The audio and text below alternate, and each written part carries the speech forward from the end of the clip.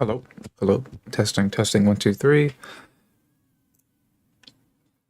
That sounds kind of good. I'm not gonna waste any time. Let's get right into it. Um, no, I'm not gonna. I am not going to measure myself today. I'm not going to leash myself. I'm not going to hold back or mince my words. Whoever is running TikTok is not human, by any definition. Actually, legitimately, this is no exaggeration. The majority of what controls this platform or pushes it forward or causes it to operate, if you look at a definition of what a human is supposed to be, there is no biological, emotional, there is no phenomenology present on Earth to describe what's happening on TikTok. It's a very alien thing. I don't even, you can't even say you know where it came from. It didn't come from watching YouTube. It didn't come from watching what was going on Vine, Vine, the little green 6-second application website, blah, blah, blah. No. I don't know what's going on this platform. But what I do know, as somebody who has been in the YouTube partnership program for 7 years, somebody who has been creating content since 2006, when YouTube first fucking came out. Yeah. One of the originals, the OG. I know for sure that whatever's going on TikTok, it is very close to an actual conspiracy theory. And I'm not speaking to anybody in the audience right now other than TikTok themselves. I hope one of you asshole, I want you to pop in and listen to what I'm saying to you right now. Because when I find you, I'm going to get a hold of you and I'm going to hold you. I'm just going to tell you, like, I know where China is. I know where Singapore is. We all do. It's on the map. When I find one of you, good Lord, only he'll know I don't even know what I'll do. I don't need shooters. I'm my own shooter. Okay, baby? I don't need shooters. I'm my own shooter. I'm going to get to work tonight. I'm going to do my video editing. I'm going to stack my bread on your platform under your nose. And I want you to start counting your days because I've had enough of your foolishness. That's all I'm going to tell you. You understand? I don't care if I'm talking to a bot or a human. Because the bot will relay you the information. The bot will listen to what I just said. I'm trying to speak in exact English as much as possible. So when the bot hears me, it'll send it to a human and you'll know what's getting ready to happen. So don't tell you I didn't tell you. Don't say I didn't warn you. Okay? You want to know where this is coming from? Why is he so? What's going on with him? Why is he acting like this? Because you've been sending me appeal after appeal after appeal after appeal and rejection after rejection after rejection after rejection and disqualification after disqualification after disqualification for all the content that I produced on your little platform with absolutely no sense or logic to why. Not a bit. Not a single bit. You have never, ever. I will take you to court on this. I see that little Asian man in the court system right now getting his ass beat by all these American politicians.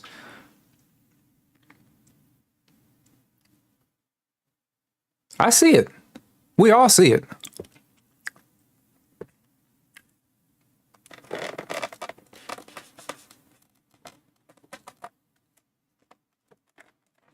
Just give me a few minutes in the courtroom.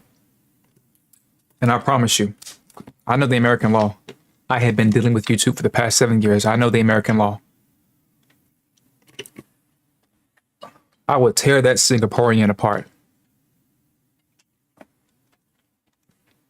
Do not give me too much free time because once I get enough of it, I'll figure out what's going on this platform. That is all I'll say.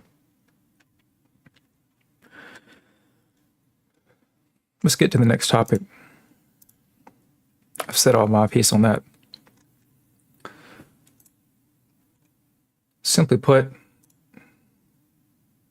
I am being attacked by the platform for making quote unquote unoriginal content, quote unquote. Now, I know some of you are just basically like barely living, meaning like you're not really aware of what's going on around you almost all the time. That's why there's so many conspiracy theories, because conspiracy theories allow people to not think. Conspiracy theories allow people to kind of make up things in their head and fill in the rest of the blanks with a couple of facts, quote unquote facts. The conspiracy brain is the sort of brain that tries to look for a little bit of luck and a little bit of logic. But guess what? Those are two different L's. Those are two different L's, like as in losses, as in you're a loser. You do not combine luck with logic in an attempt to jump from faith on assumption to actual empirical evidence.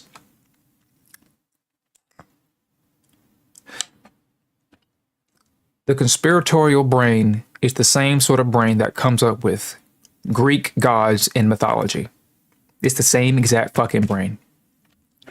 So I know what's going on with a person who just simply allows themselves to pass through their day-to-day affairs without thinking about what's going on around them, because they think that life is boring and not worth attending to, not worth paying attention to, because they have so much going on in their life, they can't afford to look at what's going on around them and take the time to figure out what's going on. So they just make up shit and wish upon a fucking star. And I know this is what the staff does. I know this is what the TikTok staff does, because they don't actually know their own rules. They repeat back the rules to me, and I look at the writing of their fucking rules, and I see inherent, literal, as in literally, literal contradictions within their rules in the same goddamn paragraphs. And they will repeat the rules back to you live in your face and say, this makes perfect sense. No, it doesn't. I read the messages that support sends me back whenever I have any issues with the platform. Whenever I have any issues with the platform, I read back their own messages to them to ask them the question, do you even know what you just said? Can you get somebody who speaks English in here, please? Because I can tell based off of what you've written, you barely understand the language they're using. You barely understand the language that you're using. Listen, if you want to speak a different language, let me know what that language is so I can try to speak that more with you, because you clearly do not understand how English works.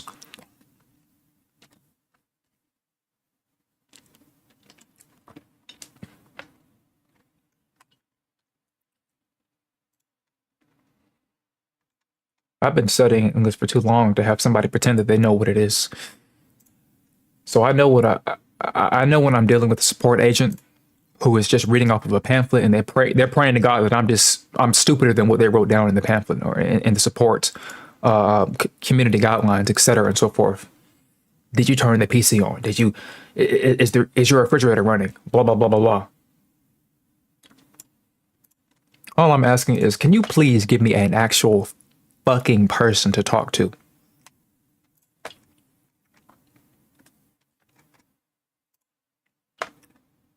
There's this sort of weird tendency to not hold people accountable to the system. It's weird. What's going on? What's going on?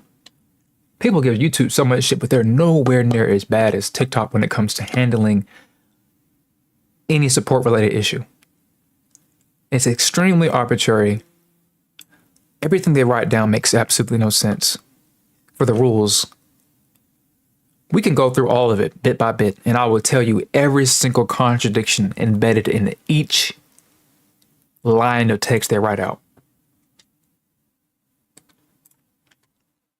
So, no, I'm tired of going back and forth with this body of people, because they don't know what's going on. They don't know the rules. At least YouTube staff, at least YouTube support teams, at least people, anybody, even a fucking YouTube bot, even the damn YouTube bots know what the hell is going on the platform. But I guarantee you there's probably one or two Asians running the entirety of TikTok, and it's just straight up fucking Megatron bots from that point onwards. There are no humans running TikTok. I'll stake my fucking life on that.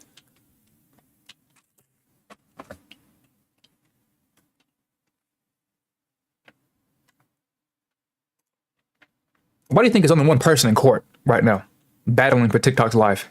It's just him. It's just him. One other person probably.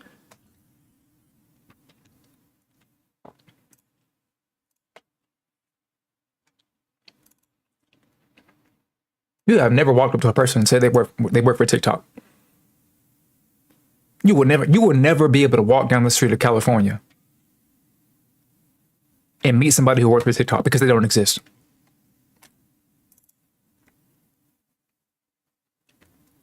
That's the biggest conspiracy right there. People want to talk about the Jewish conspiracy and the Atlantis conspiracy and the fucking Chinese conspiracies. Let's talk about this actual conspiracy right here. There is no more than 10 people running TikTok. I guarantee it.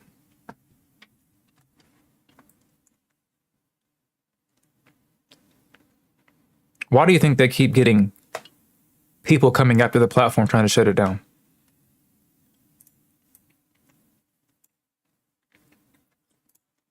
Because they do not hold themselves accountable to the human standard. They think they can run the damn thing with a bunch of robots. We're not that advanced yet as a society. You cannot take 50 bots and get them to run a fucking platform with 1 billion people on it. It makes no fucking sense. And they're insane if they think that can happen.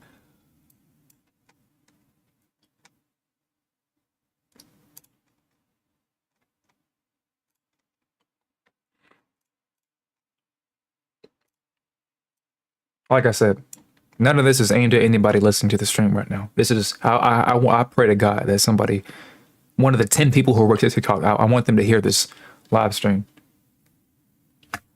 Because they can't say that when I run up on them, they can't say that I didn't warn them.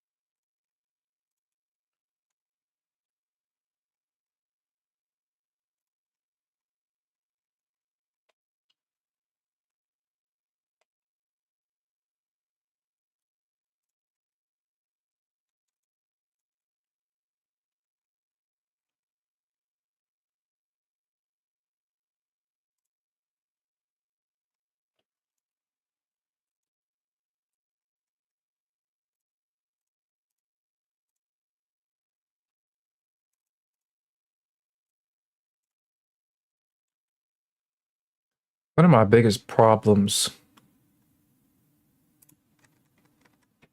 with humans in general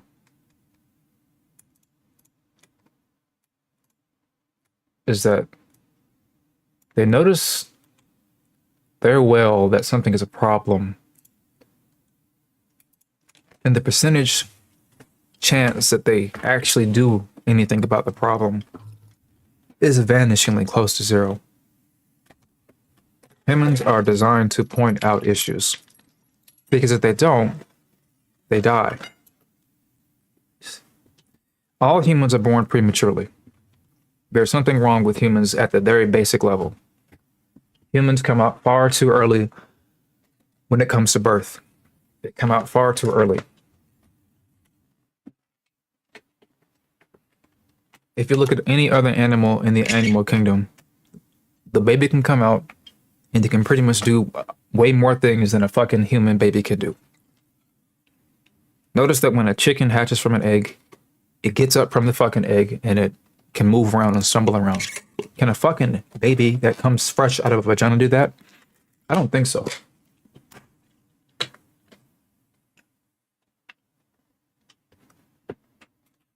The human in general is a very mature creature. For as advanced as the brain is, for as advanced as humans become, the vast majority of people are extremely underwhelming in their thinking. Very, very underwhelming. So this is why you have the vast majority of people on Earth in general do far more complaining than they do actually acting on anything they complain about.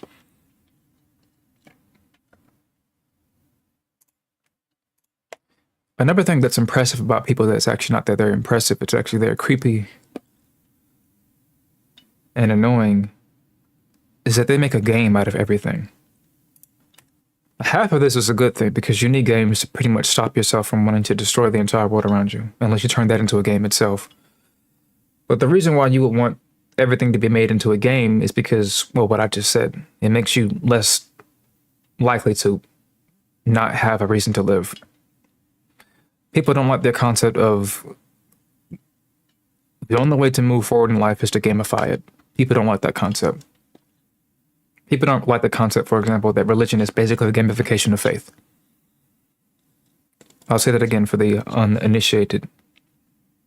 Religion is basically the gamification of faith.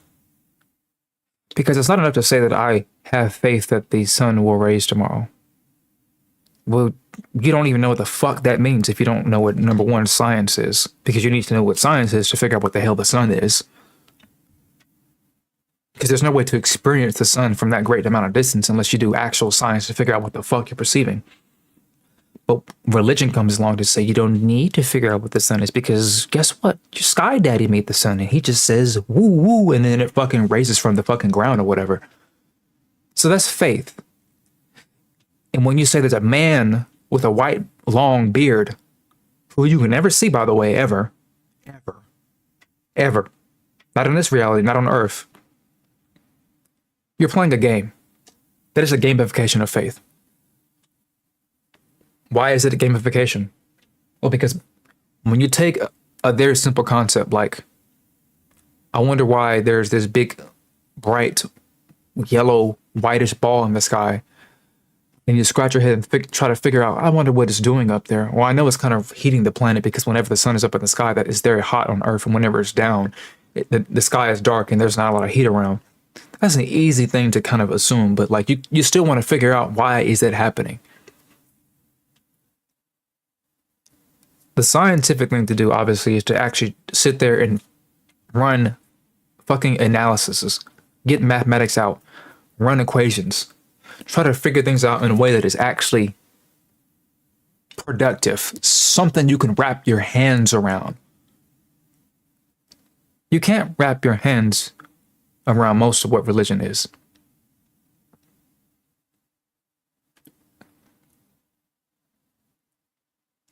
Therefore, it's not a good way to explain what's going on in the world.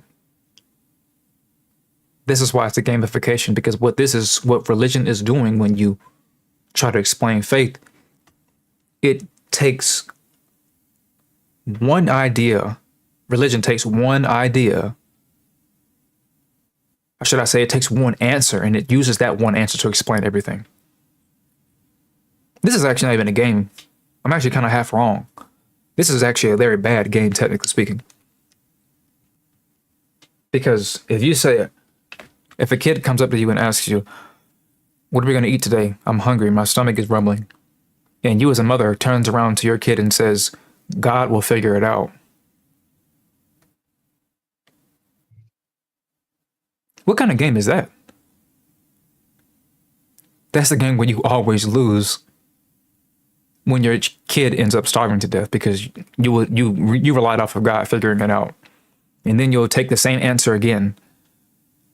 When your kid dies from starvation, you'll say God made it happen because I guess I was just not a good parent. Or my kid was being bad. You keep taking the same exact answer to explain everything. This is not a very good game to play because you always lose. So this is barely a gamification. This is barely a functional game. This is like a new modern game that it releases with no with no quality testing done, no Q&A, no Q testing done, no quality assurance being taken care of. This is a modern day AAA game where every time a new game comes out, they release it very fast to get the pre-sales, the pre-orders in. But the actual product it takes a year for it to get up to actual snuff to be a legitimate game.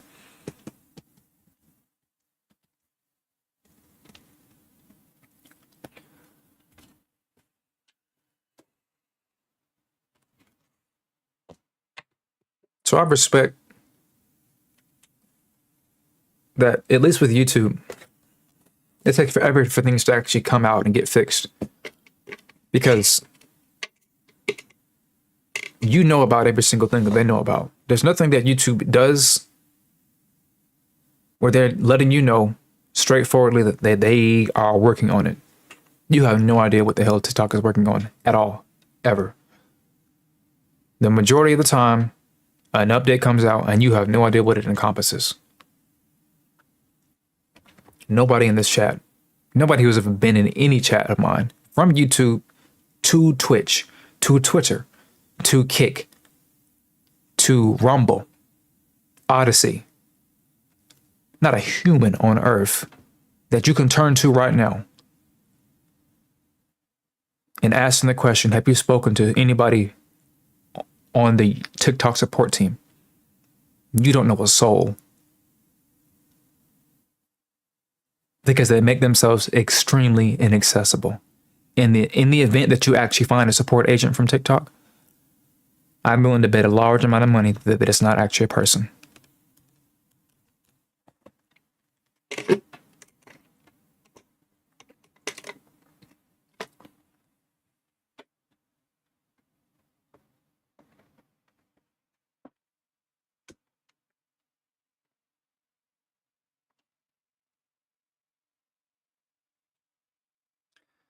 Therefore, the only thing keeping this platform alive is its, well, like any platform, is user base. It's user base. TikTok will allow anyone to get on the platform and sell a product. But if you were to advertise that product, there's a good chance that that product that you're advertising, that TikTok is allowing to be sold on the platform, you cannot do a live stream about that product and sell it if it goes against the rules. That is a inherent contradiction to the fucking platform. Why are you not allowed to sell a product during the event called Sell Products on Live Stream through TikTok's shop program? This is a legitimate thing. You can actually sell products on TikTok. Tell me how you can get a product approved to be sold on TikTok and then have a live stream event called Sell Your TikTok Products through the live stream. It's called that. It's called that, literally. And then penalize a person for selling a product that they approved. What's going on? You think this is a human doing this? There's a word for that in the AI community. It's called weak AI. It's AI that has a very, very shitty logical framework. LLM, large language model. This doesn't seem very large to me. When I see little issues like that are not actually little, because if you can hop on the platform right now and sell a product that they are giving to you to sell, and they penalize you for that product because it contradicts with their rules. No. People don't do that. Actual humans don't do that. Actual humans say, oh, I'm sorry. I didn't realize that we approved of weight loss pills to be sold on the platform when we have in our rules, don't sell weight loss pills. Excuse me? How does that work? This is how I know there are no actual people on the platform. That's like a school selling guns. And then getting upset when you walk out of the building with a gun that it sold you. That's what's happening on this fucking website.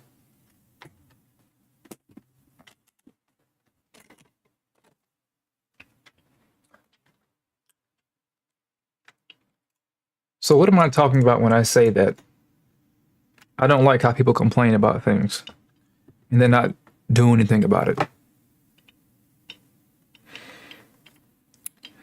Number one, I'm live streaming on their platform to tell them everything that is wrong with this platform while continuing to do my own job, which is content creation. Because that's going to earn money, both of those things, live streaming and creating my content. Two different jobs at the same time.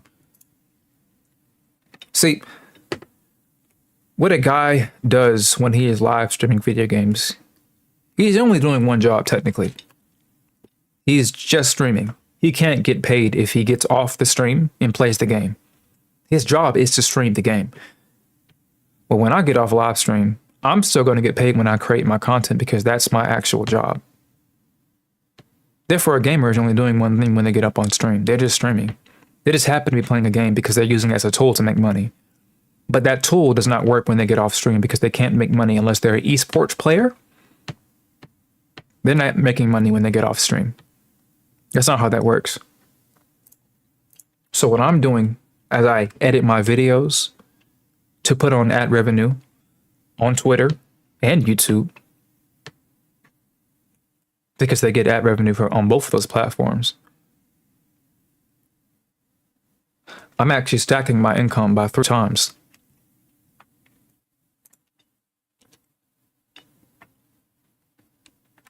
Once I stack enough income,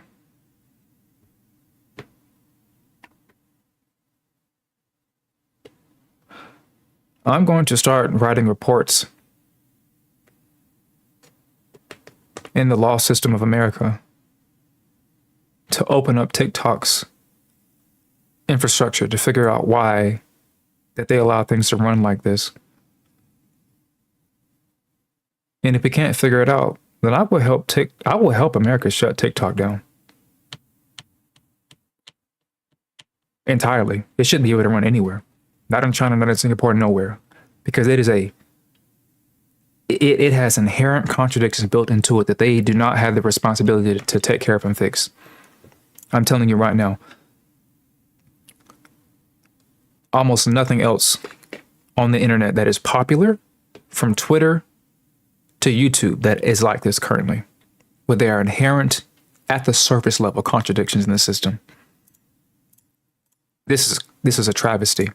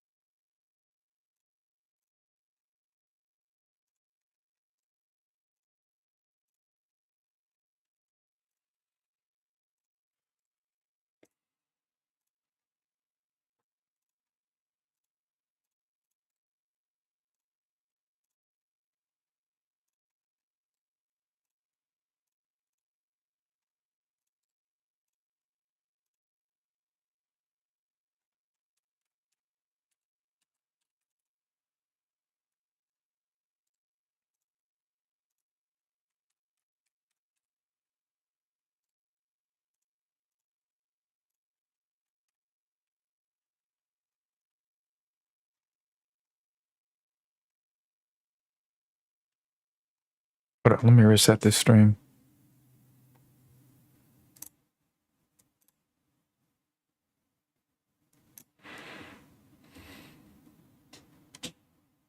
I like how when you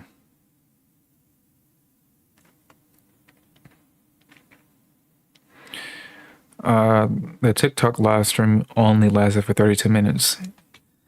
And then on the screen popped up the percentage of how often people stream at my level, which means at my following count.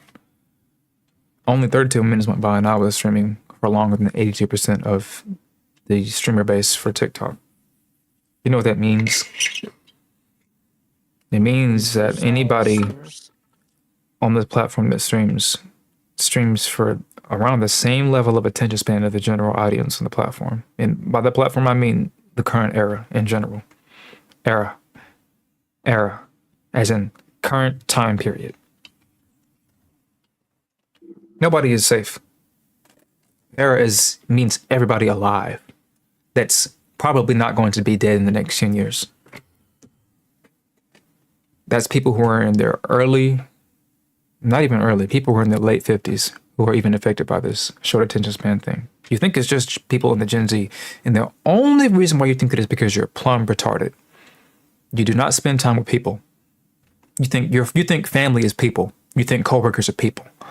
No, people is a large amount of people across the goddamn fucking globe. Age ranges fucking from 0 to 100. Ergo, you do not understand what's going on in the world around you, basically at all, unless you're like mega famous and talk to many people from varying backgrounds. 99% of people do not do that. I will bet my life on that. There's a reason why there's a fucking curvature. There's a percentage of all the world's wealth is owned by a small portion of people. All the world's houses are owned by a small portion of people. 20-80 rule. Pareto distribution.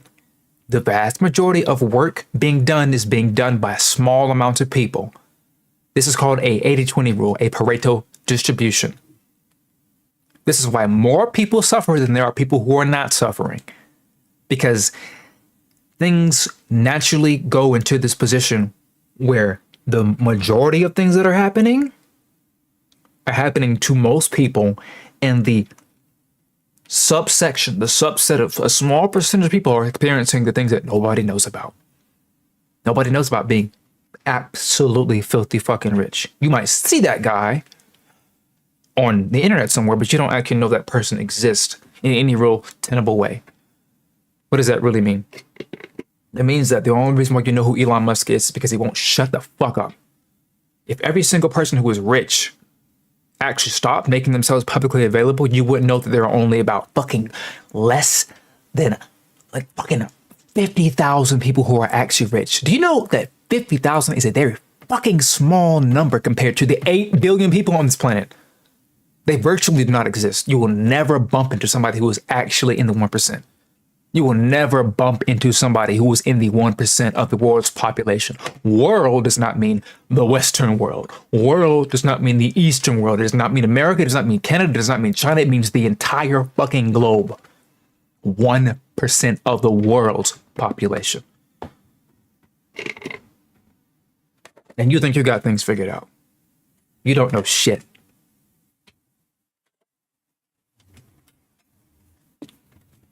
The woke isn't woke enough. And if you want woke, then you're barely alive. Because if the woke is damn near half asleep, you can be very sure that you're barely functioning. And you want to know why you're depressed all the time. You want to know why you can't get a better job. You want to know why you look down when you walk. You want to know why therapy costs so much. It costs so much because you're going to pay for it, because it's the last resort and you have to go and get that before you kill yourself. You have to go and get that therapy before you kill yourself because it's the last straw. You broke the fucking camel's back. You can't take it anymore. It's this or you die. That's why it's so expensive, because you're going to pay for it. You don't have a choice. They know you'll pay for it. That's why it's so expensive. You only have 2 options: die or take the damn therapy.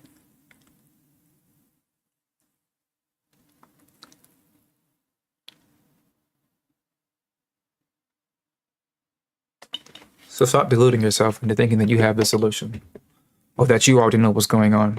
It's a delusion. It is self-delusion. It is self-deception. You don't know what's going on unless you actively attempt to figure it out and reconfigure your assumptions over and over and over and over and over and over again on a day-to-day basis, because the information is advancing all the time. Whatever the fuck you know today will be wrong tomorrow.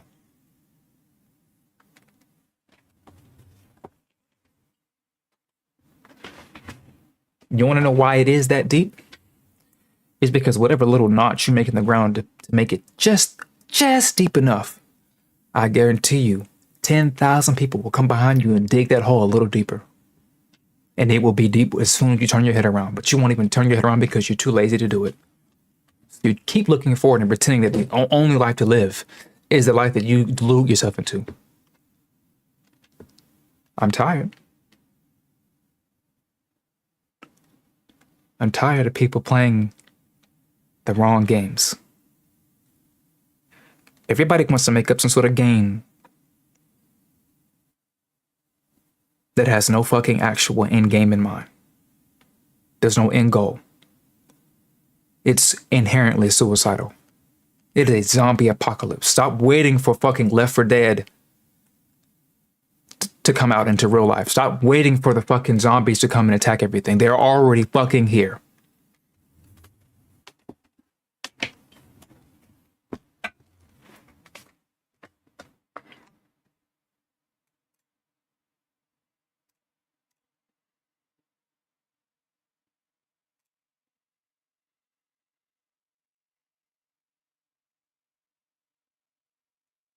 Oh, I did that wrong. I meant to restrict my audience so that kids don't come into my TikTok live stream.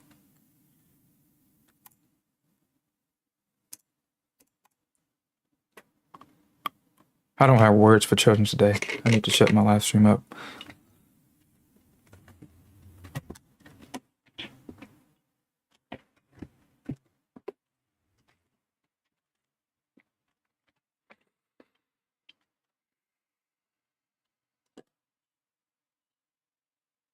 I need to switch the stream key around.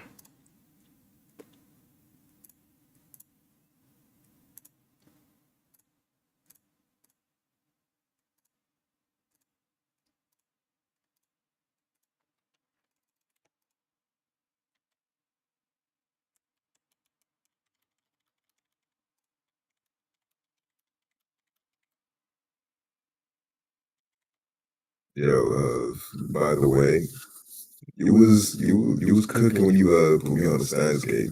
Girl, I'm not gonna lie to you. Say that again. I was saying you was cooking when you put me on the science gate. That shit fire. Okay. Finished business. I didn't realize what you meant by that for a second. Because I know I didn't. I don't think I recommended that anime to you. You didn't, but you did. Because at first, when you sent me the picture of the fat motherfucker, just trying to get scenes or shots of it, I originally didn't know what Science Gate was. So I was like, all right, it's going to take me a little bit longer to get this scene because I barely even know what to look for in that. Nerd. But then when you said you was fine, you was perfectly fine with it, and you had already gotten what you needed for Steins Gate, I was like, all right, you know what? Since I already started, I might as well just see what it's about. Mm-hmm. It's pretty cool. Yep. Steins Gate is considered to be one of the original Gateway anime. It's in the class of Gateway animes such as titles like Fullmetal Alchemist, Death Note, Gurren Lagann, etc.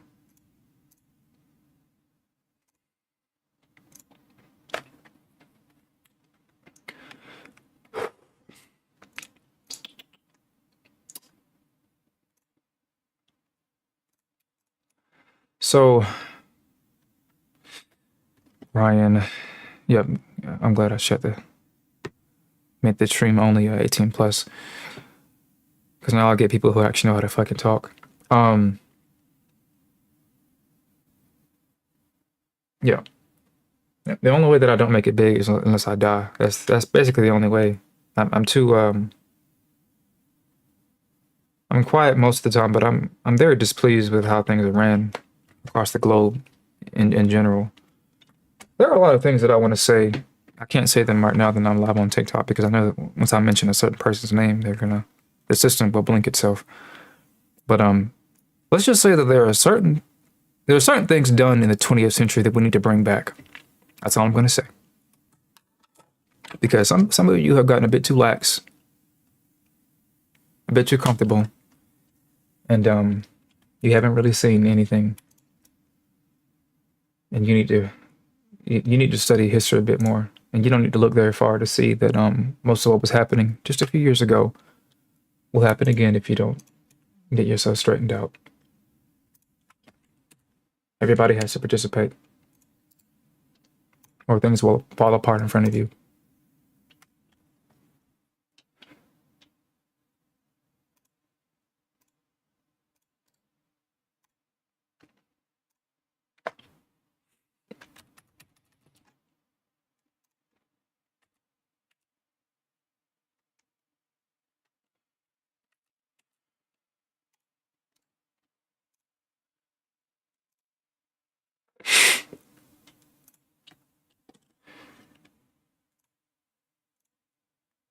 Current video is the debate between Kamala Harris, or however the hell you say her fucking name, and Donald J. Trump. Currently, I'm copying and pasting shape data from one mask to another one, and by another one I mean several different ones because of the fact that I already had pasted across the entire timeline each individual segment of his face based on many different parameters of trying to determine what background should be, what shouldn't be, what should be edited in a way to tuck and hide things away, edited in a way to account for how much editing that I don't want to do, how much editing that I do want to do, etc., etc. For example, at some point, the background was the debate session that took place in 2016 or 17 between probably Hillary Clinton and Donald Trump. And I decided to go with that because I didn't want to take the time to find a shot where the current debate was recorded from the front, which would have given me a chance to have both podiums sit from the left and right, where the two presidential candidates would have been able to sit at left and right. There were no shots available when I went to go look for it. But because enough time had passed, somebody eventually uploaded a shot, and the shot that I was looking for ended up getting plopped up to the top of the Google searches, because that's just how Google search works. The more traction an image gets, the more common you'll be able to see it. So I went back and I changed the background for many different shots. Therefore, I was also able to determine that since I wasn't able to upload the video on 9/11 when I originally had intended to, since the video opens up with a 9/11 sequence, I failed to make the date of publishing on 9/11 because even though I was trying to cut back on so much editing, I was still not able to edit quickly enough to finish before 9/11. So now that I have enough time to post this video at any arbitrary moment, because the video is majorly about the presidential election, so it doesn't matter when I post it now. It's not time sensitive anymore. I can go in and change a couple of things that I lazily slapped together. For example, the original background was going to just be what's behind Donald Trump in this image. But I'm now changing it to the actual presidential background that is held during the election. The text that is in cursive, some of you are so young that you don't even know what in cursive actually is. This is actually how the background appears during the election in 2024. Some of you don't even know who Kamala Harris is. I know for sure that Once doesn't, so I can use him as a bit of a barometer to estimate that at least, at most, 12% of anybody who ever watches my content does not even know who Kamala Harris is. And if in the event that you have discovered who she was recently, that recency is only up till in the past fucking 2 years when Biden would have been the president and she would have been the vice president. But Trump is fairly senile, so the chances of him actually losing presidency is way higher than it was when he had to run against somebody who actually was senile. So there's a good chance that you will have to know who Kamala Harris is, because she's probably going to win because she's not as retarded as Trump.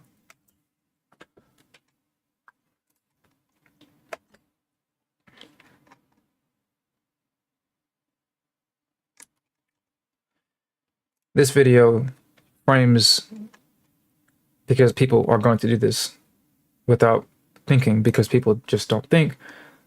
The video ends with some sort of beat drop, and it syncs the beat drop to what Donald Trump says, and that's going to make people think that I'm somehow on his side or something like that. And I've been trying to be nice to people on TikTok as of late. I've been trying to keep my mouth shut. Some of these comments that I'm getting on TikTok are very annoying. Not because people on TikTok are particularly annoying, but because actually the floodgates for how often, or how should I say, how diverse the community is on TikTok. Well, I'll just put it this way. I feel like there are actually people on TikTok in the community. I'm not talking about the staff. The staff doesn't exist. The comment sections for TikTok videos, they actually exist. Everybody in YouTube, the comment section for these people are mostly bots. That's why the sex bots are the way they are, because they know they can hide amongst the already existing quote unquote humans that are supposed to be humans. And the reason why I'm calling most people in the comment section for YouTube videos not humans, because they come into the comment section and they try to make a comedy bit out of being a commenter, and they try to get top comment. Therefore, they're barely trying to actually comment on the video. They're trying to figure out how many likes they can get, and that makes them, well, not human, because they're trying to lead themselves into a bit. Nobody on TikTok is really doing that, or they haven't up until recently, because now that TikTok has a feature called First Commenter, people are going to try and get the first comment in. So now we have a bot problem on TikTok all over again. It is what it is. I don't give a damn. I think both YouTube and TikTok are, both monopolies in their own right, and therefore they're going to fall, and their brittle structures, they're going to crumble at some point.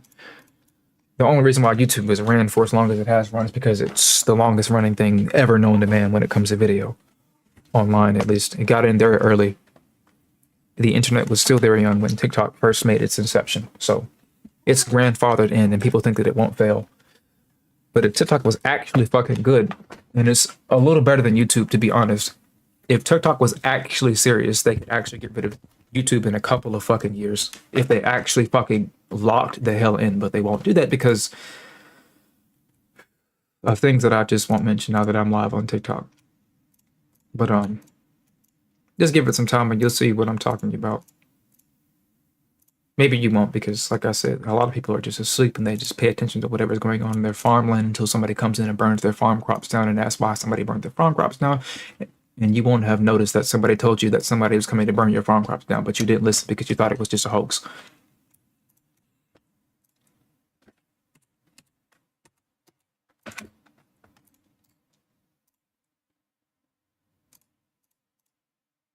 And this is relevant, by the way.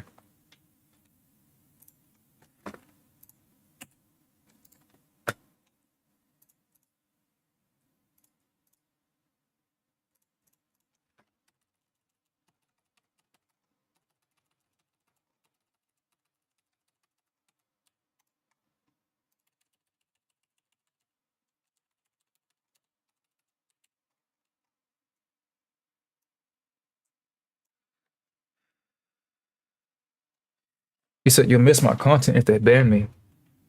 Like I told TikTok staff team, they're going to have to send a hitman after me if they want me off their platform.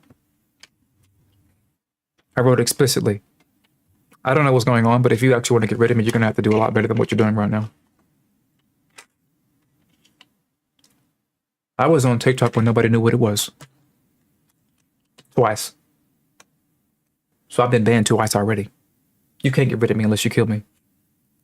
You better hope I kill myself first. Because one of my major goals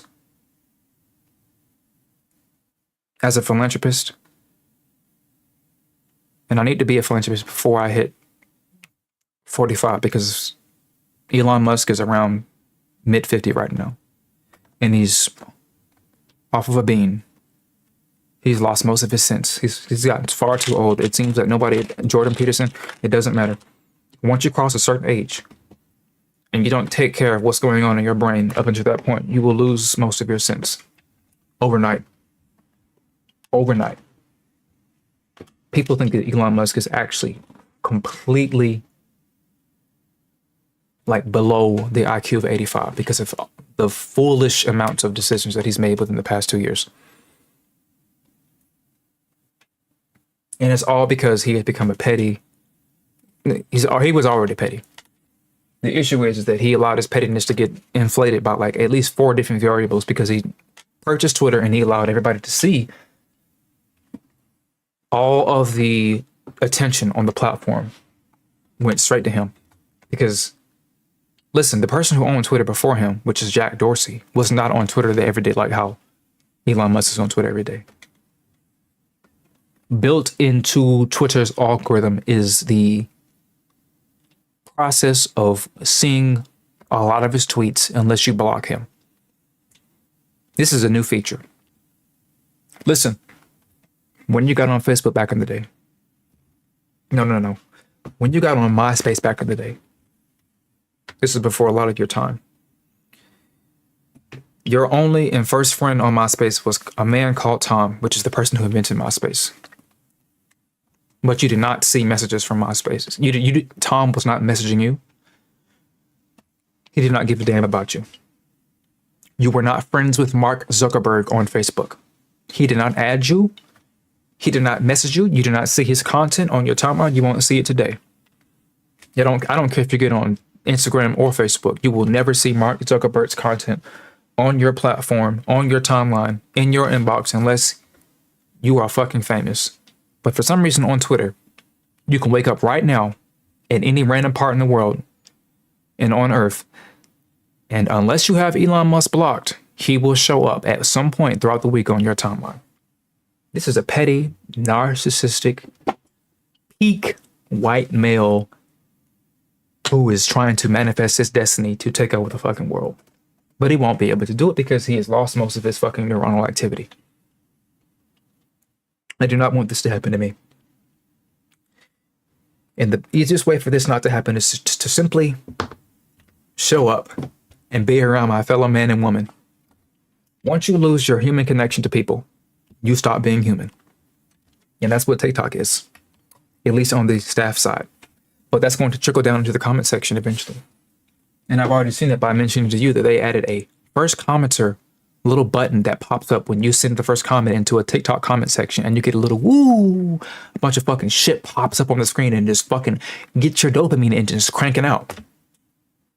That's like a miniature mass extinction going on right there. By you allowing people to just have some sort of fake sense of gratification with that little thing, you just turned at least 5 to 10% of your entire TikTok user base into mindless drones who just get on TikTok to become first commenter and then leave the video.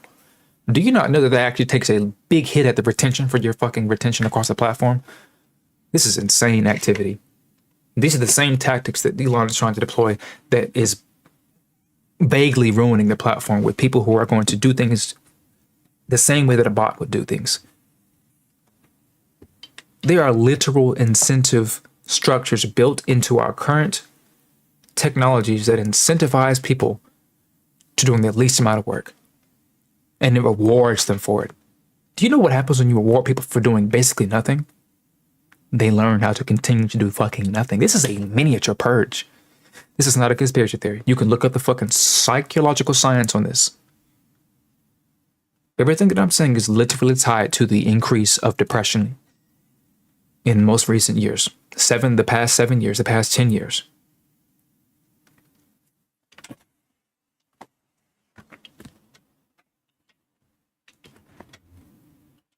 So what am I doing?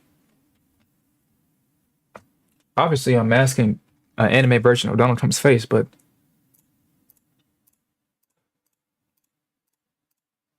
the end goal is to do what Elon Musk is doing, but faster. Notice a problem, invent a solution, and keep rolling the goddamn ball. And not be the one who sits there and twiddles their thumb and trying to figure out how to make money, when it should be about finding a solution and hoping that you get money from it. Not the other way around. Not the other way around. Find the problem first and then figure out how to solve it, and then you might be able to get money from it. Maybe.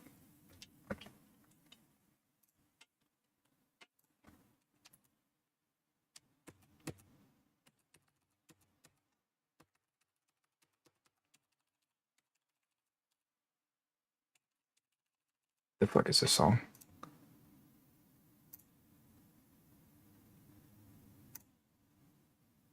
Give me this back.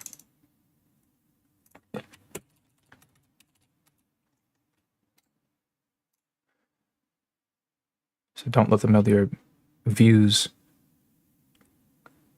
I have all the views. I was a real sex god.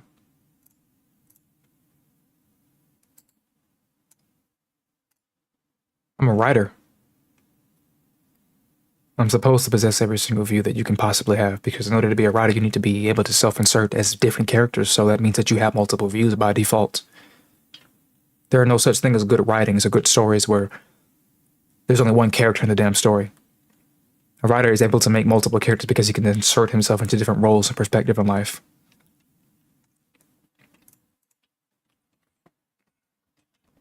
Over and over again, do I see my comments in my videos and people trying to figure out what I'm doing in my life? Oh, he put Zone of the Enders music in his video. He must have played Zone of the Enders recently. No, actually, I put Zone of the Enders music playing in the background of a character who participates in the piloting of a mech. As you know, it kind of makes sense that you would do that because Zone of the Enders is a mecha game. Duh. But instead you make the low resolution, like fucking below 240p. Like that, like 1 pixel. The lowest of the lowest resolution. Oh, it must be a recent thing that he did because he put it. No, just think a little more, like 2 more seconds and you can figure it out. This is why it's so easy to, like, anybody can have a job doing anything because nobody is basically doing anything. That's what it feels like. Anybody can make a job doing anything because the barrier to entry to do anything more than somebody else is like, it does not exist. It does not exist. The barrier to entry to do something that nobody else is doing does not exist. More than ever, in the year of 2024, you can look to your left and right and see people trying to do the same exact things we were doing 60 years ago. And they are at the same time complaining about them not having any money. Your money is 60 years old. It's going to die soon. That's why you're not making any progress.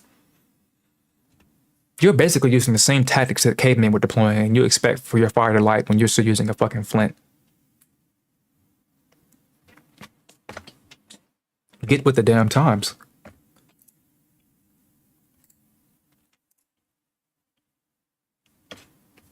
You still think it's a 401k. It's actually just a 1k. You lost the 4 or the 0, and you don't even notice it.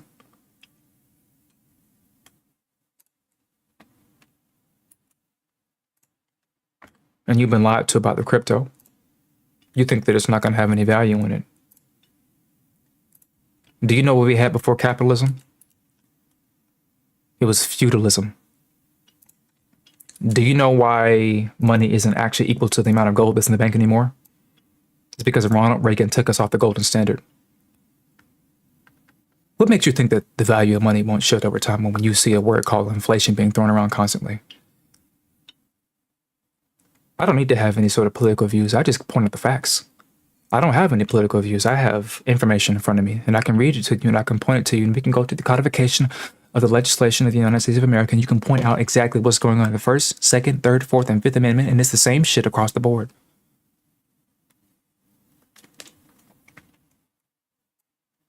The reason why you think that somehow something is wrong or not working properly is because you just simply aren't reading. Your comprehension levels aren't where they should be. It's that simple. You have misread some of the rules. You have misread some of the amendments. You have been told a lie because somebody on Discord who was 35 years old told you that this thing went this way, and you didn't go read it for yourself and you believe what the 35-year-old said and you just assumed that it was true. And now you're repeating the same foolish thing that some idiot told you online. You know, it's fine to have your own lies. You're just an idiot. That's fine. But when you repeat the lies that somebody else told you without fact checking anything, you're the worst possible idiot there possibly could be. That's how totalitarian society starts. Because in every single totalitarian society, what is happening is that nobody's telling the truth. In every single totalitarian society, what happens across the board is that nobody is capable of telling the truth.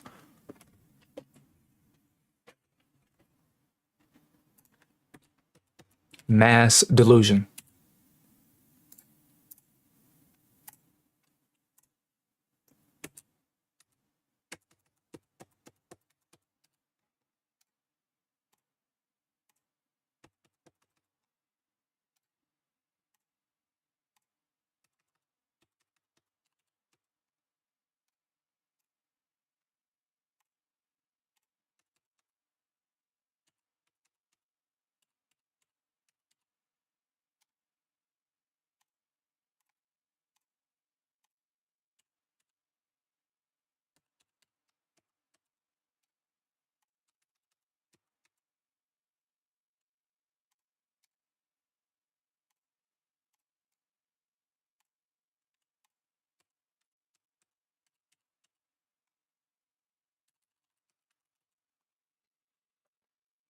Let's see, it's 6 a.m., bro. Gotta go to bed. Maybe till like at 3K.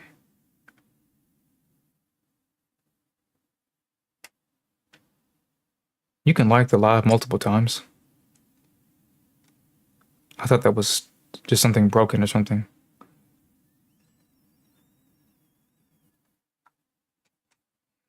Let me see if that's actually true or not. Let me use my phone.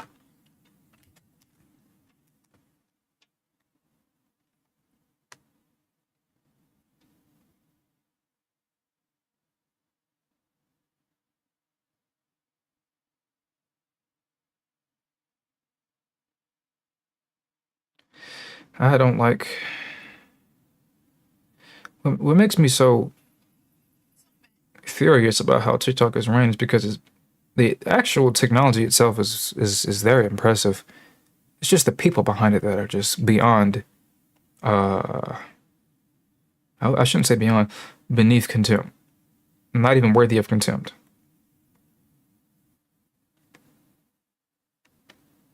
I mean, I know why that is the case. And I don't want to say it because I'm going to end up sounding a little racist.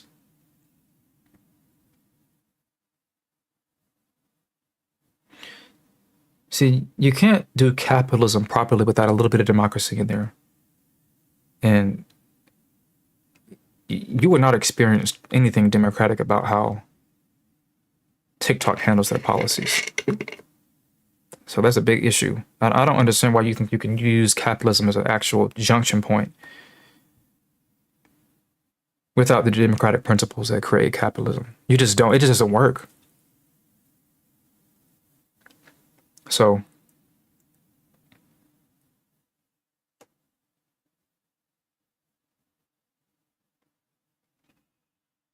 you can't actually look at the how the fuck do you? Why would I not be able to see my own live from the fucking...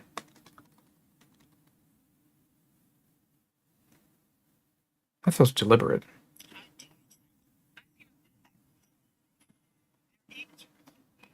This is weird.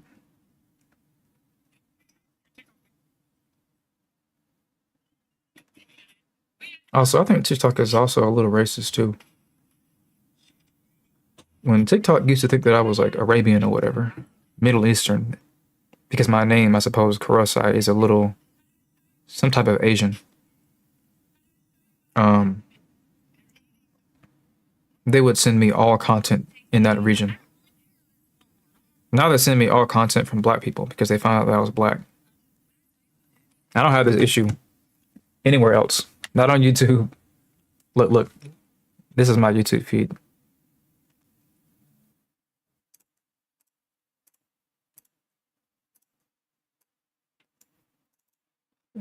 the issue actually isn't even that they're racist. The issue is that they're like species. Actually, they think that people are far more unintelligent than they actually are. Like the level of how much of a person they think you are is close to an ant. They literally have like almost no faith in your ability to like demonstrate legitimate intelligence. They think you're just smart enough to type words into TikTok and then find a video and watch it for 2 seconds.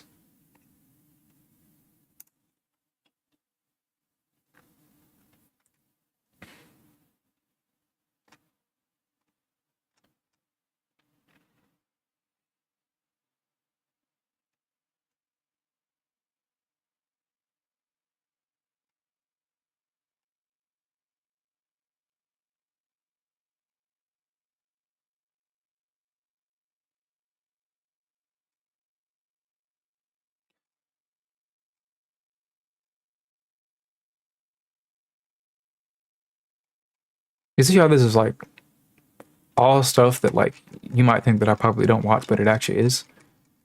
And then I go to Twitter and I'm going to see the same exact thing, except for it's not going to have a bunch of stuff that I actually will want to watch. It's going to have a bunch of stuff that ends up into my videos and other things that I'm not going to show on TikTok because Twitter is basically half of a porn site now at this point. Jesus Christ, why do they show me more of this music than Spotify is also pretty trash? Why I don't never understand why people just pay to listen to music. That's not even the issue. That's like 25% of the issue. The actual issue is that and well, the reason why that's definitely not an issue is paying to listen to music is because that's how it used to be in general. You would never be able to listen to music at all unless you had money. Basically like 300 years ago, if you walked into a concert that you weren't supposed to be at, you'd be murdered. So music is a luxury. It is no by means like anything close to a human right. It is completely a luxury. Books used to be a luxury. You'd have to spend a ton of money reading to get a book. And in the event that you weren't supposed to have one, you probably get your hands chopped off depending on where you were. Like people have no idea how many things that they consider rights today. How basically you would be lucky to own even a piece of paper with words on it. You'd be even luckier to actually be able to read it. So the reason why I say Spotify is ridiculous at their basic level is that there is no feed for new things to listen to. What's going on here? What social media application, any invention on Earth currently in the year 2024 doesn't have feed technology? What's going on here?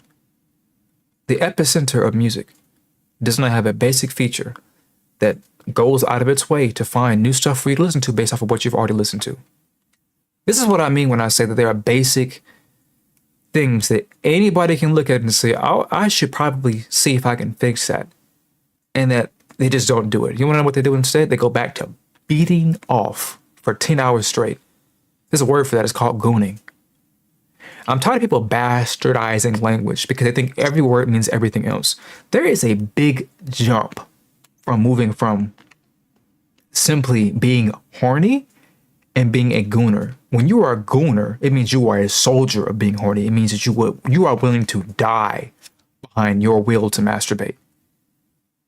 To be a gooner, you at least at the very basic level need to be bisexual because that is how sexual in nature you are. You have completely removed one of the barriers to entry when it comes to being a sexual creature. You are far removed from a moral person if you are a gooner. You cannot be I'm gonna put it to you like this. You cannot be a gooner and be a good person at the same time. It's impossible. It's actually impossible. Because you need to strip yourself from so many morals. You just don't understand. You think you're innocent. You're very innocent. You have not seen the first gooners that emerged before the word was reduced to, oh, it's just somebody being a little horny. No, you son of a bitch. When gooning first released itself into the ether, it was a multiplayer thing. You cannot goon by yourself. It is almost always something you do with somebody else. And guess what? In order for it to be of the highest amount of goonage, it cannot be somebody that you already know. It is a thing where you do it with strangers and in groups and in droves. That's actual gooning was. And now anybody can just goon by themselves. No, you're just fucking masturbating, you fucking freak. I'm tired of people doing this with language. Oh, what's this about Epstein's Island? How did we make the jump from, oh, this guy likes 18-year-olds as soon as they turn 18-year-old to that guy's a quote unquote a little weird too. Oh, my teacher looked at me weird. I bet he went to Epstein's Island. What's going on? Oh no. For those people that just supposedly just like 18 years exactly when they turn 18, I'm pretty sure they're called spawn killers, something like that. There's a term for it, but the reason why there's like a comedy routine on this, but you never break the differences down between like the three different types of people who like quote unquote minors. Because if you do that, then you sound like somebody who likes minors. Yeah. But the point is that people find a new phrase or a word and they use it for everything and they reduce the word's original meaning down to basically nothing. And this is very bad. This is like mental warfare. It's like anytime that people figure out what's going on, like what's going on with what Ice Spice is taking to lose weight or whatever. Now because this thing that she's taking is hyper salient, they said, oh, Ice Spice lost weight because she took this little chemical. Now they're saying Nick Avocado or whatever the motherfucker's name is taking it too. Ozempic or whatever. Guys, stop. Stop. That's not how life works. Stop saying that everybody who believes that 9/11 was done by George Bush is crazy and then do the same crazy thinking that they're doing by assuming that because one thing is happening this way, it's happening every other way. Oh, nowadays it's cool to become a consecrator, but you better not become a predator at the same time. That's a conspiracy theory. Nobody is saying I'm gonna sign my name on the dot below this one that says, by the way, now that you have signed up to become a consecrator, it also must mean that at some point in 5 years you should start targeting children. That's not what's happening. I understand. I get it. Life is boring, so you gotta make up bullshit. I get it. But once you make up the bullshit and have your fun, and you start to forget that it's actually just fun and it's not real, that's when we have a problem. Okay? I guarantee you. Somebody who posted a picture of a dog and said my dog is cute is not a furry. There's no reason to make that jump. That's an extreme jump. That's a very extreme jump. And the reason why that jump is extreme is because you will say this person is a furry, and then everybody in the entire area will say, I guess I better not bring my dog around this person. And then now this person is like being ostracized because you try to be funny. That's the issue, is that all this funny stuff people started to joke about at first becomes funny at the beginning, and then it becomes a warfare later on. Do you want to know why this used to not be a problem? Why it's a problem now? It's because of unfiltered access to the internet. Simply put, when people say, "Oh man, this TikTok is this website is so great. I should have paid to be able to see this video. I should have been able to pay to see. Oh man, I don't understand how this shit isn't free, or how this shit is free. I would pay for this." No, you wouldn't, bitch. If what you experience on a day-to-day basis was actually you had to pay for it, you wouldn't pay for none of it. It'd be too expensive for you. It'd be too expensive. If you bought games at the actual price listed based off of the effort it costs to build that game,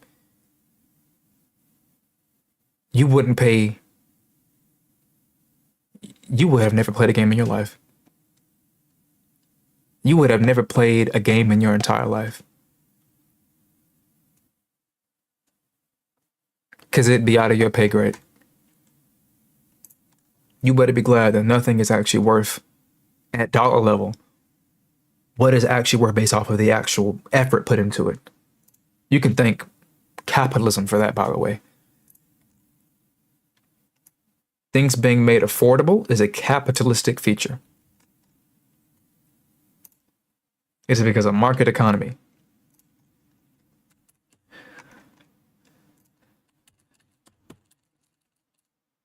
Do you think the government makes video games? Not yet.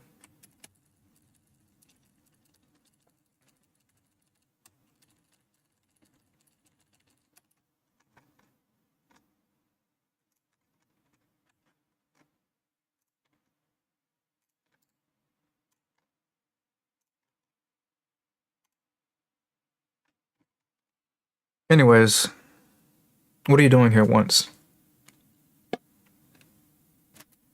I'm just hearing you talk. Is that all you're doing?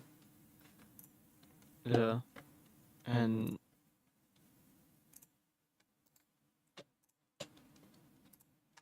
I'll just drawing and writing stuff down on a notebook.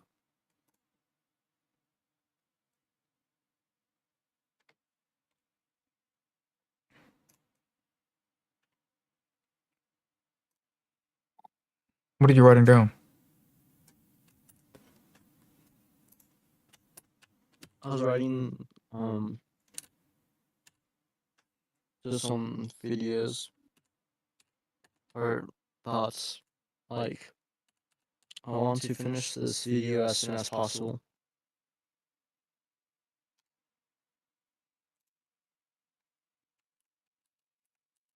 What else? I did 5 push-ups. You can't have commands and what you've done as in history in the same book. Commands to yourself. You cannot have what you want to do written in the same book of what you've already done, unless they somehow relate to one another. That's not how your brain interprets information.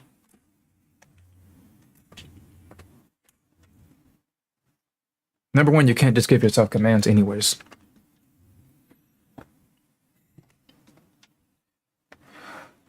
You have to have a process for the command.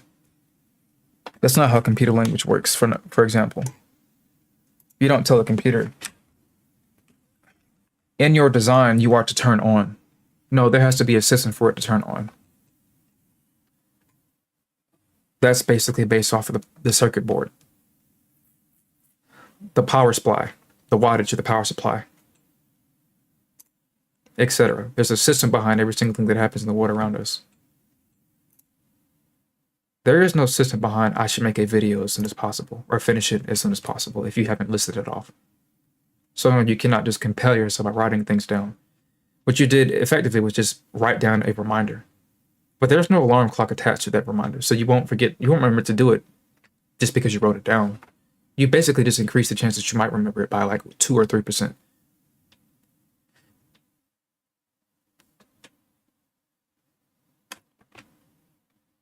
The reason why it needs to be in a different book, number one, is because you're not going to actually read through the entire notes all the time. Most of the time you won't. But in a book full of commands, so to speak, you'll see everything that you've told yourself that you would do. And the reason why you need to be able to go down from command to command to command and just have it just be commands or reminders is because your brain needs to understand that when you open this book, it's a book based on what you told yourself that you would do and what you failed to do. You need to see the amount of failures that stack up on your face constantly so that you know that when you fail to meet your expectations, you can isolate all of the commands and the commands that you failed to meet in one space.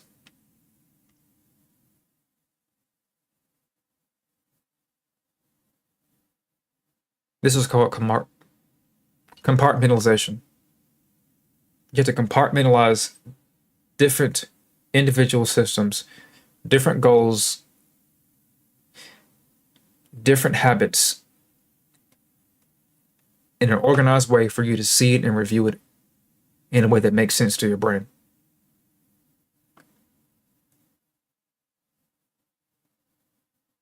in general, you cannot just write down something to tell yourself that you're supposed to do this thing when you know that you don't do this thing very often. You can't say, I need to walk 2 miles today when you are 400 pounds and the last time you walked was 2 years ago.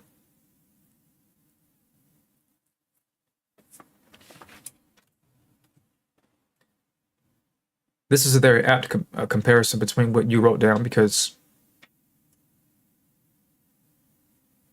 you know the last video you produced was basically about what?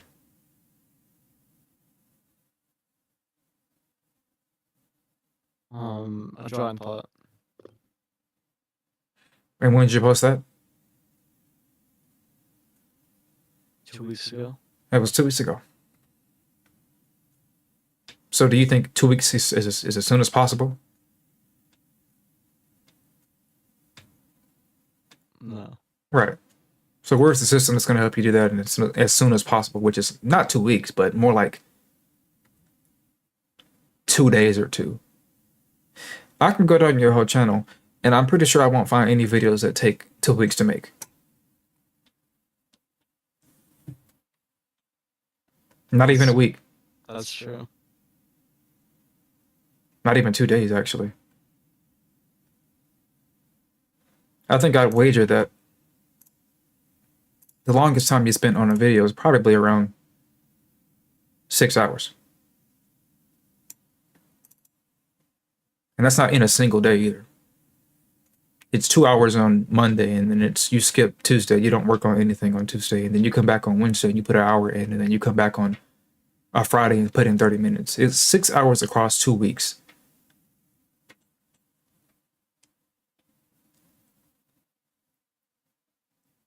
That doesn't sound very systematized. It sounds random.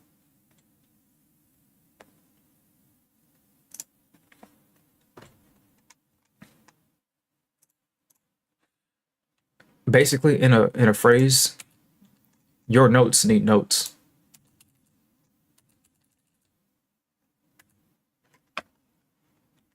You think just because you write things down that since you wrote it down, it'll make sense to you when you come look at it later. I wish you were old enough to see how wrong that is, because until enough time passes, you won't see how wrong it is. You just need to look at anything you wrote down a few years ago and see if you can actually interpret it properly. And you'll basically notice that none of that shit means anything to you. Yeah.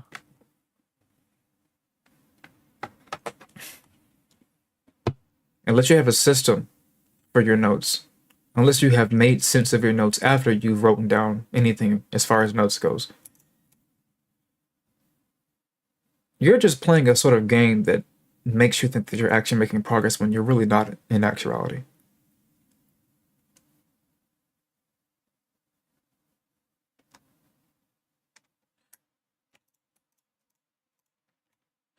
You're watching that one guy that you keep mentioning to me over and over again who shaved his head or whatever. But you don't seem to be retaining a lot of what he talks about in those videos. Because I know he gave you a note-taking method at some point.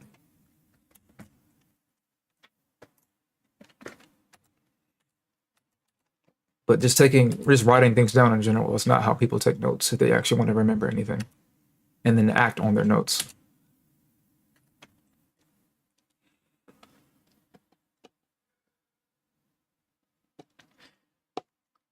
How long have you been making videos for?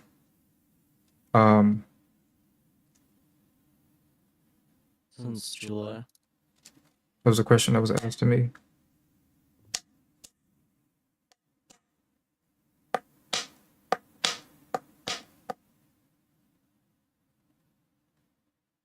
I've been making videos for the past 14 years, basically.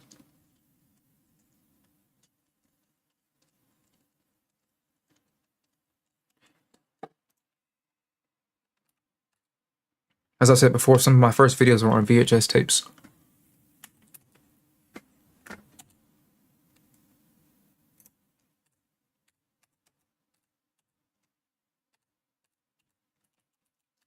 Some of the first storage that I've utilized was floppy disks. If that term doesn't mean anything to you, You just at least need to know that floppy disks can't hold more than a single gigabyte or a single megabyte. I'm sorry.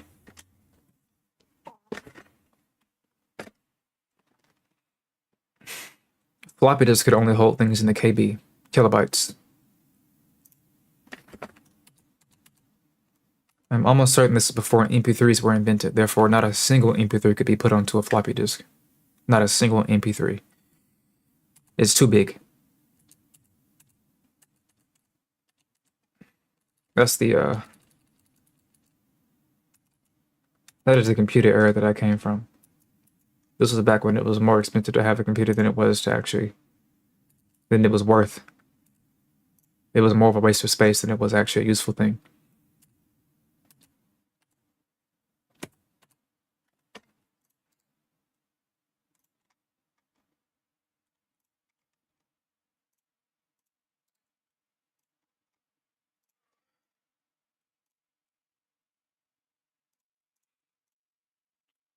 I'll say it many, many times, many times. I'm not particularly talented. I don't particularly work that hard. What you're simply seeing is someone basically be a bit estranged to where they should be. I should probably be on a farm somewhere, milking a cow.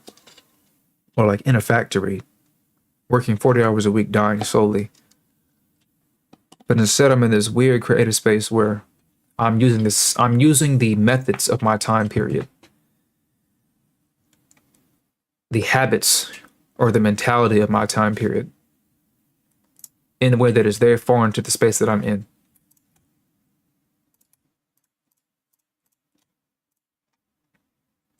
Now that very act on its own is technically intelligent, because intelligence is a matter of, should I say creativity is a matter of finding out what no one has done yet, essentially.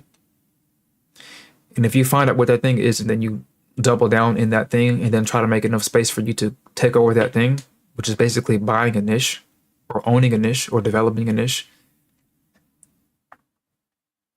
then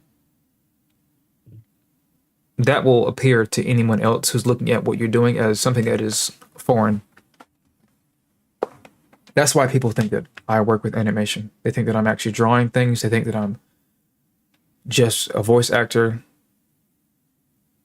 They always try to pin me down to one thing, and they never assume ever that I'm doing every single thing that they assume about me. They don't assume that I'm directing people to voice in videos. They don't assume that I'm using artificial intelligence to make some of these videos. They don't assume that I'm using any drawings. They assume that most of what I do is it's just ripping from TV shows and putting them into the videos. They don't ever consider the fact that some days I'm actually doing actual animation, recoloring. Their thinking is one-dimensional. They only consider a few things. They never consider the full gamut, the whole gestalt. Because the space that I'm in doesn't permit that people consider that sort of thing, unless it's obvious. What is obvious?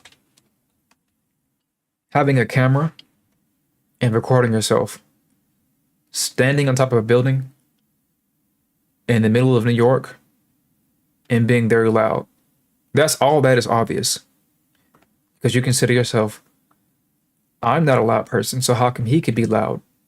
I wonder what that's like being an extrovert. What is that like? I wish I could go out and talk to people. I'm definitely afraid of going out in public. I feel so estranged that I can't do this and everybody else is able to run around and be happy and I can't because this person. That's obvious. What else is obvious? Look how good his camera is. Look at the quality. When I pull out my little dirty phone, I can barely record any actual footage worth using. It's obvious.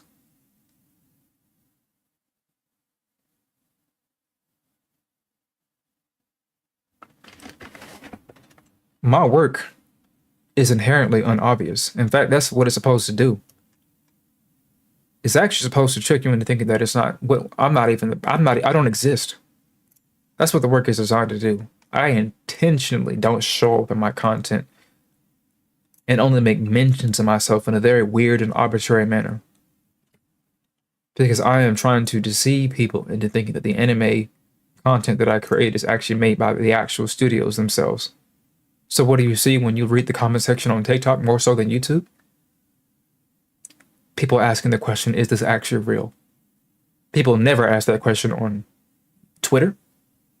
They don't ask it on YouTube. It's only on TikTok where people think that somehow, because the space is so deprived of actual good content, when anything hits TikTok that's good, people think it's witchcraft. The only thing on TikTok that's good is the funny people who show up and do funny things occasionally, which is very far and few between. And the only reason why you actually see a bunch of good content on TikTok that you think is good is because the algorithm is designed that way. TikTok is so young that when it first came out, I had an algorithm day one. That's how young TikTok is. It was AI developed. An algorithm is AI. It's the same thing. You will essentially never see a bad video on TikTok, but I bet you it takes you 2 or 3 seconds to scroll down the shorts feed on YouTube, and you will see a video with 1 view. And you will see that it has 1 view and scroll past it because your brain has been designed to look at low view content and scroll past it because you automatically assume that it's bad, without realizing that 1 view content may be better than anything you've ever watched on the entire shorts feed, because everything that was delivered to you was based off of the assumption that it was good because it had a lot of views.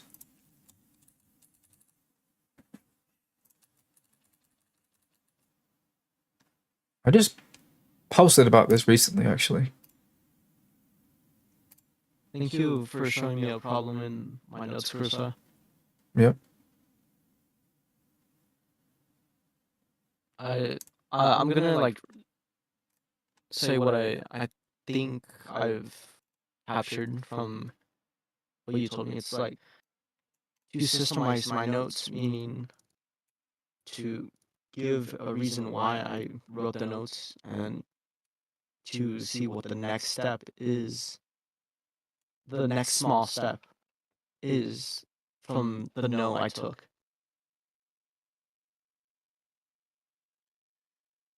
So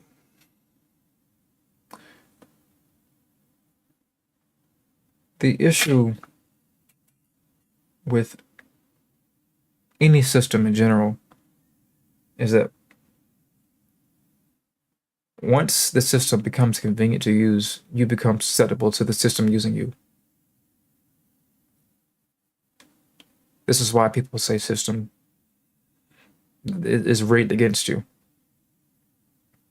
This is why there's a song called System Down. This quote reads, when you entrust so much of your everyday life to those electronic devices, the argument that you aren't a cyborg isn't very convincing. Now, number one, people are actually cybernetic in their thinking. When you get into a vehicle and you drive it around, you basically know how far to park when you do parallel parking. You take this for granted and assume that it's because you're kind of cool or whatever. Really, your brain assumes that the car actually is you. That's what your brain is doing. It has no way of knowing what a car actually is. It wouldn't make any sense. You cannot like take a brain out of a head and then speak to it and say, do you know what a brain is? It won't respond to you. The same way we train artificial intelligence, the same way that we train the brain.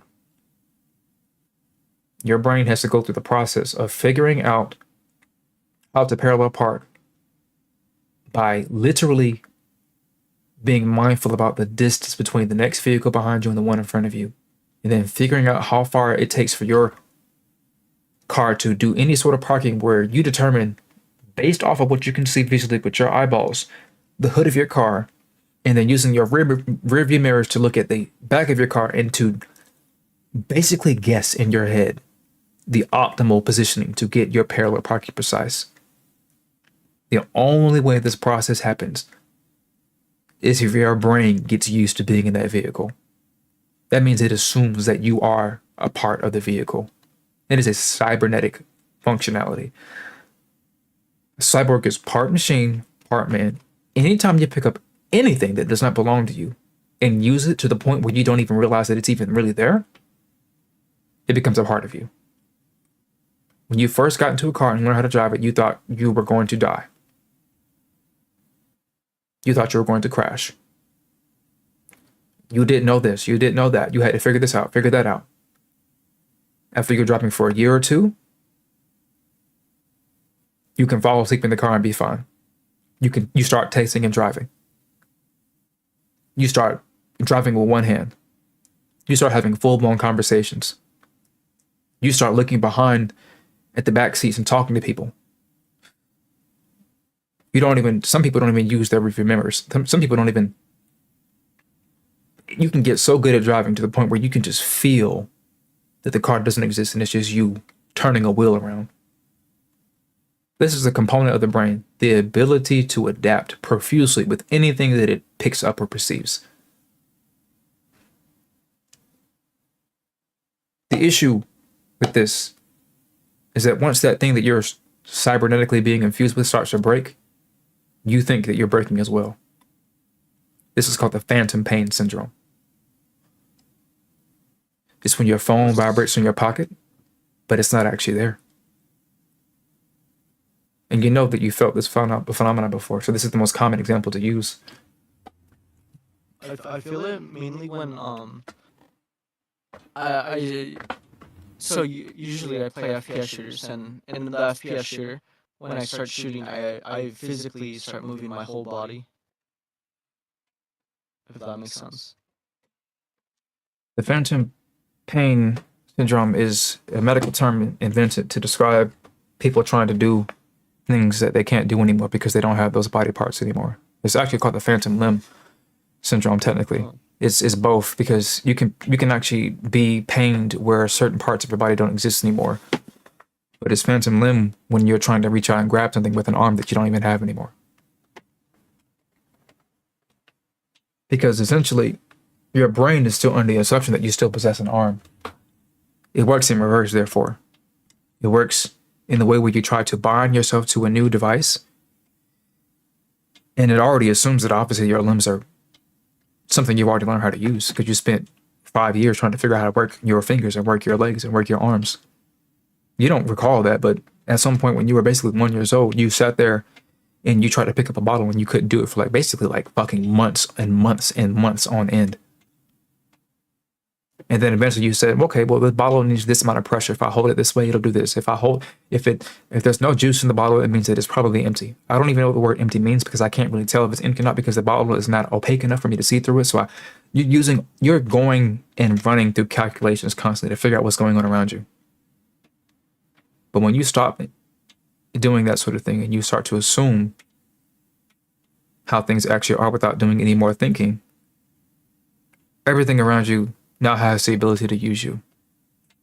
When your car shuts down in the middle of the road somewhere, you panic by default. Because what's happening is you perceive that there's some sort of threat.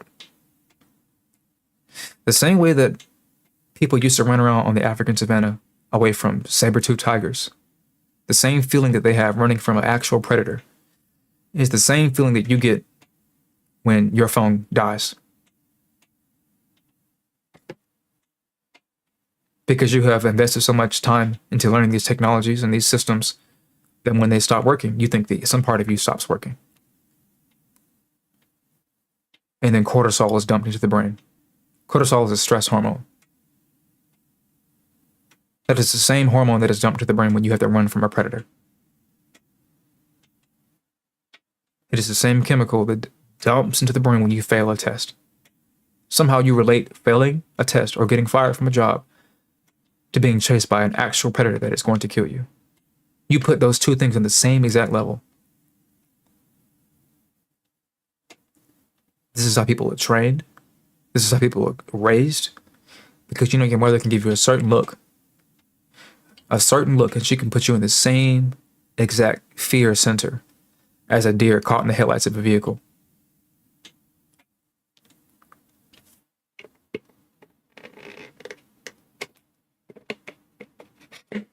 The reason why I'm using some of these metaphors or comparisons is because that once you understand how the system works, you can become above it.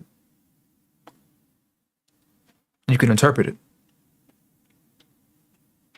You can utilize the system for your advantage instead of being used by the systems, the devices, the technologies. There are certain tactics that people deploy when they're speaking to you. One of the main ways to tell or see how you feel inferior as a man in the presence of another man is if they do a down slope when they speak. So this is an up slope and this is a down slope. When you slope up like this when you speak, it implies that you don't know what you're talking about because you're almost guessing every single thing that you say. It sounds like every time you open your mouth, there's a question mark at the end of everything that you say. And this sends a signal to most people who speak English, for example, that you doubt every single thing that you say and you don't seem very imposing. Anybody who perceives people well enough or hears people speak well enough, they're going to think that you are not very competent. You have heard of many other examples, like anybody who slouches when they walk is probably a nerd or doesn't really think highly of themselves. That's an obvious one, but you haven't heard that one before, the speech one, that you can actually tell how confident somebody is by how they speak. And it's not just stuttering. It's how they pronounce words. It's how much breath they give to words. Every single system, once you understand how it works, you can analyze how people use their systems. And then you can use your system, your understanding of a system, to manipulate other people. And this happens on a daily basis. Constantly. Your first example ever is that an infant doesn't even know how to get anything in the world unless it has to cry. I need nourishment. I can't say the word nourishment. I can't say I want to eat. What will I do to get what I want then? I let out a cry. It's an all size fits purpose. I am scared. I need to be soothed. I feel weird. Let me cry so I can be picked up and rocked. Because the rocking sensation has some sort of weird equilibrium thing that's going on with the brain where if you sway yourself back and forth, you can do this actually. This is why people rock in their chairs a lot. This is why we have rocking chairs as fucking grown men. The rocking sensation is inherently meditative. Lullabies. Do you know that you still use lullabies when you listen to music? Do you know that you still use lullabies when you get on ASMR channels? I did not know. Every single thing that works for a child is what we still do today, and vice versa. You think people aren't inherently trying to control other people to get what they want, but you'd be too gullible if you didn't understand that. If you want something, you know you have to do something to get it, and that's going to involve somebody else in most cases. Why do you think you lied during an interview? And you're manipulating your interviewee, obviously, to get the job that you want. It's manipulation. You just don't like the word. We prefer the more colloquial term, persuasion, but it's the same shit. Once you understand the systems that are working around you, you can use the system to stop being used by the system. There's something going on in your brain when you take notes to try and recall them, but can't actually use the notes. You're trying to use the system, but because you don't understand why the system is even useful at the deepest level, it doesn't work.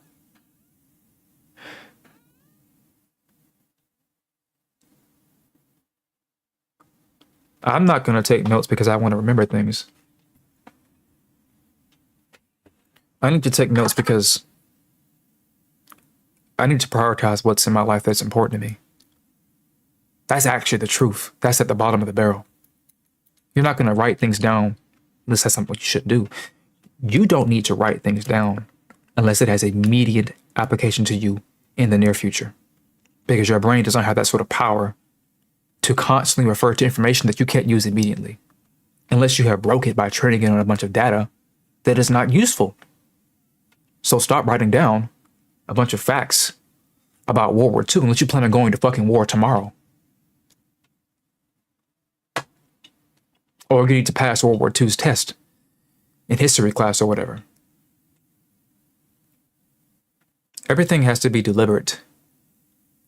And things are not deliberate unless you show up and give yourself a why. If you do not ask yourself a question for why you're doing a certain thing, you are not in control. If you are doing something and you don't know why you're doing it, you are not in control. The system is working against you.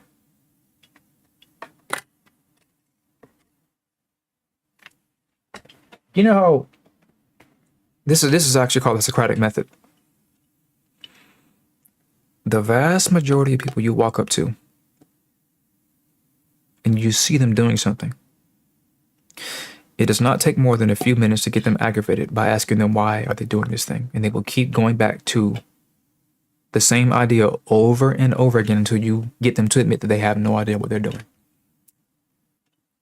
Because people do not keep in mind constantly what they're prioritizing. Walk up to the 30 plus year old, somebody who is in their mid 30s. Walk up to them and ask them what are they doing.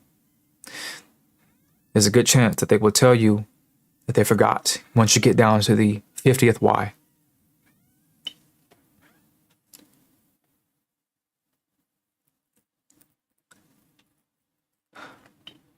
Hello, sir.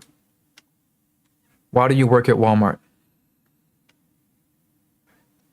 Hopefully they give you an actual reason instead of saying, why did you ask me that? Or because I had no other options. But let's say that they give you the I had no other options remark. That's not the actual answer. Let's keep going forward. Why do you have no other options? Multiple choice, let's say it's because you're a felon, number one. Number two, you're severely uneducated. There's two ways to be uneducated. One is you're not applying yourself. You're actually there intelligent, but you're stupid, basically, because you're not applying yourself. And sadly, there's number three. You're uneducated because you're actually just that slow. So you can't get anything better than Walmart because your mental prowess are just not high enough.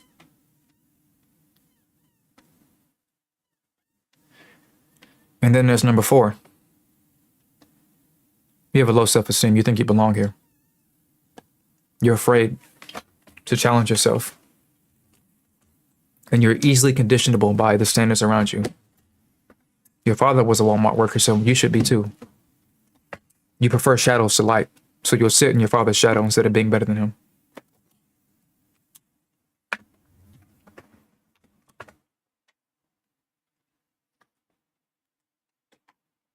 There's actually more to it than that. I just gave you four. And you'll be very hard pressed to see people even give you one of those before they start fucking crying, basically, because people are basically, the older they get, the more trauma they let on. The older they get, the more trauma they stack on top of themselves. This is why nobody wants to go to therapy, because it just takes a therapist asking the question, why? About 10 times in a row before you start breaking into tears. Because you forgot why you started doing anything that you do today. I guarantee it. You think it's going to get better after 17 or 18 or 19 or 20. It's not. Because if you forget why you're doing what you're doing, then it will get worse over time. I guarantee you. It never fails. Why do you think it's called the 1%? It's not called the 2%. Only 1% of the world's population has their shit figured out to the point where they're so fucking filthy rich that's the reason why they have that much money. Money is afforded to those who develop a system to get it.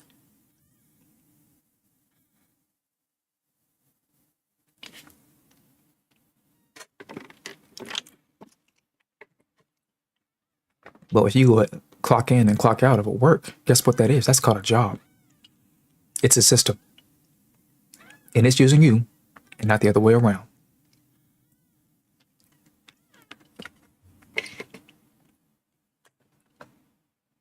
Do you know why they call it a rat race? Because there's no end in sight.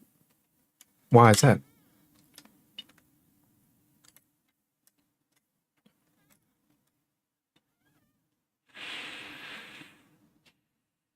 I don't actually know. I just Because, well, I mean, I can try, I guess. Because the system for the, I'm gonna just say 99% of people is set up to just keep you trapped in that same rat race until you're about 50, 60, or even 70, and then you die. Something like that, at least. The metaphorical answer is that you think you're not a rat. And you can't see the wheel you're running on. The end is in sight. It's just you stepping to the left or right. It's a rat wheel, not a rat cage. Nobody said anything about a cage.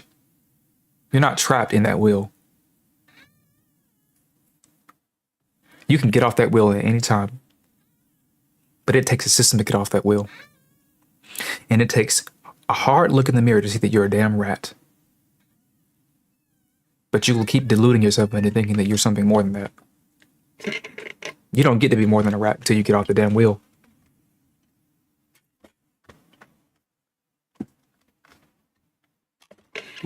The end is in sight. That's why you know you can get off the damn wheel. You just don't want to because you're lazy. The solution to getting out of the damn wheel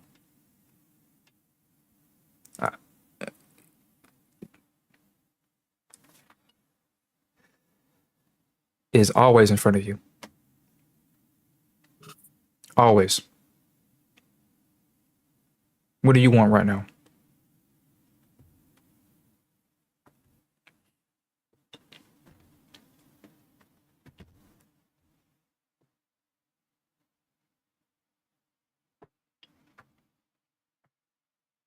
Anybody?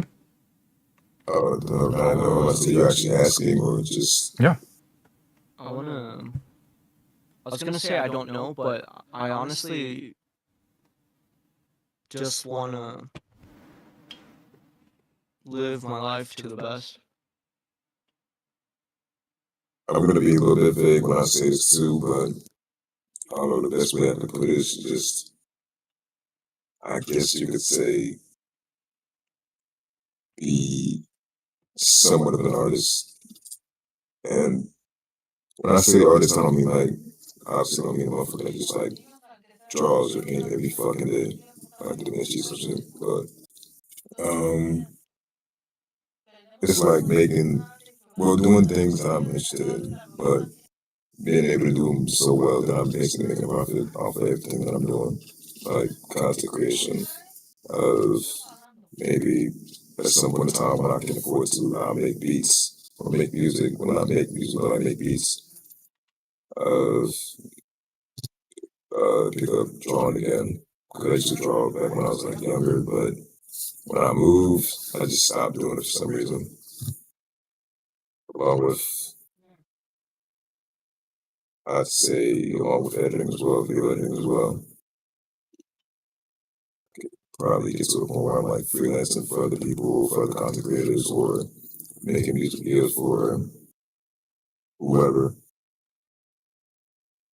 Just doing that because that's what I'm genuinely interested in this lifetime, at least as right now. So to just perfect the craft and just do that in the long run and get paid for it, so I can live. Obviously, that's about it. What have you done today to get what you want? What have I done today to do what I want? Yeah. Well, I mean, depends. Like right now, because it's 1 in the fucking morning. Today is like Yesterday. today, like an hour ago. Yesterday, cool. Yesterday. Yesterday I was at work. Got off, did a little bit of grocery shopping, came home. After that, I really took a nap and then woke up not too long ago. Hopped in here. So none really. There was none really, no sort of action I took yesterday to like about what I'm doing right now. But right now I'm on the game. I'm trying to collect clips so I can make another video sometime this weekend. So that really be the only thing I'm doing right now. Yesterday I didn't really do shit to achieve that goal.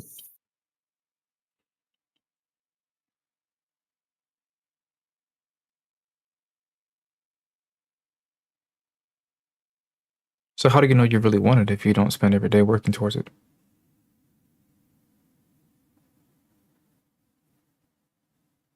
You think that parents Every day, take well, care? well, This is a good comparison. Do you think parents take a day off of being a parent? No. but yeah, no, And they had kids because they really wanted kids. And they don't. You don't actually get to find out that a parent doesn't want their kid until they decide to give them up. that's true. If you think you actually want something and you want this thing a lot, in most cases you're gonna pretty much have it at the same level of wanting, like a desperation, like a inherent desire that it's kind of like it's non-negotiable. That's true. That's how you can tell if you actually want something or not. Because if you're just generally kind of like curious about it, that's you. You're still experimenting. You're still studying.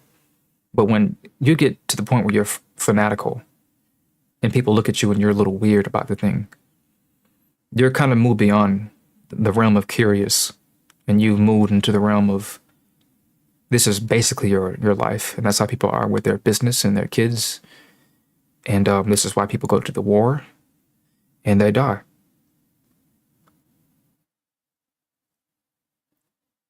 The process of how I'm doing this shit is, to say it's imperfect would be an understatement, but I'm pretty sure that's something that I really want to do. The only reason I'm even up right now is just, I'm like, okay, let me try and get a video. I'm off for a little bit, for like most of this weekend and a little bit next week. So I'm like, all right, bet. Wake up sometime around midnight, hop on the game, try to get some clips, edit it, yada, yada, yada. After I'm finished with that, do the same thing a few more times, and then go on about the rest of my day. I'm not saying that I'm trying to get to that point, because right now it's like I'd say on a scale of 1 to 10, I'm at least 5 out of 10 tapped in with what I'm really trying to do. I'm watching someone like I'm using you for example. Watch someone like you, right?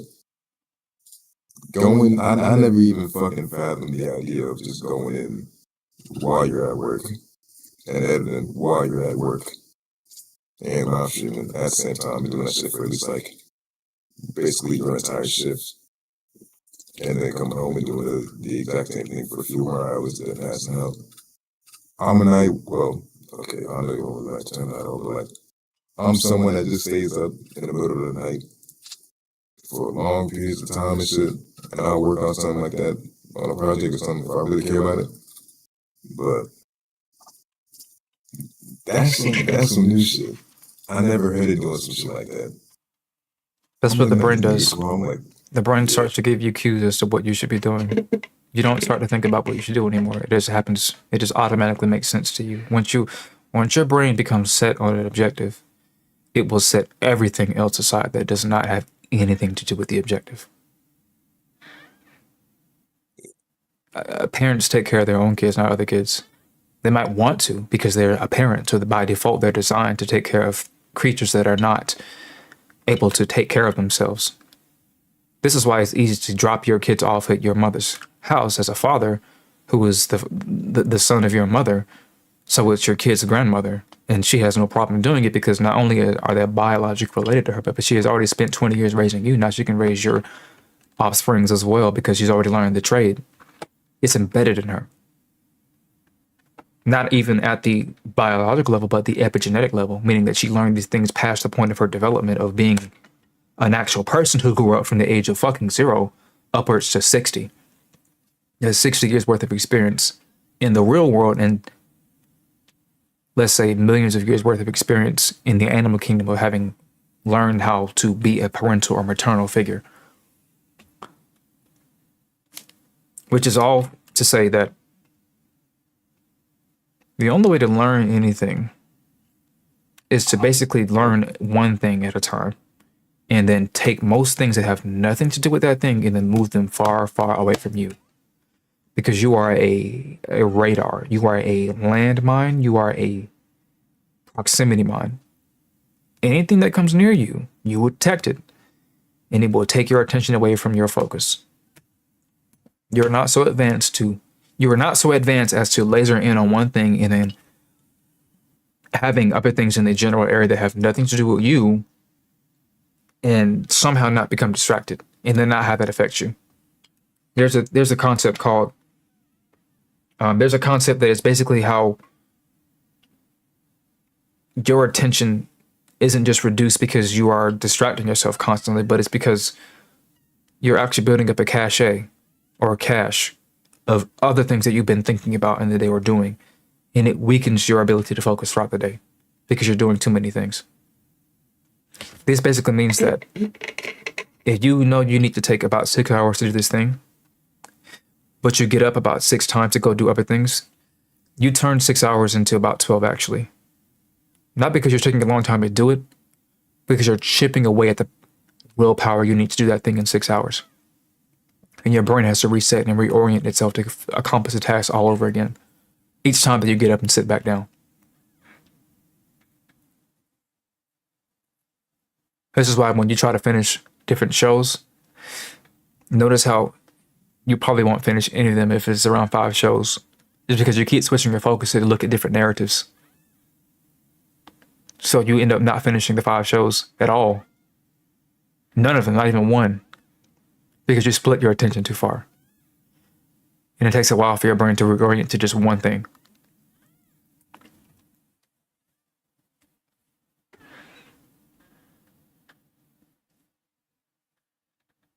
Simply put, people seem to have bought into the idea that they can multitask. That's not an actual concept. From what I understand, for example, the iPhone, when it was first created, wasn't ever actually doing any multitasking until it actually gained the ability to have tabs that ran in the background. This is why things would shut down after you minimize them for after a while with iPhones. The example or metaphor or comparison, I should say, is that only technology can multitask. People can't. What people do is switch from task to task as quickly as possible so that they don't even notice that they're doing one thing at a time. The issue with that is that you're a finite creature.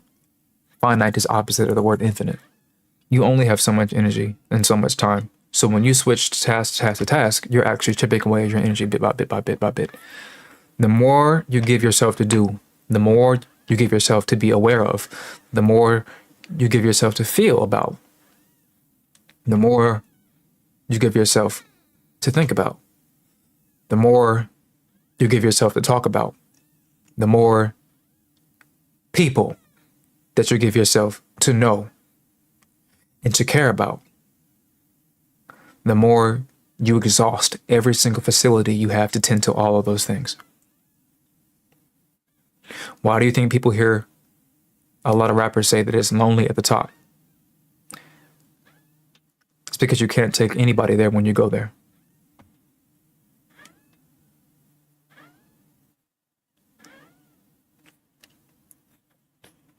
Not many people can fit up there. It's a small room at the top. Because not many people will want to go through the effort to get there because of how much focus they need to get there. People would say that you changed as you continue to get better and better as a person because they focus on the things they want to see in you, but they don't focus on your development over time. So they confuse the parts of you that they think are you for who you are by default. And who you are by default is something that is going to advance across time. But people are not aware of this fact. The only way you can watch a person effectively and see them develop and accept them for who they will be from day one all the way to day zero when they die is if you're their parent. Because you spend the most time raising this person, helping them develop. They know all your weaknesses and your strengths. But your parents almost never say that you change, unless they're trying to manipulate you. That's how you can really control your child, actually, is to make them, is to gaslight them to things that you know are not true. That people can only control you if they know you. For the most part. People, let's use the phone as an example. The reason why the phone has so much power over you is because it has all the things built into it that people like. It has games. You can do your job on your phone. You basically use time for everything. So it has a phone. It has a clock on it. You don't want to look at anything unless it's colorful. So it's there colorful. It's not big. It's not heavy. So it's convenient to have in your pocket. You never notice it until you pull it out. You always know which pocket is in it because your brain is so concerned with that phone that it'll know where it is at all times. You can put your phone down anywhere in the space around you. And as soon as you realize that it's not in your pocket, you can trace your steps back a few steps back and you'll find that automatically because your brain recalled it because it's so important to you. They called in psychologists to develop phones because they know that if a person understands how to make a device like a phone, that when somebody uses it, it will become important to them the same way that a damn key to someone's house is important to them. Everything is right here. I don't know where my child is. I don't even need to call the bastard. I can just pull up the damn GPS and I'll know where he is. Everything is right here on this phone. That's why there's such a big problem surrounding it, because when you don't have it, you lost all of the skills related to the phone. Suddenly, you don't know how to talk because you do all your talking online. So all your social skills went down the drain in an instant. And you never learn how to transfer those social skills you developed online to the actual world around you. You don't know how to use maps because you only learn how to use GPS. You don't know how to read text in the books very well because everything you read is illuminated. Et cetera, et cetera, et cetera. It's a long list of things that you just simply take for granted endlessly.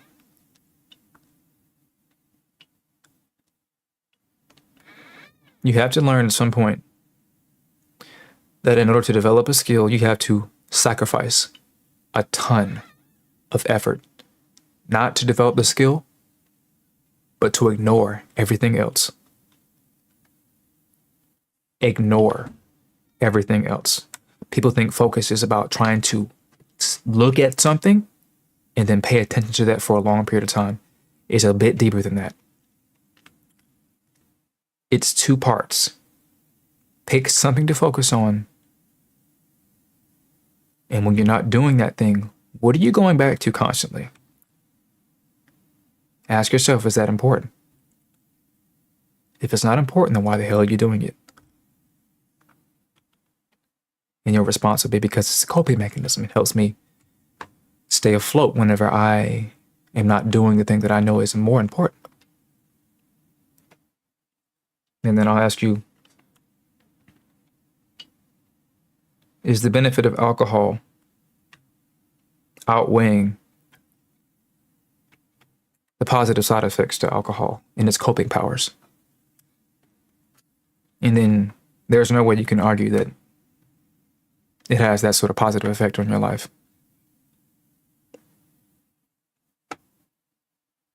You know who is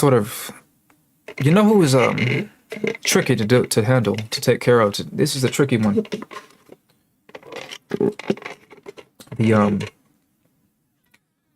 The content creator that has to play games to make content.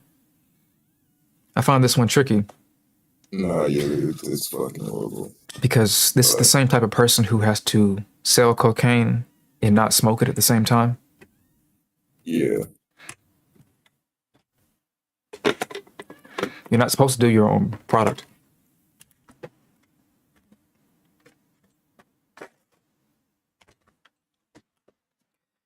People ask me all the I time, you must mean, watch so much anime.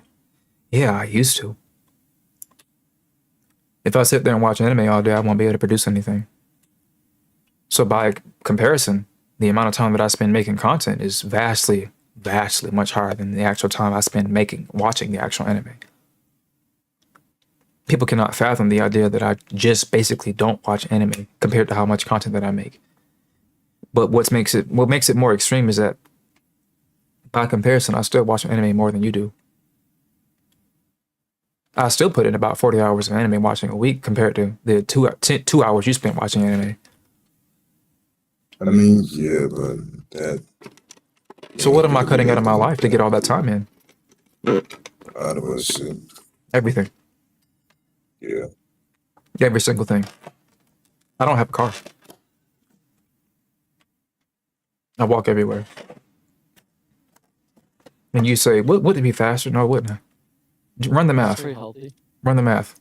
How would that be faster when you forgot to factor in the fact that when it comes to trying to save time, think about that idea. How do you actually save time? And what is the reason to save time? saved on. I don't know. Really, just depends on your schedule for one. I mean, why don't you just do How early you do shit throughout the day. there's something How equal to often the you world spend on. and time, basically. There's something that is almost exactly what time is. What do we think that thing is? Something almost equal to time. There's actually like an idea, something we all believe in, and it's essentially equal to time. Money. Right.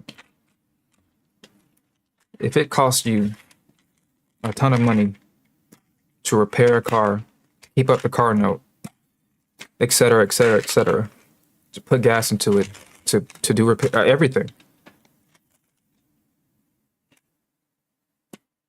How is it reasonable to constantly pay for all that stuff when the store that you're trying to go to, that you drive to and from, is actually just a mile away? I mean, see, that depends. Like, everyone living in conditions with like circumstances is different. So in your case, if yours like, I'm not saying that that's actually like true for you, but if in your case, if it was like 1 mile off, hell yeah, go walk, that's some good cardio, good exercise all the way either way. But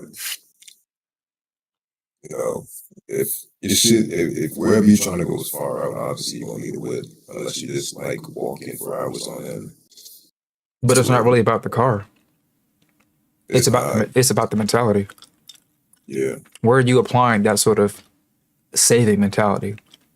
Because the only way saving anything makes work is unless you intend to take the thing you're saving and use it somewhere else. I'm not saving my money or my time so I can just sit there in a bank for me to use randomly whenever I need it. When you save something, you're supposed to save it with the intent to use it. If you don't know why you're trying to save it, then you don't have a reason to save it. So why save time if you're not planning on using it on something that you plan to use?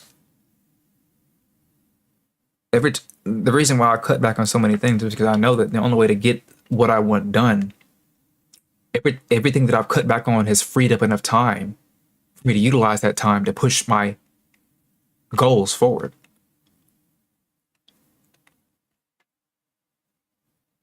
So essentially, everything you're doing is just, well, most of whatever you're doing is just to feed into your craft more. It has to You be just, because yeah, one thing that I understand in my system is that I'm not that competent. So I need more time that I'm actually probably capable of considering. So I need an abundance of time. Some might say you should make time for this, and I'm like, I don't even understand how I'm going to sit down long enough to figure out how to make a system around that because I'm so busy trying to make the system that is barely working as it is to consider the possibility that doing this thing you want me to add into my time schedule. I don't see how that makes any sense. And the reason why I have my doubts about that thing being viable to put into my system is because I've seen people who do that thing you want me to do, and they're not doing their good. They're just, in my estimation, from where I sit, it just looks like they're kind of wasting time, actually. It looks like they're coping. I asked them, what are they doing with their, what do they want? And they said they want this, this, and this, and this, and this. The thing they want me to add into my system, my schedule, is the very same thing that they have in their system and it's preventing them from getting to where they want to be. So why should I adapt it? That's my first logical assumption is why should I do the thing that is limiting you from getting where you want to go?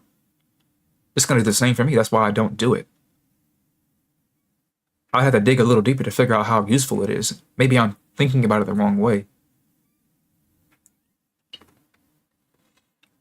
The biggest question people put to me in my position is, why do you spend time on Discord talking to people the way that you do?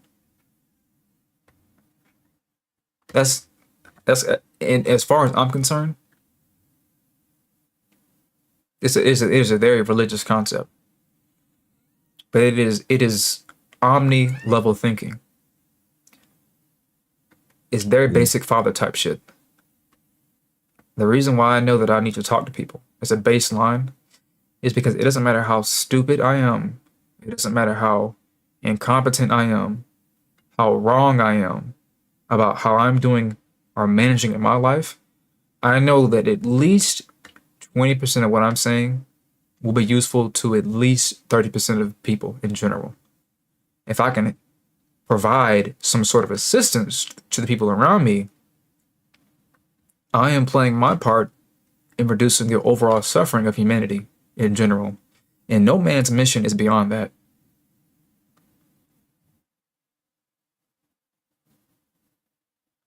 And I don't mean man as in XY chromosome. I mean man as in the actual endeavor of humanity since the Homo sapien back to the Homo erectus and the Homo etc., etc., etc.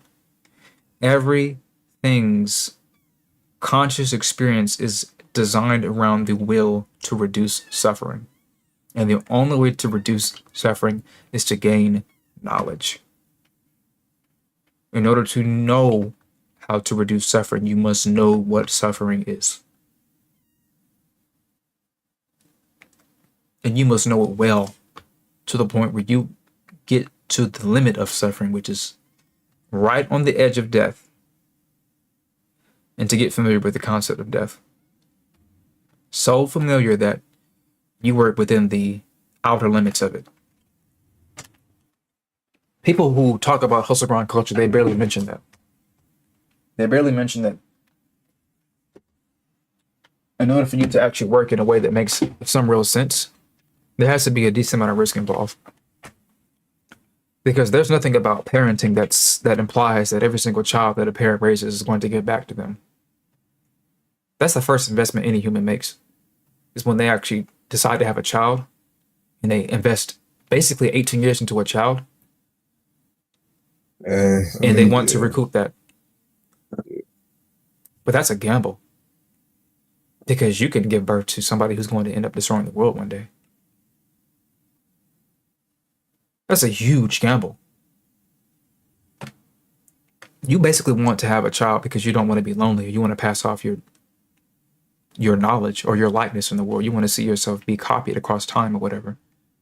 But you never consider the idea that your child that you spit out will become one of the most heinous people in history because you're willing to take that chance because that's how lonely you are and how biologically driven you are to make an offspring.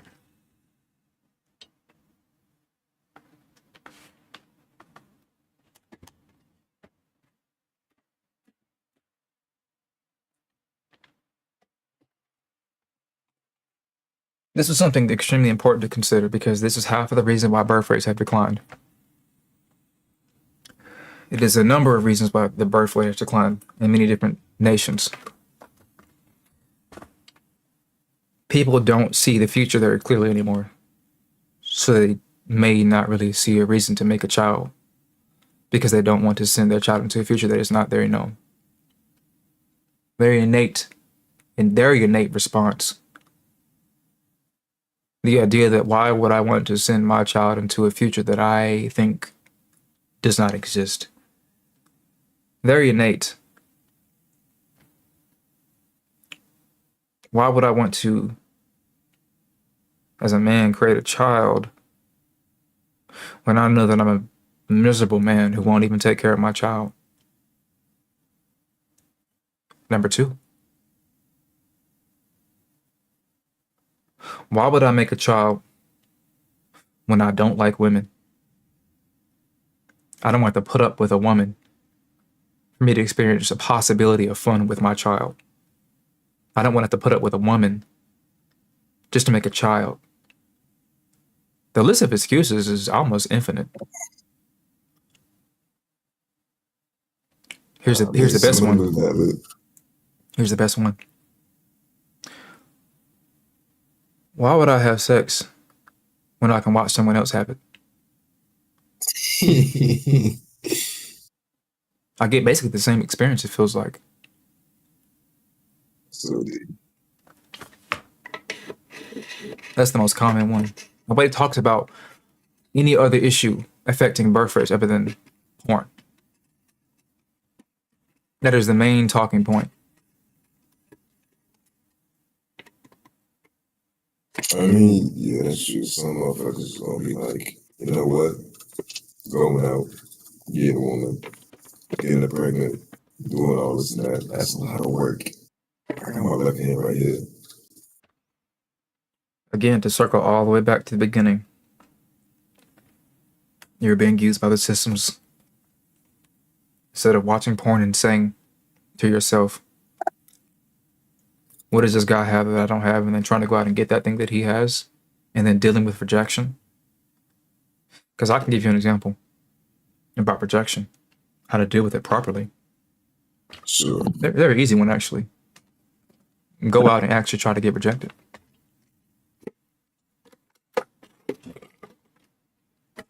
Don't hope that it'll happen. You're not stupid. You know who will reject you. 99% of the time. So don't be stupid about it. Go get rejected. You know, Purposely get rejected.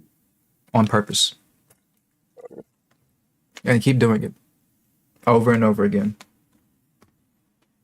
To the point where you just numb to it. To the point where you figure out why you're getting rejected. Well, okay. Wait, why? I'm thinking like when you say that, you just not gonna go up to them or go up and do Like, whatever Sally? for no reason.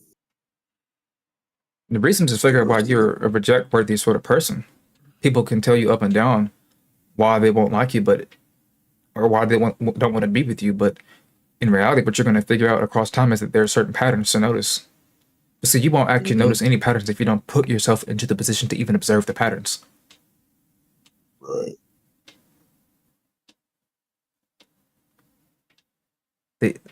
The fallacy is that people take the two rejections and they put those two rejections over the whole equation, and they assume infinitely that because they've been rejected a few times that it'll keep happening.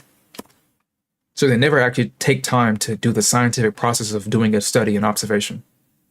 Oh. They give up on the assignment entirely.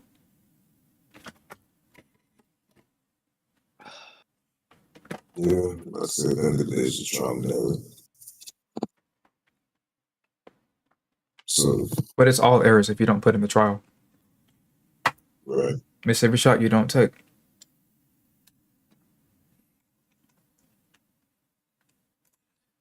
So you better get the automatic.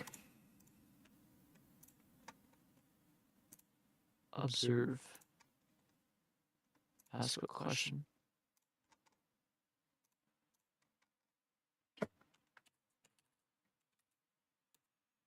Some people are overly blunt with their questions, and it causes them to immediately overcorrect and make the wrong judgment based off of the question they asked or the answer they got. Sometimes you'll think to yourself that the question you asked was stupid, but in reality, The answer you got was stupid too. The issue isn't the question is stupid, it's that you're going to get a stupid answer for a stupid question in a lot of cases. Because you can actually arrive to very good conclusions if the answer is at least smart. But you make it very hard to get a smart answer when you ask a stupid question. So the reason why people say that there's no such thing as a stupid question is because they think that the answer that people can come to will be easily given in the event that somebody smart pulls up and gives you a good answer to the stupid question. But Dumb and Dumber don't make a smart person.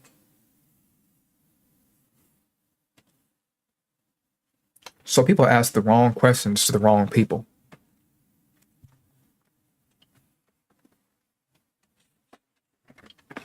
What does this have to do with rejection? It means that you're miserable because you stop asking questions to the people that you actually need answers from. And instead, you go ask questions to people who already know the things you know, so you never go anywhere. You stay stupid as you are because you're scared of being told that you're stupid. Just accept it. I am stupid. Just accept that you don't know anything. In order for you to get anywhere, you need to stop being around people who also don't know anything because they're keeping you weak and complacent.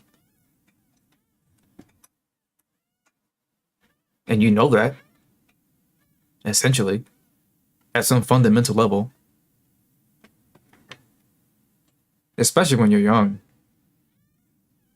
This is easy. Your parents tell you that you can't do something, and you ask them why. And they don't give you an answer that is sufficient.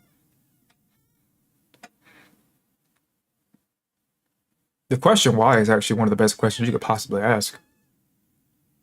Very neutral, not too stupid, not too smart. Because see, what it does, it forces the other person to actually come up with a better way for you to ask a better question. You're sharpening yourselves against each other.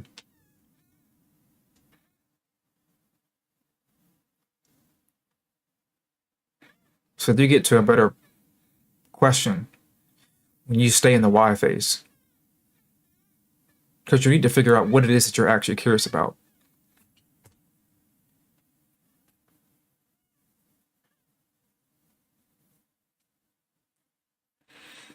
And you don't exactly know how to put it into words until you ask a bunch of whys.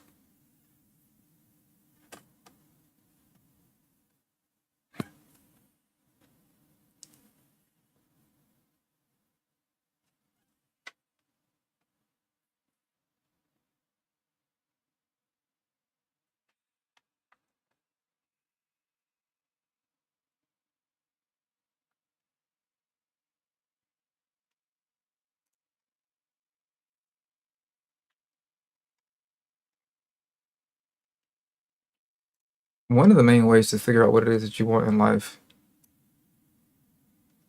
is to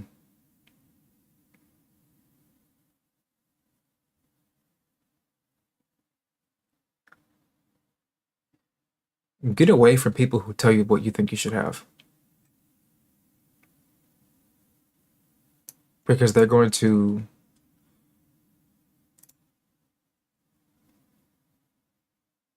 mess with your thinking. Not because they are trying to hurt you, but because they are them. That's the issue. They are them, not you. So they don't really know what's optimal for you. They can only give you guesses. And to be honest, they're pretty decent. It's a safe assumption that when people recommend that you do something, that you might want to do it because it's probably based off of something that makes some sort of sense in your culture. Ergo, the rule is so vicious actually that when people ask the question, if your friend jumped off of a bridge, would you do it too? That's a bit of a trick question. You would actually jump off the bridge technically, because that's what everybody does. Most people do what everybody does. This is a tricky thing because we really do think that we're the special person who will like act against the grain. But if that were the case, we wouldn't have a thing called the bystander effect. And the bystander effect assumes that because everybody has seen something that is wrong happening, that somebody will report it. But there have been many cases where people are robbed in the middle of the street somewhere and nobody does anything because they assume the next person will do it. But the next person assumes that, and the next person assumes it, and the next person assumes it, and everybody assumes that somebody else will do it and nobody does anything.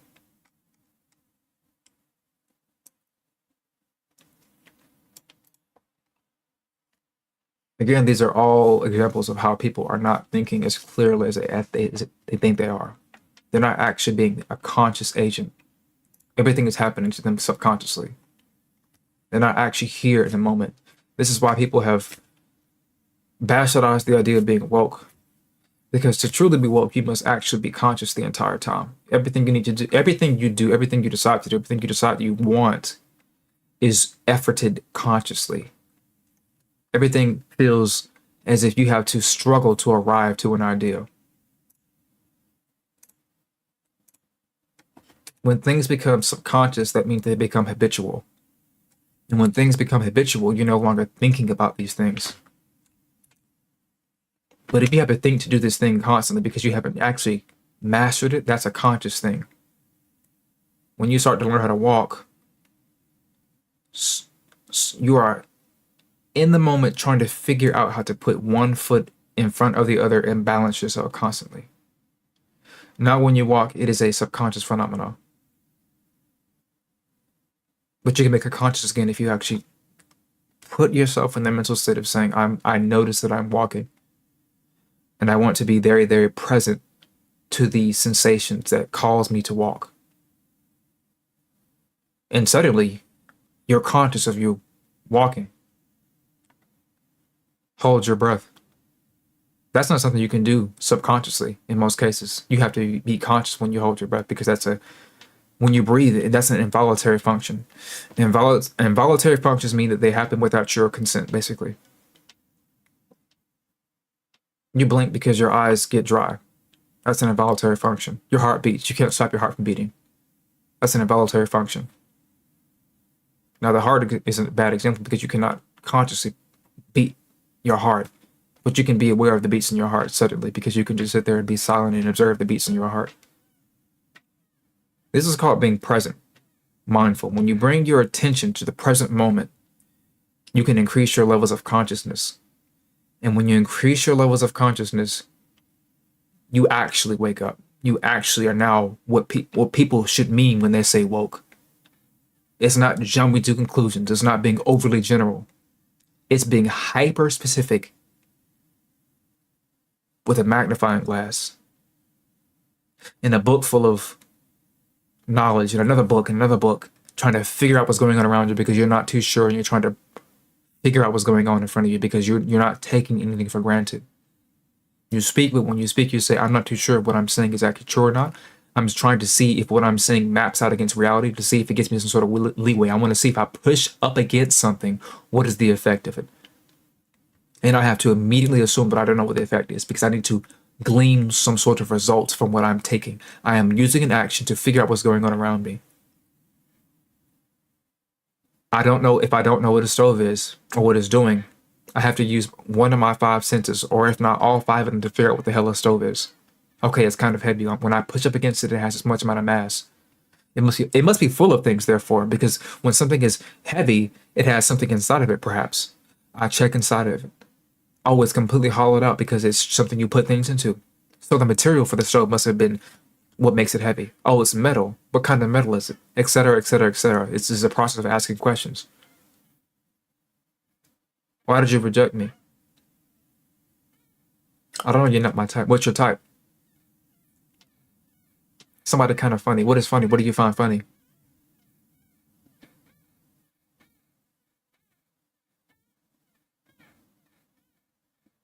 Wait a minute, you told me this thing is funny. But I do this thing, so that can't be it. And then they say, well, you're right. I find people who are funny when I like them. Oh, okay, so you don't like me. Not really. What kind of people do you like? See, we're sharpening each other. I got you to admit that you don't find people funny like this. You find people that you like funny. And that's actually a true statement. You tend to like people. You tend to find people more funny when you like them. It's kind of hard to laugh at a joke Hitler tells you. What happens when what happens when you hit a wall where they just stop replying to you and just want to end it there and then? You go on to the next person. There's nothing you can do about that. You go on to the next person. You can't really. I mean, you can. This is why we kidnap people, technically speaking. This is why we have POWs. This is why we have people who get sent to hospitals and we lock them up. Is because people are very good at trying to escape from situations, because that's the only thing people have been trained on doing since birth, is to escape a situation they don't want to be in. So when somebody flees from you, you can't help but to just go somewhere else, because if you give chase, then you still don't really get what you want, which you can catch them and basically beat them to death or torture them to the point where they can't go anywhere else. That's not a good idea, though. Now, the reason why, the only other solution when you have somebody in your possession or in your immediacy, which is like a family member, the only way to get them to actually stand still and not flee is to once again go back to the beginning.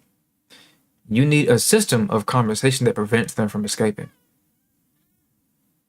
What does that look like?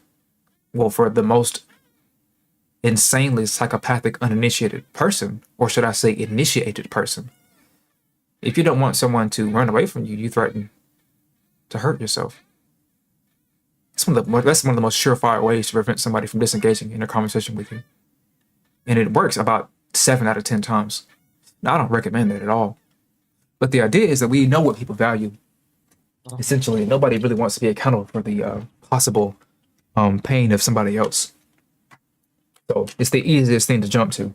This is why men prefer to use this immensely whenever they want to get with a girl. When they get rejected, they tell them that if you reject me, then I will do this. And then they end up getting together for a short amount of time, albeit. But the point is that the reason why people will flee from you when you ask them too many questions is because they don't see the point of the questioning. Therefore, you need to get them to see the point of the questioning.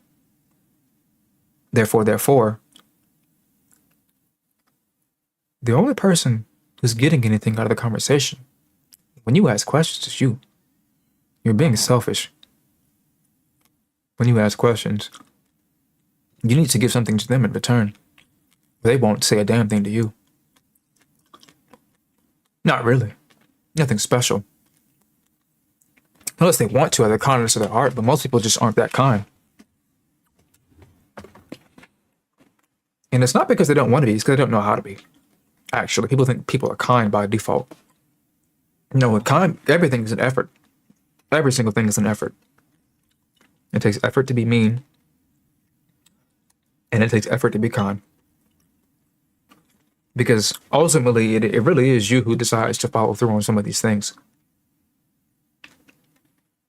So, you'll know that I'm being kind to you for the most part if I give you what you want. It's a basic idea. You want something, even if it's not good for you, I give it to you. And then at first you'll think that I'm being kind to you because I gave you what you want. But when you find out that this thing that I kept giving you is something that you think, something that isn't actually good for you, you'll blame me. And you say that I was being mean to you because I should have known that this thing that you kept asking for wasn't good for you. Now, I still am in the space of being nice to you by saying I accept responsibility. I double down on being mean, or move towards the pathway of being mean when I don't accept responsibility. Now, you might think to yourself, wouldn't it be better to actually say that this is your fault instead? You should have just known. I mean, I knew that the thing I kept giving you was bad, but you didn't know.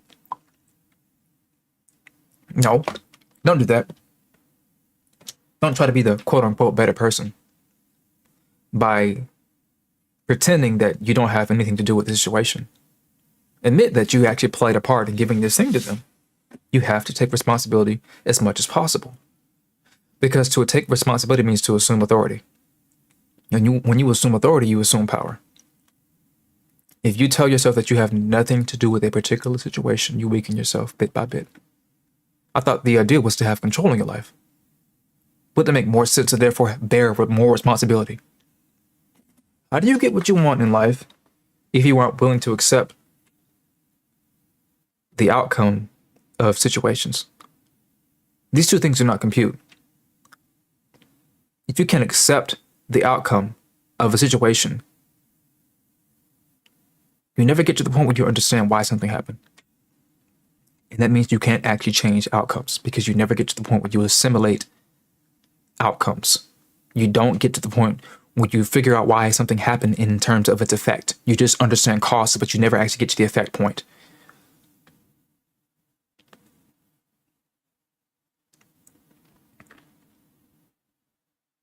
So your biggest issue almost all the time, period, is that you're just too afraid. I should substitute the word lazy with fear. There's no emotion older than fear. People think that one of the oldest emotions is, or the emotion that's older than it, is love, because they believe in God. They think God is love. And that's a good idea.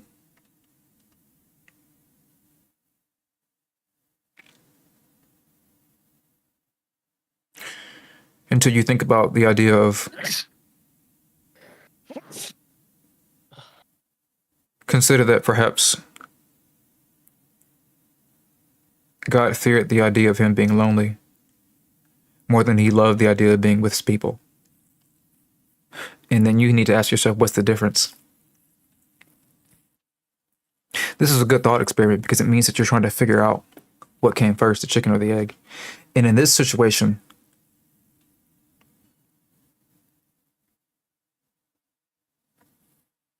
the difference between fear and love is not that they're obvious. And it's pretty straightforward when you think about it, because you fear losing people that you love. And you also fear rejection of people, because you might want to love somebody and you don't want them to tell you that they don't love you. So these things seem interconnected intensely. So you can't really tell for sure which came first between love or fear. Fear is one of the oldest emotions known to man. You can see it in every single creature you look at.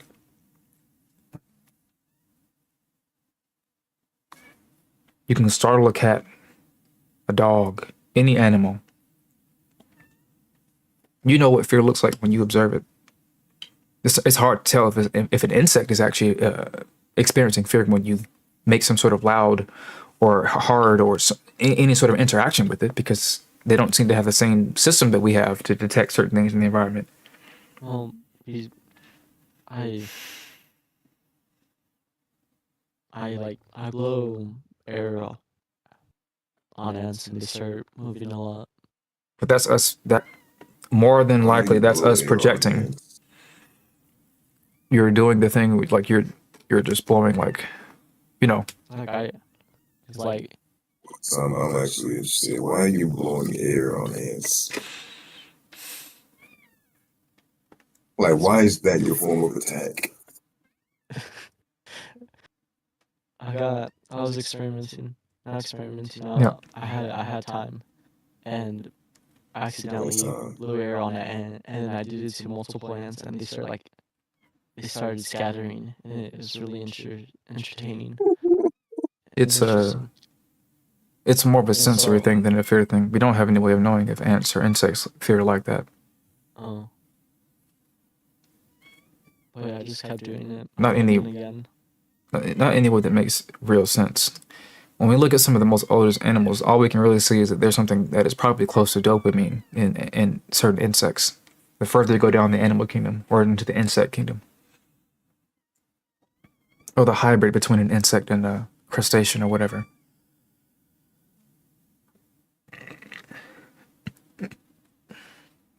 But I will say this much to kind of like dovetail this whole thing, is that this is just to point out what happened just now when you asked him why he was blowing on ants. I don't mean to pick on anybody, but one of the reasons why people start to perceive themselves as not doing enough, or not having what they want, or being at a loss of what to consider, being at a loss of what they want, is because they start to get ideas in their head that say that I shouldn't do this or that. And why would I do this or that? That doesn't seem like me. But that's a bit of a false assumption because that assumes that you know who you are and you know what you want. So in actuality, one of the main reasons why you feel yourself having a hard time making progress is because you've actually closed too many doors. You force yourself to tell yourself that you should only be in a certain few ways. Notice how the amount of struggling that you do in the world is directly proportional to how many times you would say to yourself, I can't do that. I don't see myself doing that. Do you not understand how much of an issue it is for you to say to yourself, I can't see myself doing that? People don't really understand what that really means. If you have a hard time picturing something as a possibility for you, that is a severe inadequacy. Because the human mind is actually capable of perceiving any real fantasy. So you're actually just lying to yourself. It's self-deception over and over again. When you were a child in the womb and you came out, there was nothing about you that said to yourself, I can't do anything. There's a reason why you put the toy car in your mouth. You didn't say to yourself, I can't do that. You did it. The reason why you don't put toy cars in your mouth anymore is because you think that it's not necessary. You think that, moreoverly, actually, you think it is dumb. You think it makes you look like a child. You think that there's no point to this, so why should I do it? But that's the thing that we have to experiment before we figure out if there's a point to it or not. You might ask 30-year-old man why they're still putting cars in their mouth, because at that point he should definitely be over him testing to see if the car has a taste or not. But you don't know that actually that car that he's putting in his mouth is actually a candy. And you jump to the assumption that he's retarded or whatever because he put a toy car in his mouth and you didn't know that it was actually a gummy bear or a gummy car. It's that habit of overly assuming things that causes us to become limited in our thinking. And this kills creativity. This kills the problem-solving brain. The reason why a person or an infant puts a car in their mouth is because they only know how to do one thing, and it's eat. They're trying to figure out if the car is edible or not. It's a good idea, actually. And they have to keep doing it over and over again to figure out why it's not being digested or eaten. Because they don't understand why, number one, like I told you earlier, humans are basically born premature. So they don't really know why, if they did bite into something like a car, they don't know why they don't have teeth, for example. A lot of creatures end up being born and they have some of the things necessary to tear something like a car apart, basically. Mandibles. But we have to take a while to develop these processes to figure out, oh, I can't eat a car. After the fucking 50th time that you try to eat a car. That sense hasn't been developed properly yet. So the issue that people run into actually is jumping to the end of an experiment far too quickly, jumping to the assumption, the conclusion. And they take their assumptions and their narratives and they pretend that that's actually the truth.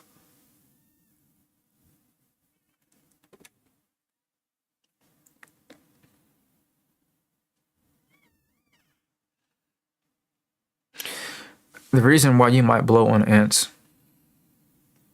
to see if they'll run away is because one of the things that a person emits when they blow on anything is carbon monoxide. And you could have just discovered that there's one way to cure your house of ants, and it's to use carbon monoxide as a ant repellent.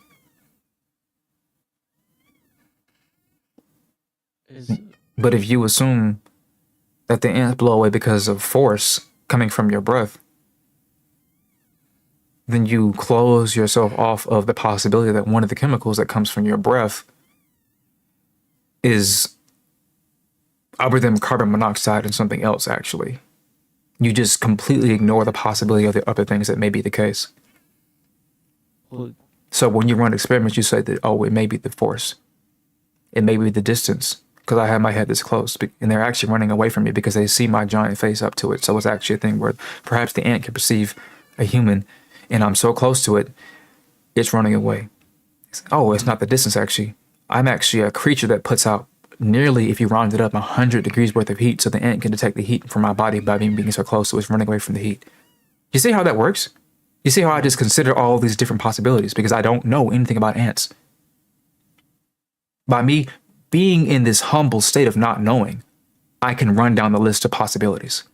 But when you automatically assume that what could be or what is, you're closing doors and you're shutting yourself off from more thought and more inquiry.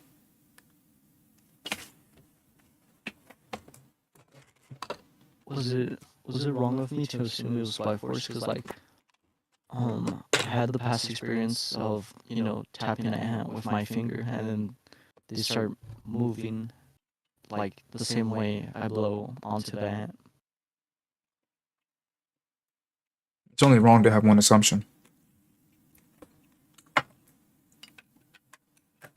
Because the chances that your first assumption is right is close to zero. But you increase your chances of being right as you have more assumptions. Have you said this like multiple times? I think you said this. Everything is based on percentages. I increase my chances of experiencing anything as I move from one situation to the next. The part of the first assumption is very low to be correct. I don't know about that. I just know that people are not very good at predicting basically anything because they only make a few assumptions, if not even a few, just one.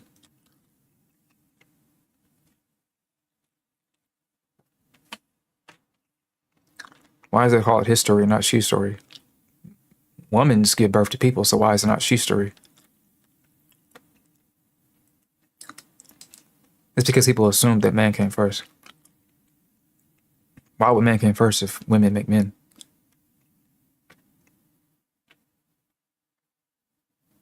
It's because men rule the world, basically. It's a patriarchy. So they influence how narratives work by making everything in their image. This is why God is a man and not a woman. That doesn't really make a lot of sense. I mean, it makes a lot of sense if you think that men put up everything in the world, and that is basically true. But we properly call Mother Nature Mother Nature.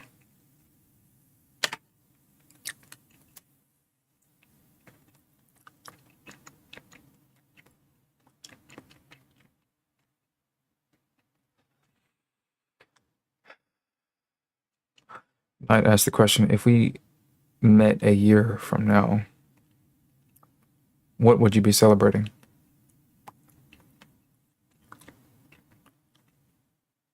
Me. You asking us? Somebody in the chat asked me this.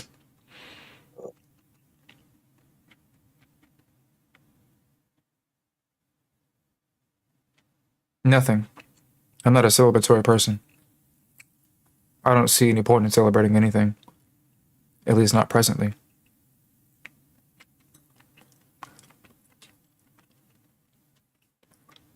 And I can't see that changing in the next year. The only way that'll change where I become somebody who starts to anticipate things again and celebrating things again is if I take more time to start doing the things that everybody else is doing, which is basically being a normal person instead of working constantly. Essentially, society demands that if you want to actually get out of the rat race, you need to be a very uncommon and extraordinary.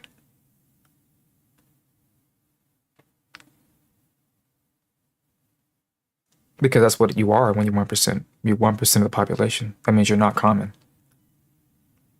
So you can't do common things and expect to get supernatural results.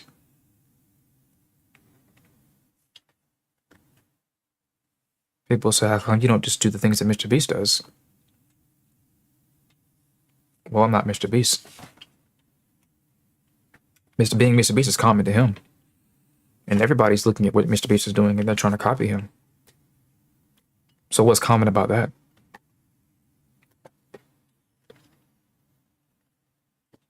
Why do you think you're failing to be like him? The main reason is that, you don't walk into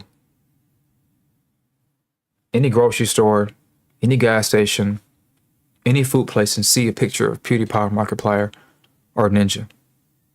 You see a picture of Mr. Beast, that's how big he is. The first YouTuber basically on earth to have his face plastered across many different organizations across the world.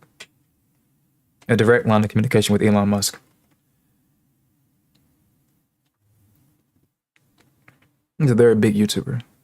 The gap between him and the next YouTuber that is beneath him is like it is miles and miles and miles and miles apart. If you've watched at least 2 hours of content from Mr. Beast, and I mean content where he talks about himself, both Elon Musk and him have had the same response to the question of why do you do this? Or what does it take to be like this? One of the first things that both of these people would tell you is that you do not want to be like me. I am not happy. Because to be in that condition, you have to be extraordinarily unhuman. The only reason why those two people may seem happy is because they're doing the very thing that is making them not happy. It is a vicious, contradictory system. It is literally a balancing act. You can only be happy by working. But the very work itself is what is actually destroying you. This is like Atlas, the Greek mythological figure. Atlas is the one who holds up the earth. That was the idea in Greek mythology. The earth is actually not levitating in space. It's actually being held up by a giant man. The idea is that Atlas wouldn't hold the earth up unless he loved everybody in the planet, or he was told to by his father, Zeus, because he loves his father, Zeus. But at the same time, he can't do anything except for hold up the earth. So he has no way to communicate with anybody. He's lonely because he's the largest man in all of reality. He was basically destined to hold up the planet. He can't do anything but that, but he does it out of love. But who would want to hold the world on his back? You need to have a reason for that. And the reason can't be anything other than love. Or because he was told to and he respects who he was told to.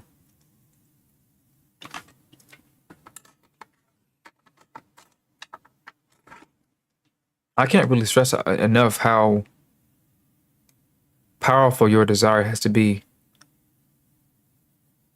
for what you're trying to aim towards. Otherwise, misery is going to come for you, and you will have no real way of defending against it once enough time passes. After a certain point, you just can't be saved. It's actually impossible. Everybody has a time limit where they basically die before they actually die. When their body outlives their soul. The phrase body outlives soul means that basically you can persist here as a physical entity, but what's inside of you dies prematurely. Because you have not prepared yourself to last for that long. But when you die, as a person, your body will be taken into the earth and then reused as material over and over again. Nothing really disappears. Things just get transformed and transmuted through time. There are no new ideas. They're just remixed particles from past ideas. Space dust forms into planets. Planets blow up. Stars. Light goes in this direction. It's used over here. Everything's the same thing over and over again. But when the actual thing inside of the thing dies, that's what we would call a soul.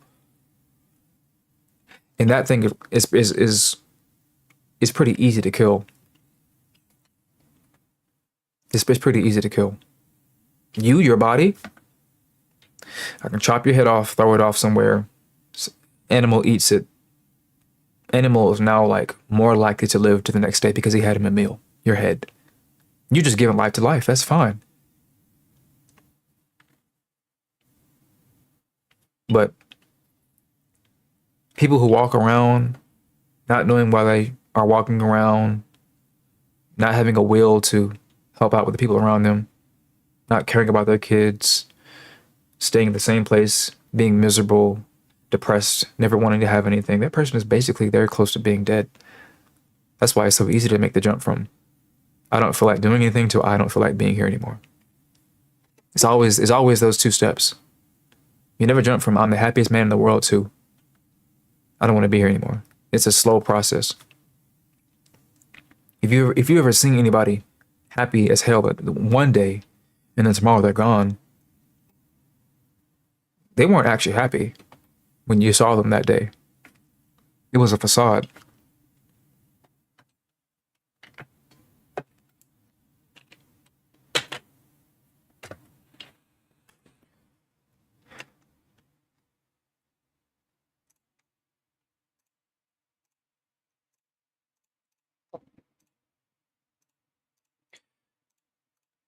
The reason why I talk about this kind of stuff on and on and on and on and on without pause is because you only have one job, and that's to figure out what you want and who you are and how you're going to get it. You don't have any other job. You think it's, oh, my job is loving people, tending to my country, etc., etc., etc. No, no, no, no, no. You don't understand. None of those things can happen until you've solved the one thing that you were put here to do, and that is to get yourself figured out. You don't know what God to believe in unless you figure out who you are, so you can figure out if you can even perceive any particular God, period. You don't know how to get yourself in order until you start to put yourself in order and then look at what's going on around you and determine what it is that you want. If people tell you what you want, that's not going to give you a good idea. It's going to give you some sort of guesses and estimations, but it's not going to tell you specifically. The conversation that you need to have is going to be an internal dialogue, a remixing, a repositioning, taking what you see in the world around you, what you hear in the world around you, and take it back to your laboratory, that is your mind, and trying to arrange things so that you can start to put the puzzle pieces in order to figure out what the picture looks like. You have one task, and once you get that figured out, bit by bit by bit, which is an ongoing process, then everything else starts to make sense. And it's a bit by bit. I'm not saying that there's an end result to this. The end result is death. Make no mistake. Sorry, you're not going to have yourself figured out completely, ever. You're not that simple. You're a complicated entity. You think you just get to pick somebody to be with the rest of your life and never attend to them ever again?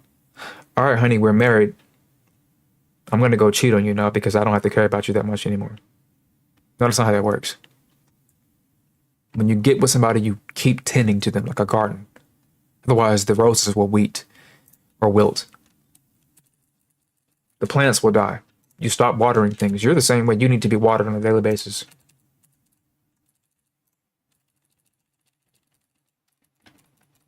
You're sensitive. You have needs, and those needs change, and you have to be very, very, very hyper aware of what you need, and it's going to change. Your feelings change.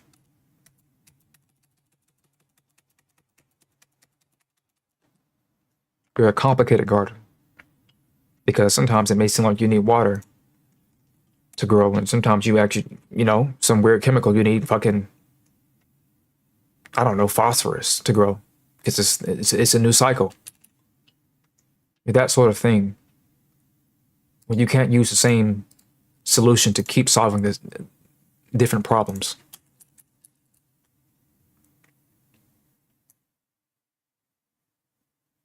You have to stop assuming that we can do a lot of work and that's going to be the majority of what we need to do. The work has to keep changing.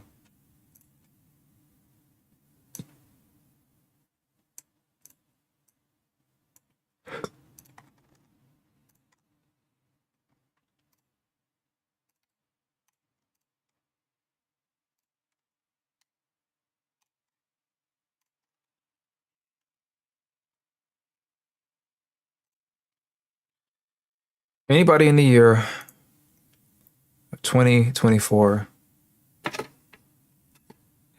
needs to be over utilizing these large language models.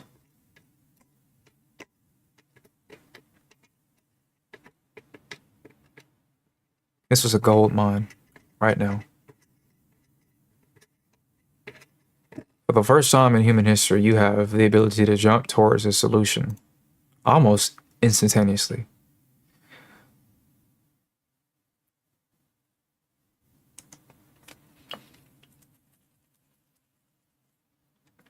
It's not free, or it's free.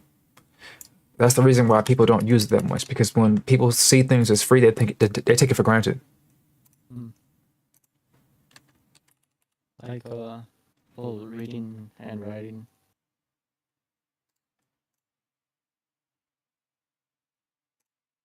The reason why it's so easy for me to constantly say you need to be using these bots is because I didn't grow up into this technology, so I can see the value in it.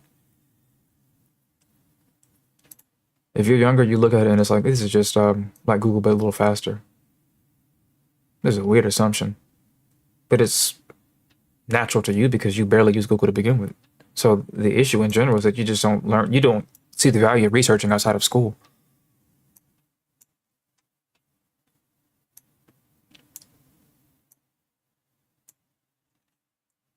I just keep watching it happen. People walk up to me and ask me questions, and I tilt my head to the side like a dog. And I say, don't you have Siri?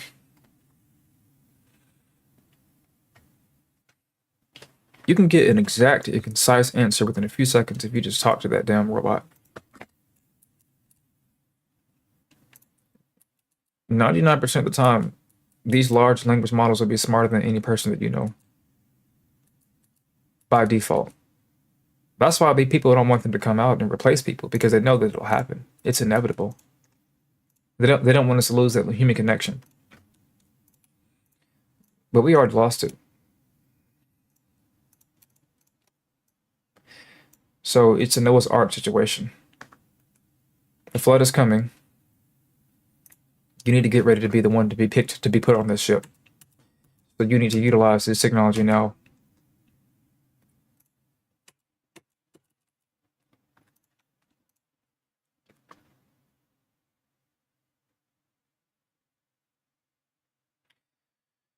What was your childhood? Did you grow up inquisitive, or is this mindset something you developed later?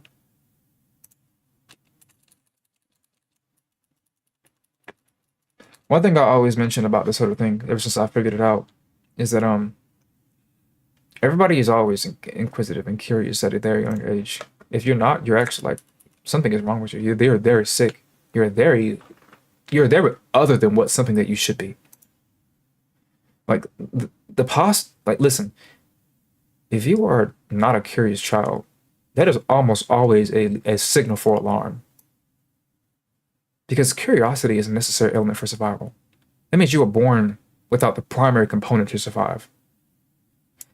We put those children almost all the time in special education because they cannot think for themselves, and they will never do that in reality. And you know for sure that by virtue of the fact that you see most people are not mentally lame, curiosity is an inherent component to every man and woman for the most part. You've just forgotten about it because you had it beaten out of you at a very young age. Actually, you were told and basically abused and traumatized into stop asking questions because you're made to feel stupid when you ask too many of them. You don't think this is true until you raise your hand in the classroom and people make fun of you the first time you raise your hand, and then you don't do it again.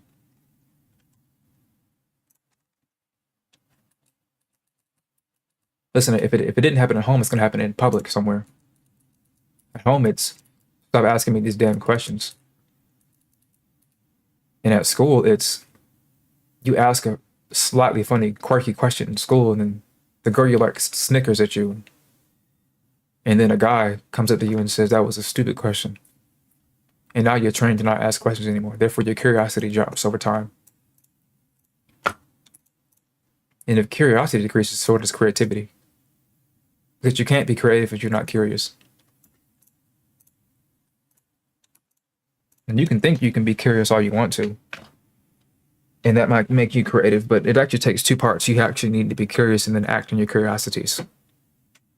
It's not enough to just be like, I wonder. No, the artist is the sort of person who says, I wonder, and then I want it. That's two W's. And when you sit still, you take two L's. Because you don't take any lessons. You just take losses. Because you never experience. You never experiment.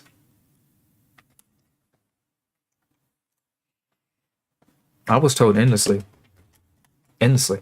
Endlessly. Endlessly. Endlessly. Your drawings are stupid. Your drawings are ugly. Your music doesn't make any sense. Why are you black? Making anime stuff. That's for white people. Black people don't do that. Black people don't talk like that, etc. I was told endlessly what I'm supposed to not do, what I'm supposed to do. Endlessly.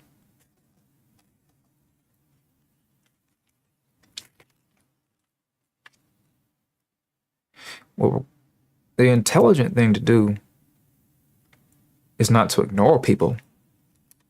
It's actually to question why people would even say any of these things that they say to you at any time at all, ever. Period. What is a black person? You say a black person shouldn't do this, so what is a black person? They can't really answer the question, so I'm not going to listen to the statements. Tell me what a black person is, and I think I might be able to adapt that thing. Now, you can't criticize me for not being black enough. Because if you say a black person is this, this, this, and this, and I say, well, I am doing that thing, and I do this thing too, and I do this thing too. And then you say to me, well, black people don't do this. No, well, tell me where. Where was it? Where was it written? Do you have any evidence for this? Where's the empirical evidence? I have to observe evidence. Otherwise, you're telling me a lie. You're making something up.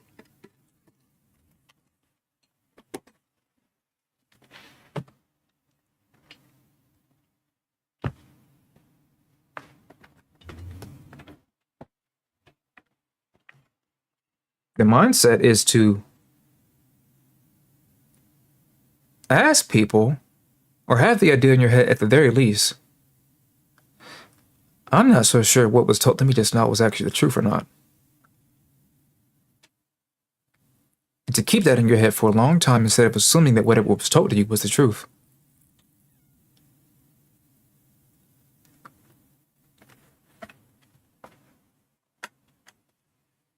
Even a lie is useful.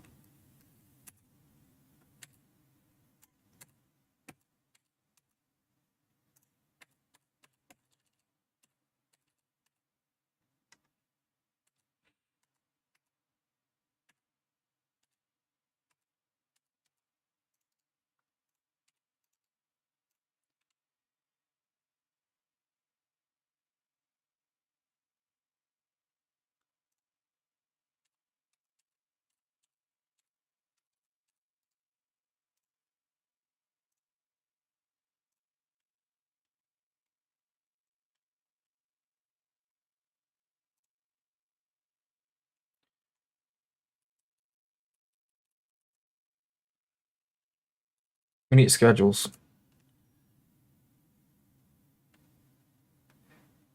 Anything started randomly has a random endpoint in sight. Anything started randomly, you do not know when it will end because it will have a random ending.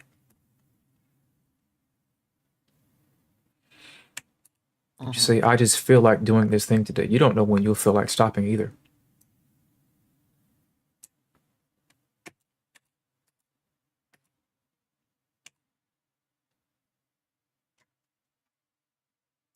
So you need to make a schedule because a schedule isn't random. Right.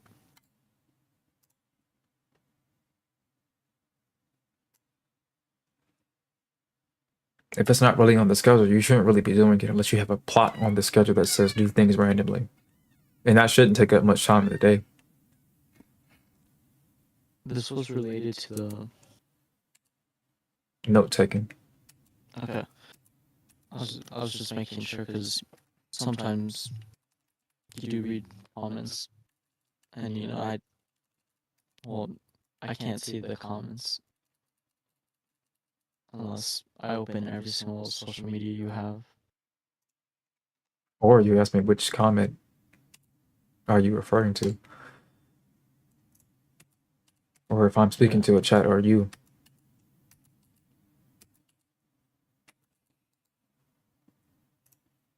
Since I have till Saturday. Yeah. So tomorrow I'll wake up at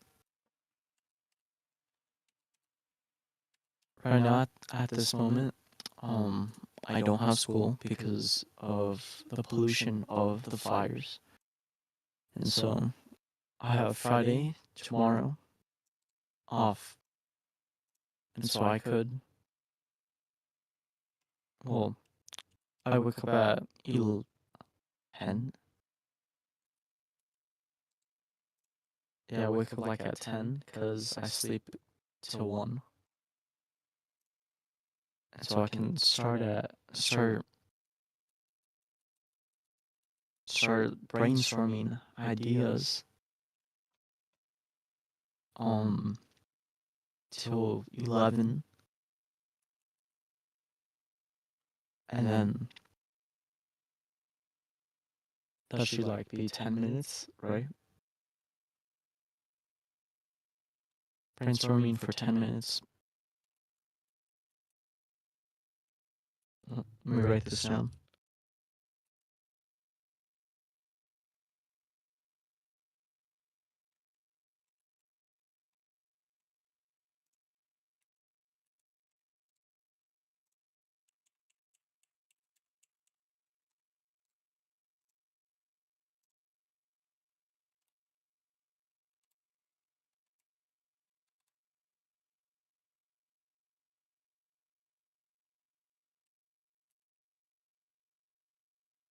Hello, Revenant.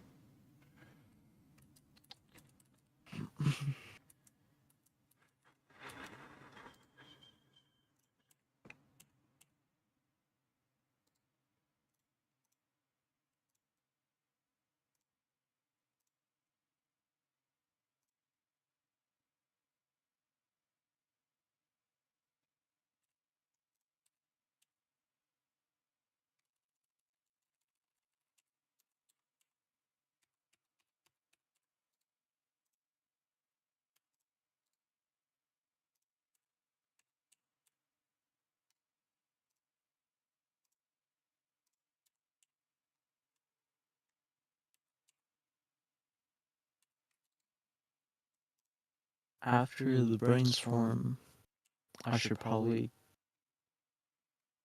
get my resources for the idea.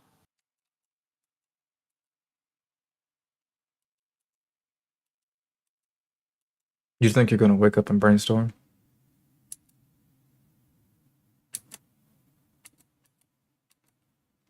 No, I think I'll wake up, out of my bed. So that means climbing down the bunk bed ladder, turning on the Wi-Fi, because my parents always turn off the Wi-Fi at night, and turning on the computer.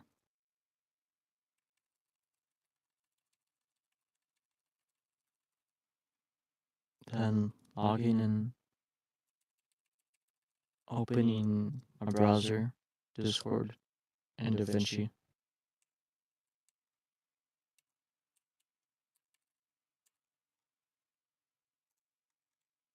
And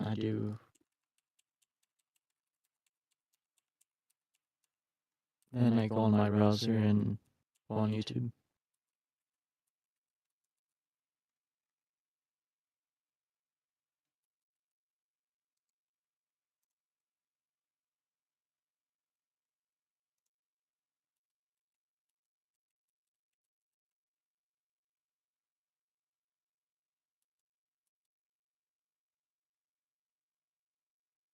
That's my routine.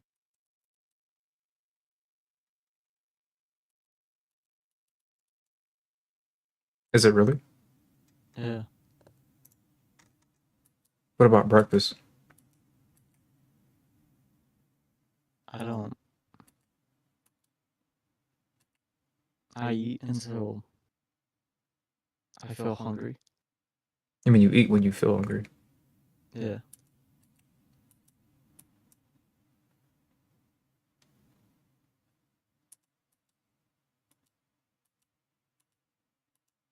When do you shower?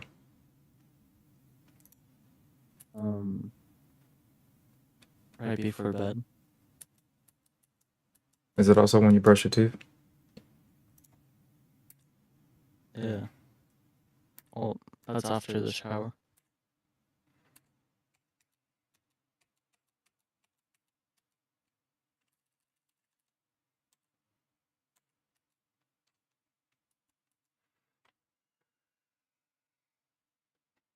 Your schedule used to be written with your responsibilities first and foremost in mind,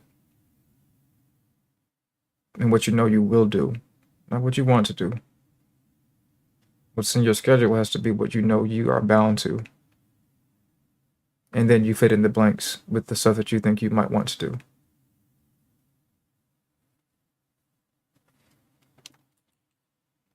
Otherwise, you don't know how much time you have to do these things.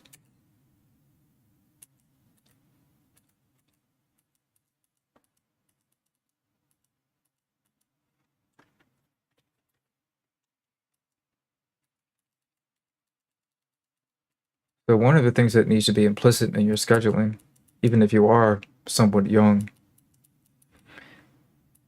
is to figure out where are the pitfalls in your day, meaning where are the points in the day where you randomly are going to be doing something that you did not plan to do.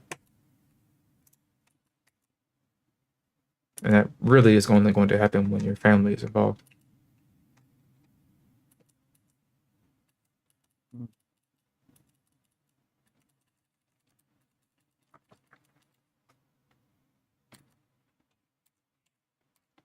It's a simple one.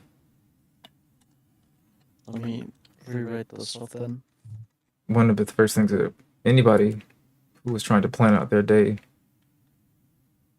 and they know they don't have complete and utter control of how their day goes because they are bound to parental figures is to figure out what their parental figures wants them to do before they ask them to do away later on without any warning.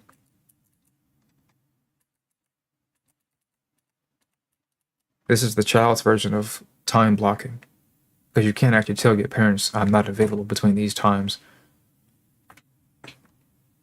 So since you can't block your calendar or your schedule, you have to predict when you will be asked to do certain things that pulls you away from your work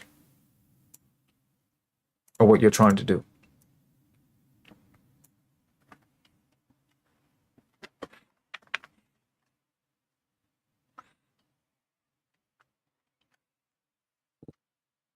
This is why you have to request time off when you are employed.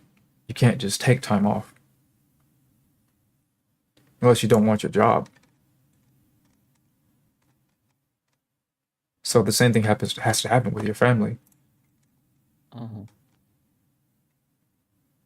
because you can easily use the excuse of, I have to do this thing for my family to get away from the hard work that you're trying to do. Because you know that your family's request is easier to handle than the hard work that you know you're trying to bind yourself towards. One of the things that is implicit in scheduling is to know that you will attempt to weasel out of some of the things that you are trying to bind yourself towards.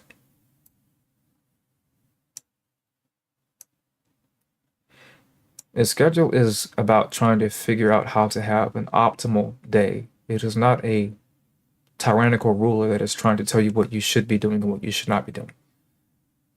A schedule should be benevolent. A schedule should be designed to give you the day that you know you want to have.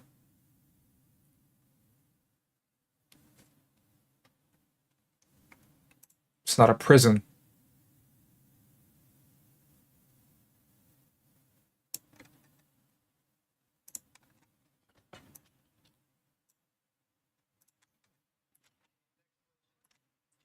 All right.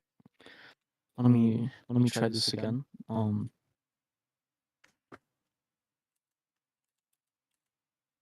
So I will get off around. I do want to sleep earlier, so I'll probably get off at 12:30 instead of 1, and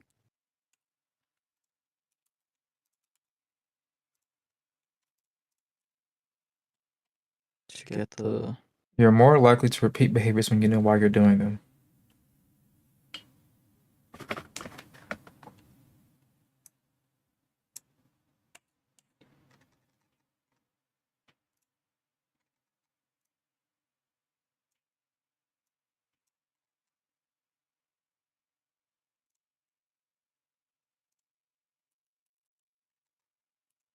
Why did you tell me this? Because there's a good chance that you won't do the things you tell yourself that you have to do unless you know why you're doing them.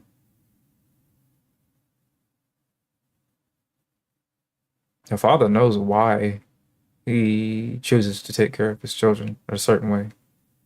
There are certain things that he does not want to happen in the event that he does not instruct his child properly, and he is painfully aware of these things.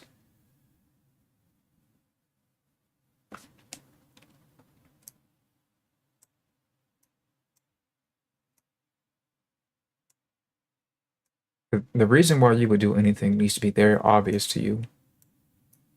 Otherwise, you're just playing some sort of game that you don't intend to win.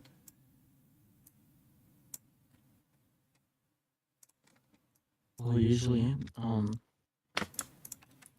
I get off at 1 or 2 because I most of the time you're here pretty late for my time.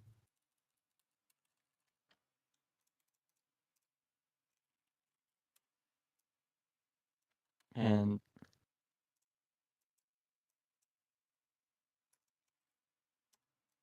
I like hearing you. Well, no, I don't like hearing you. I like hearing what you're saying.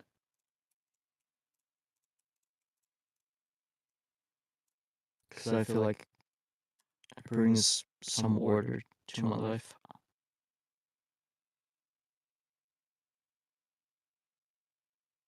You said water? Order.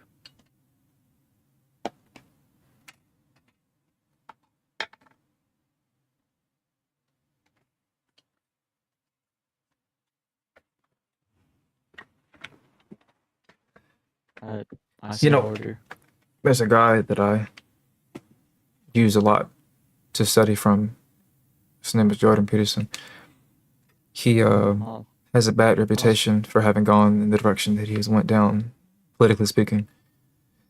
But one of the biggest criticisms that was levied against his writing was that he wrote a book called An Antidote to Chaos.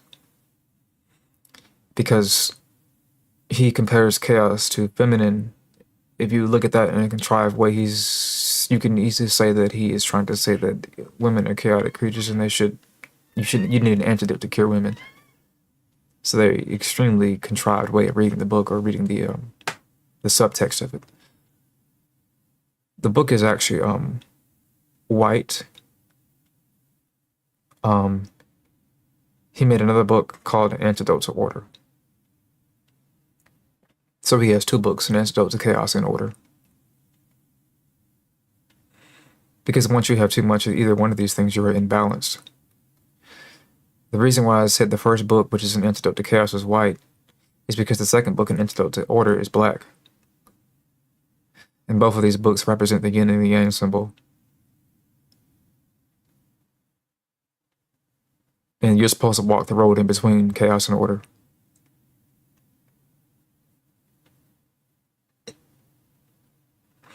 After a certain point of trying to order yourself so much, you can actually get to the point where you order yourself so much that you become so rigid in your thinking that you can't think properly anymore.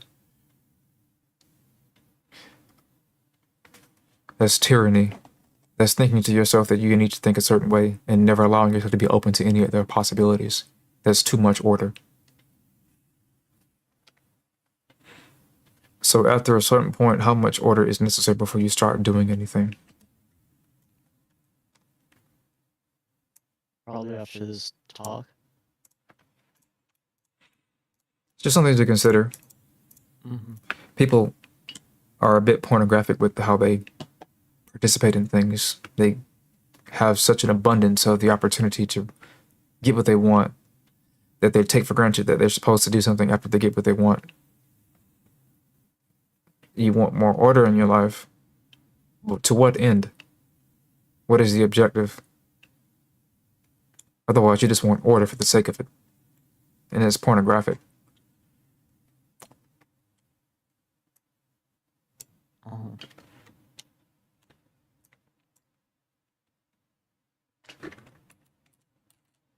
You know, Oni told me that. No, Oni asked me why I make videos, and I told him to, because I want people to watch anime.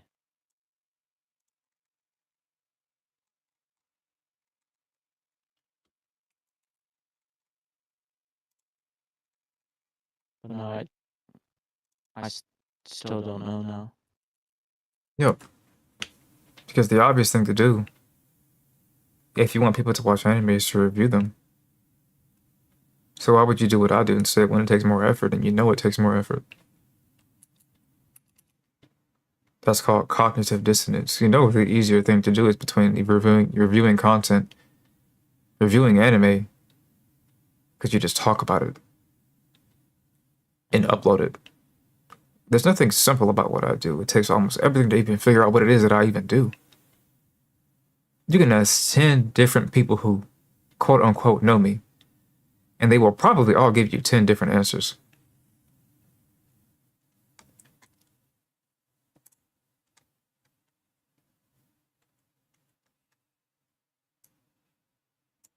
There's also a high chance that 4 of them will tell you that they don't know what I do.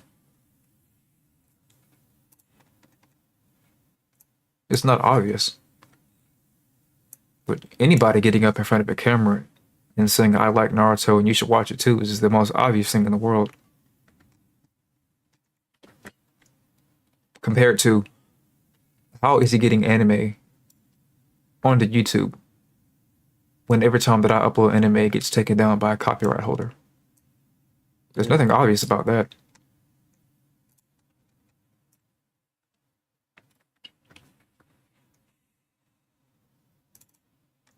I do get. I've been getting those the things that you were saying, the copyright.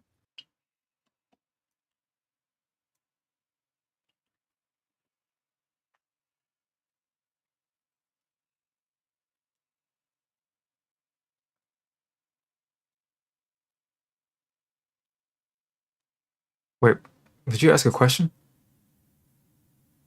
I didn't. You said you did not? Yeah, I didn't.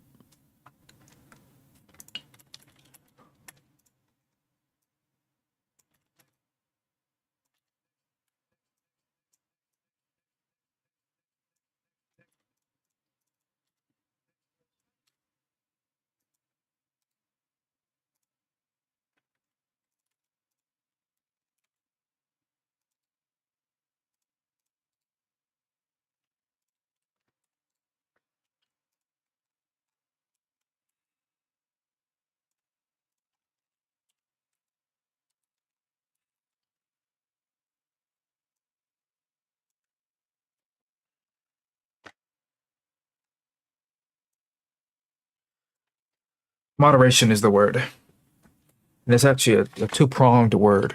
Moderation means 2 things. It means that you keep yourself limited to a certain amount of things. To be moderate. Yeah, to manage, right? And the other part of it means is to observe in a calculated manner. It has to be calculated because in order to moderate anything, you need to be able to have a certain rules that you're using to moderate something. If I'm watching you and I just watch you for the sake of watching you, I'm not moderating you. But if I watch you and tell you you can't do that, it means I'm using a certain rule set to tell you what you can and can't do. I'm moderating you. So I'm still working within a continuum, sort of a refined structure. I'm using some sort of logic that I use to refer to say I'm working within some sort of bounds. So I need to moderate myself so I can act within moderation. What does that mean in the context of taking notes and listening to things that are helpful for me? It means that, number one, if I see myself very often listening to things that are helpful, but I don't see myself doing anything with the helpful information, it means that the information is not very helpful. I need to either change the way that I'm listening or change the thing that is supposed to be helpful, because it's not actually that helpful, apparently. I'm not listening properly, or I have no idea what it is that's being told to me. So I need to decrease the level of education or the level of complexity to the information, because that's too advanced for me, so I don't know what's going on. Luckily, when it comes to things like large language models, because you just don't have access to people who can break things down for you all the time, you can get any idea that ChatGPT explains to you to be explained again in more simpler terms. It's something that most people just are not capable of doing. People will jokingly tell you, if you ask the question, I don't get what you just said, can you explain it in Fortnite terms? And then do a horrible job of doing that.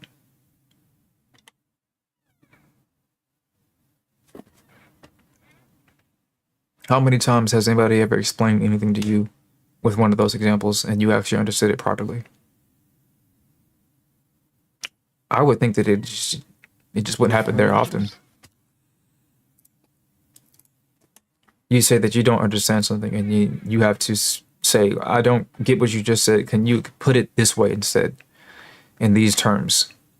Can you really say that more often than not that you actually get it once it's been put into different wording? No, not really. Right. People aren't very good at doing that unless they know the subject matter very well. And most people don't know most subject matters very well.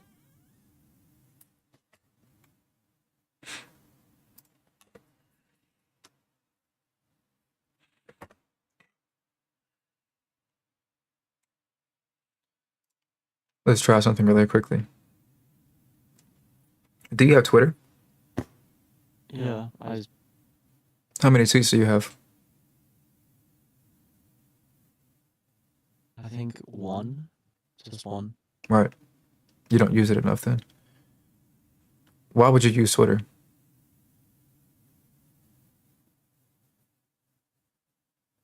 To socialize, to give it a thought, to Give it a what? post art, give out like an idea, a thought.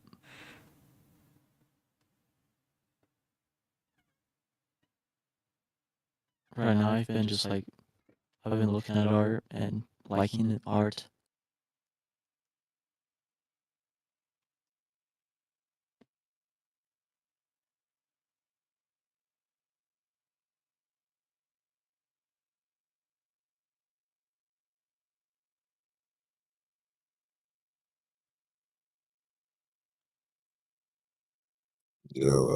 Grew up. Yep. I was obviously like AFK for 1 minute, but and you may be over it now, but I just be just streaming this shit, and it's like for me and once or anyone else talking besides you, it's like a little echo, or like an after effect whenever we talk. Oh yeah, on stream, yeah. All right. I don't know if you beat the game or whatever. I was just saying. I fix it.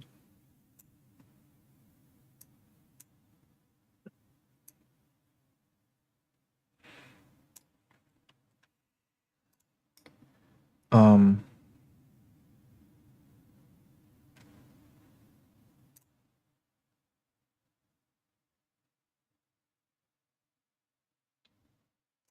Do you know what quantum physics are? Once. I hear that word a lot, but well, physics is just like an advanced form of math, right? It's just math in general. Oh, I think quantum is. I don't know what quantum is actually. So what game do you think you spent the most time in over your entire lifespan? Roblox.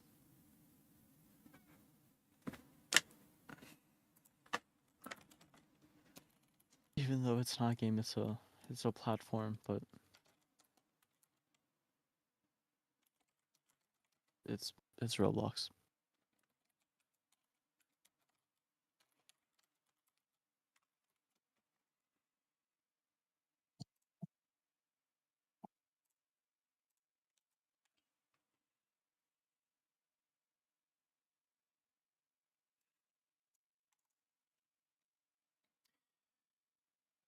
Let's imagine a Roblox game where there are two main game modes.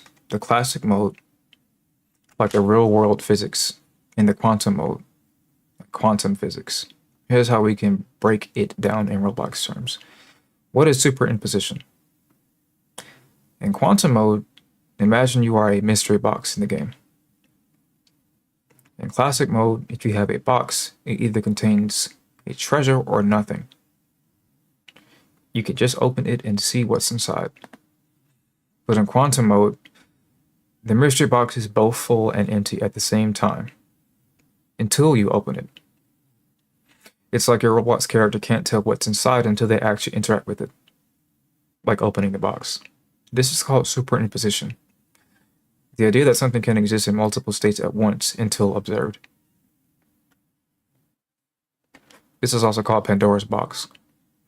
Oh.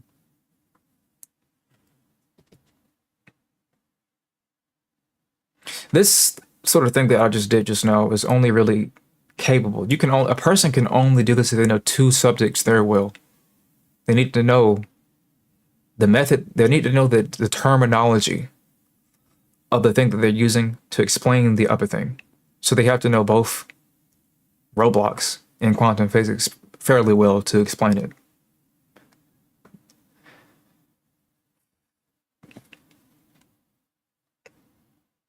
This just shows you how advanced large language models are because it combines multiple languages together to explain things that are a bit too complicated for you.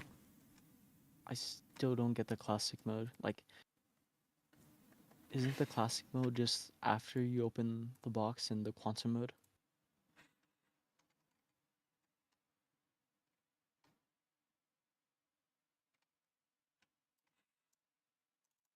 I mean, to be honest, you would just ask that question and then it would clarify. But yeah, that's just how that works.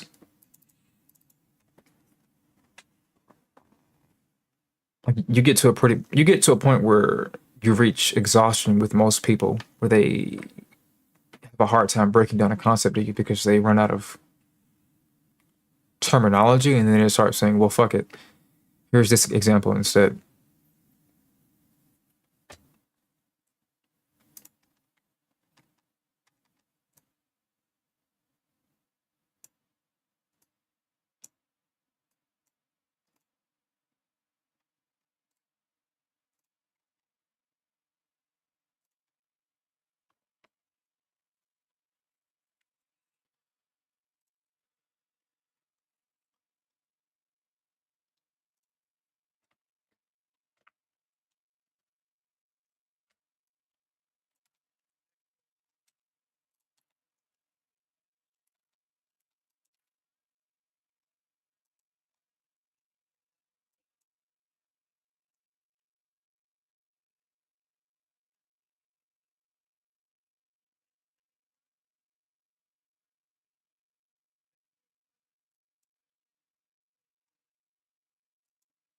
What got you into wanting to learn about quantum physics? Say that again. I was saying, what got you into wanting to learn about quantum physics? You said what match? What No, got I'm you saying into what. it? Yeah. I didn't hear that. Say it again. Both of you start talking What at the got same you time. into it? What What got me got into you it? into? Yeah. Yeah. Because it's a part of the reality that we're into. Almost every philosopher or scientist, it ends up being in the space of talking about quantum science because it's literally at the edge of like why we can't perceive certain things in a way that makes sense to us. Like this is why this is why it's a bad thing to make assumptions in general, because when you make any assumption, you stop at like one or two, and really it could be like an endless amount of things. So quantum science is the study of trying to figure out how you figure anything out in general. It's really what I just said was metaphysics, but a big part of quantum science is having metaphysical conversations, because you have to infer a lot of different things based off of the fact that life is probably inside of a giant computer. Basically, that's the best way to think about it. Right. And you don't really understand how to think properly until you figure out the very fabric of reality, and you're not going to really figure that out, but you can at least get At away least from making the it God sound. language. Say that again. I was saying, yeah, you could at least make it sound. Yeah, the God language is not sufficient for a lot of people. And the God language is basically saying, well, God said so, therefore it must be true. It's just people who pretty much stop at this at the entrance of, I think I know enough. Any more than this is going to hurt my brain, so I don't want to think about it too hard.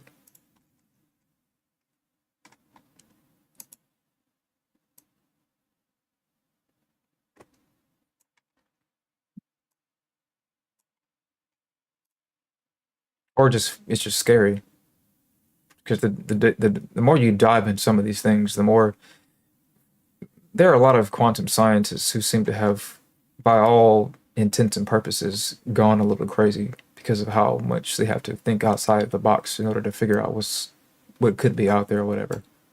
Uh-huh. Philosophers are not doing the same thing because philosophy isn't exactly an empirical science. If the science isn't empirical, it means that it can't be rationally observed with things that we can test and measure. Most things in general seem to not be things that we can put into empirical terms because of the faulty nature of man to overly simplify things. And it's very hard to make things simple, but we make a very good job of it.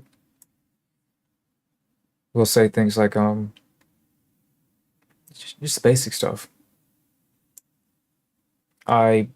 Oxygen exists inside of my lungs, nowhere else. Because when I breathe and exhale, oxygen is inside of my lungs, and when I exhale, it comes out. So people must make oxygen, therefore. That's an oversimplification of the actual process that is actually happening around us.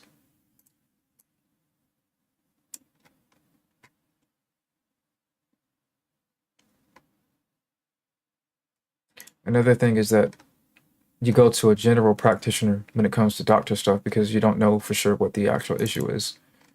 So what they're supposed to do is kind of generally figure out what's going on and say to go to what do they call them, an orthopedist or whatever, whatever for the bones, and then a cardiologist for the cardiovascular system, and then a neurologist for the neurological system, et cetera, et cetera, et cetera.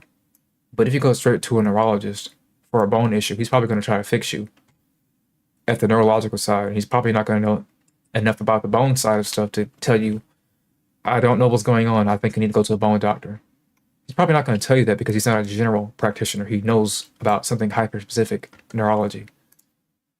The general practitioner knows generally about things going on in the skeletal system, things going on in the cardiovascular system, things going on in the epidermis layer, the epidermic layer, et cetera, et cetera, et cetera. He doesn't have exact, precise knowledge on any of these things, but he knows enough to tell you where to go. So you run into the issue where you are basically, you know too much about one thing or another thing, and you don't have enough general knowledge to say to yourself, it may be any of these things, and I don't know yet. So I better do my due diligence to figure out that it may be many of these different things. I better run some tests.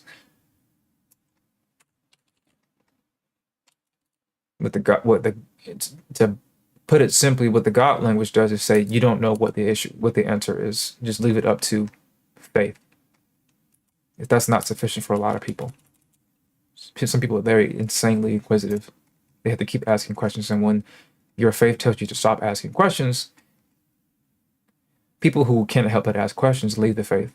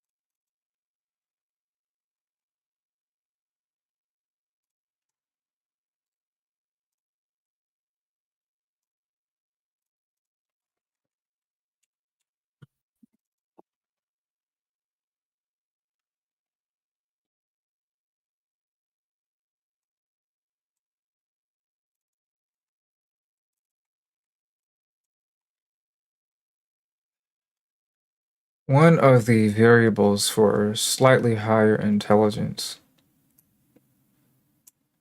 is somebody who knows how to rank order things for priority systems. Rank ordering basically implies that the person who is a bit more intelligent knows what to actually care about. And people who are not that intelligent don't know what to care about, so they don't know how to prioritize things. So they keep doing the same stupid things over and over again because they don't value the thing that is actually useful. People take issue with this sort of idea because it suggests that people who lead miserable lives are just simply people who are stupid. But the saving grace is that you can teach people what is important. That's what religion does. It tries to teach you what is important, what is worth valuing, but they think as still assume that you're stupid, basically, because they tell you that what's important is a man in the sky that cares about you. It's a very nice idea, but it implies that you can't perceive something more complicated than a man in the sky. That's the story, actually. Essentially, God is simply the epitome of morality. But that's not cute enough for you. Most people need a better story like the epitome of morality looks a little like you. Oh, okay. Oh, okay. So is it a person? Kind of. How are you kind of a person? Well, if he was just like us, he wouldn't be able to make us with his imagination. What? He can do that sort of thing? How is that possible? Well, he was here first, so he put everything into picture. But you keep saying he, is it a man? Well, it has to be. Who do you respect more, your mother or your dad? Well, my dad. Well, why do I respect my dad more than my mom? Because he's the match. He's the provider. He goes out and gets things for you. Your mom just tends to the house. That's good too, but your dad goes out and fight wars and things like that. So God has to be a man because that's what God does. He does everything. A man does everything too, technically. So what religion tries to do is oversimplify very complicated concepts by giving you things that are similar to what you kind of already know.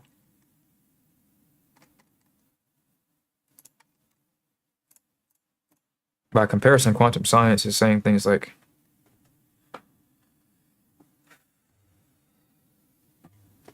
God basically exists, but he's really only in your head. So technically, you're already in heaven. You just don't know it because you're being punished constantly because you know you're doing things that you shouldn't do, and he's aware of that because that's how he can always watch you because he's in your head. That's why he's always watching you because he's right next to you constantly. You're God, and not at the same time. Very metaphysical idea.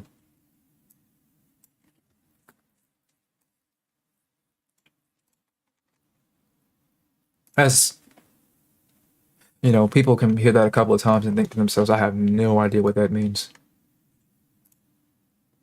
But it makes perfect sense to me because God is basically God is not necessarily the highest morality. It's actually the highest thing that you want. So if a man is drowning in the water, he's not going to call out to God. He's going to call out for air or for someone to help him. You can only perceive the highest maximal need in approximation. So God has to be super local.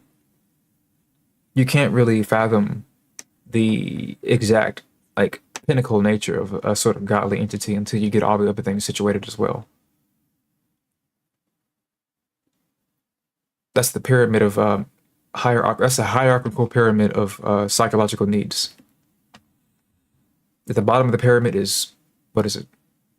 Getting yourself together. It's, what is it, like food and water and all these basic things. And as you start to move away from the bottom of the pyramid towards the top, you have things that start to get a little crazy. Maslow's hierarchy of needs. I bust this out a lot. So the pyramid, why is it so small?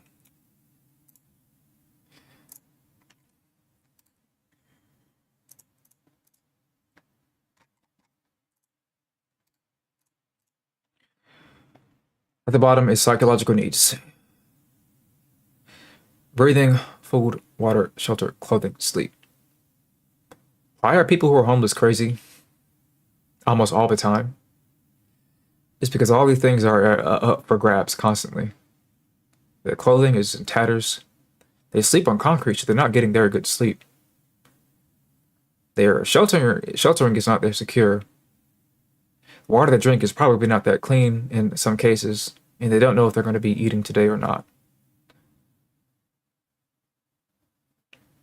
Breathing is an interesting one because people don't understand that if you breathe consciously, your health starts improving. But if you let your breathing be subconscious, then it's kind of an out of the way thing. One of the most common meditation practices is called breath meditation. Because when you control your breathing, it starts to take care of a lot of illnesses in your body.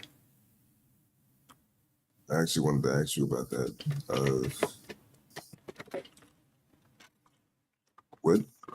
Have you tried different types of meditation, or are there actually any different types of meditation? Because I know anytime I've ever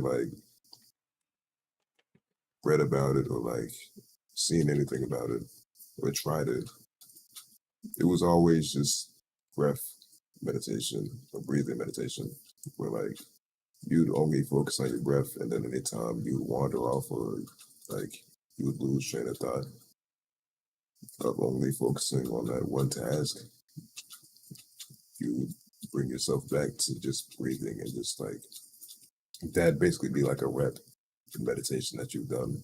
Mm-hmm. Is it possible to do that with anything else? Like not related to breathing? It's been a while since I've. Say if I'm thinking.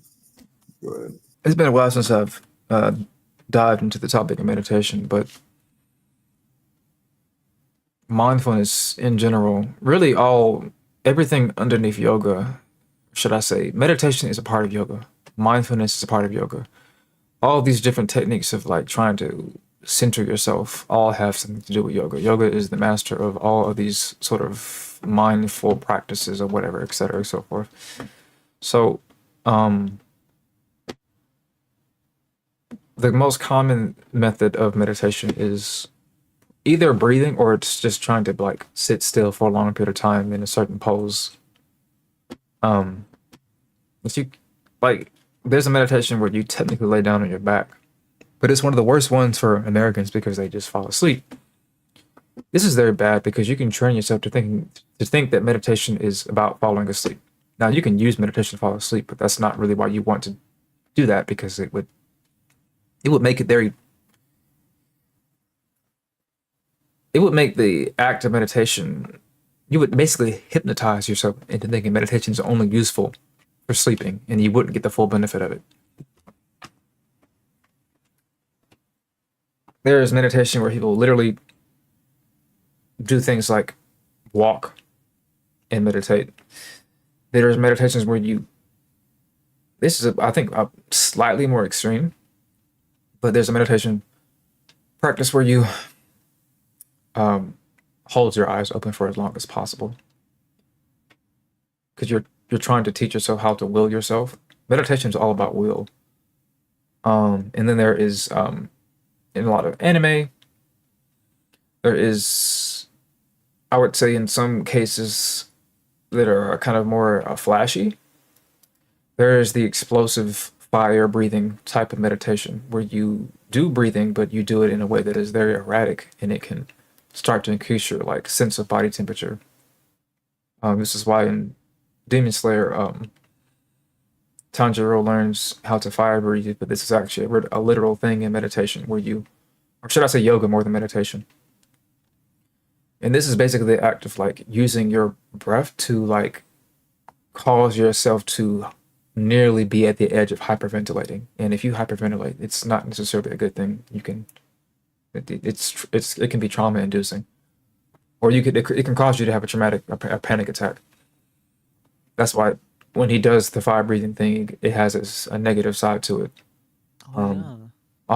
almost all the time they have anybody who is doing that sort of fire breathing, they have other words for it too. There's always a negative side to it. If you don't control it properly, it'll end up blowing up in your face.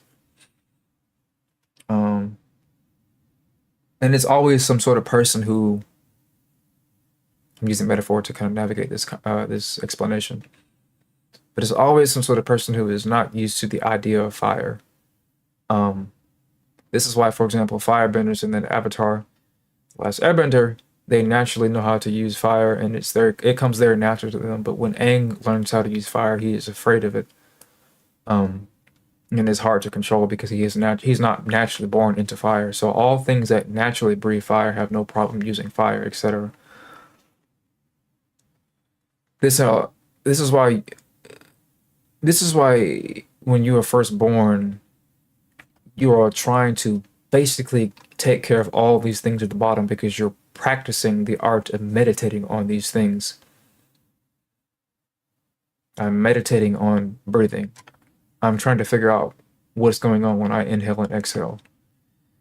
Breathing as an infant is a fairly complicated thing. You can't really perceive it that well, so you don't spend too much time meditating on it. But it's very easy to meditate on food because you just put a car in your mouth, a little toy car in your mouth, and you nibble on it for a few seconds, maybe a few days or weeks or years before you start figuring out that it's not digestible, or it's not edible, or it's not doing anything for you when you chew on it.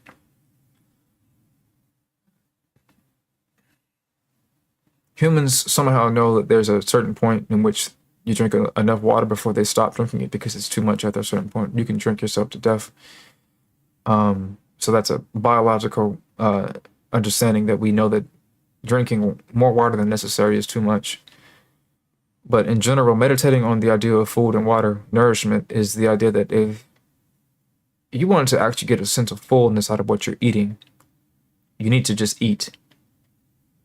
If you ever feel like you aren't getting full when you eat something, it's because you're probably doing something else. Therefore, you're not focused on what you're eating.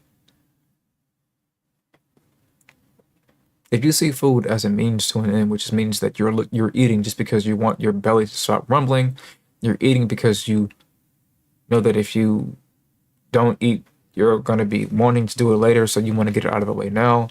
If you're trying to overly objectify your reason to eat, you probably won't get the best response out of it. So one example is if you stress eat, you're more likely to get fat. Certain foods that you eat, your body has a certain ability to not digest the food properly because you turn certain things in your body off for digesting the proper things inside of the food when you are stressed out when you eat. So you end up absorbing the wrong things in the food and not other things, and things end up going into your fat and not your actual body.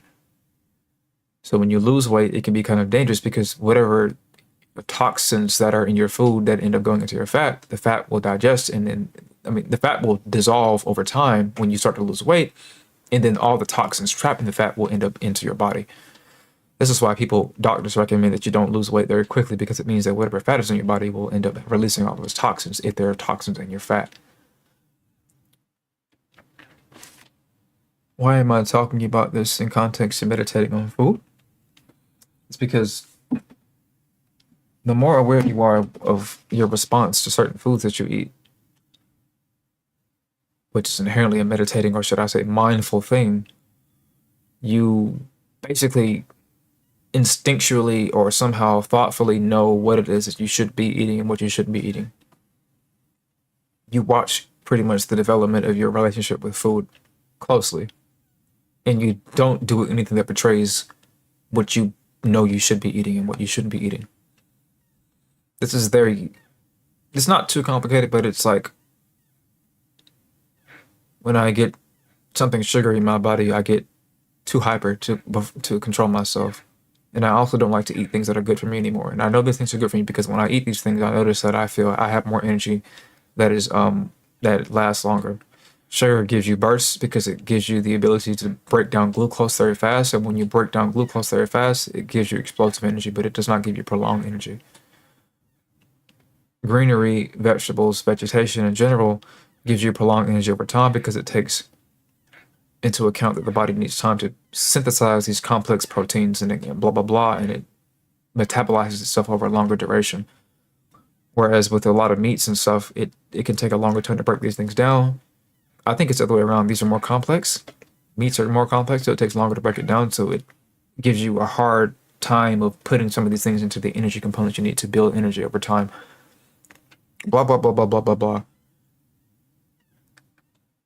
If you are mindful of what it is that you're eating, because you're paying attention to how your body responds to what you eat, you can put it to paper. You can say, I feel very bloated whenever I eat such and such thing. But when I eat this thing, I feel like my bloatedness is being cured. I feel very heavy when I eat this thing close to bedtime. So I think whenever I eat food during bedtime and wake up and feel nauseous, is because that I ate that thing before I went to bed. This is a relationship with food. It is inherently meditative because you're paying very close attention to your body. And you can really pay closer attention when you sit there and basically at the table, there's no TV, there's nothing. It's just you and the plate of food, and you're invoking,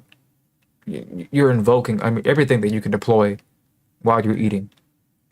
You can look at the food. You look at whatever it is, and you sit it and you watch it. You look at it glisten and everything.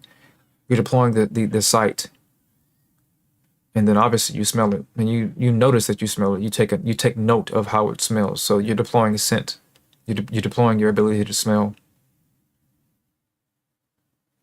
Hard to hear food, but you can basically hear the way that you brush up against it when you are trying to perceive its texture.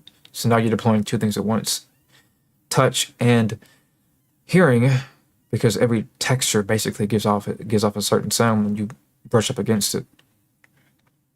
Same thing with how things happen when you cook food. You can kind of tell what's going on in a pot based off of how it's bubbling. So you're using your hearing to give you a good sense of what you're doing when you cook certain foods, because they have to make a certain sound based off of what chemical property you're using to cook the food. Chemical property meaning some sort of reaction. What am I talking about, therefore? Well, putting something into a microwave is a certain physical reaction by giving things heat in an oven.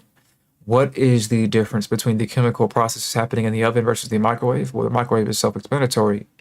The oven isn't. It should be called a heating, not an oven. The microwave is microwaving the food.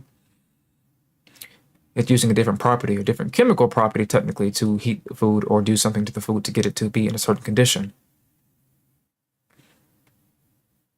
All these things have an effect on the food. Therefore, it also has an effect on how you digest it. Because you can cook all of the necessary nutrition out of food and not get any nutrition out of it. And you can notice that if you pay attention. Again, this is being mindful with even what you eat and and how you cook it. The reason why you have to start at a very basic set of things like, oh, I don't really know what it means to hear if food is being done cooked properly or not. Yes, let's say you're blind and you fucking can't see that your food is being charred in front of you on a skillet or whatever. So you use your hearing to hear if it's being cooked properly or not. I love the smell.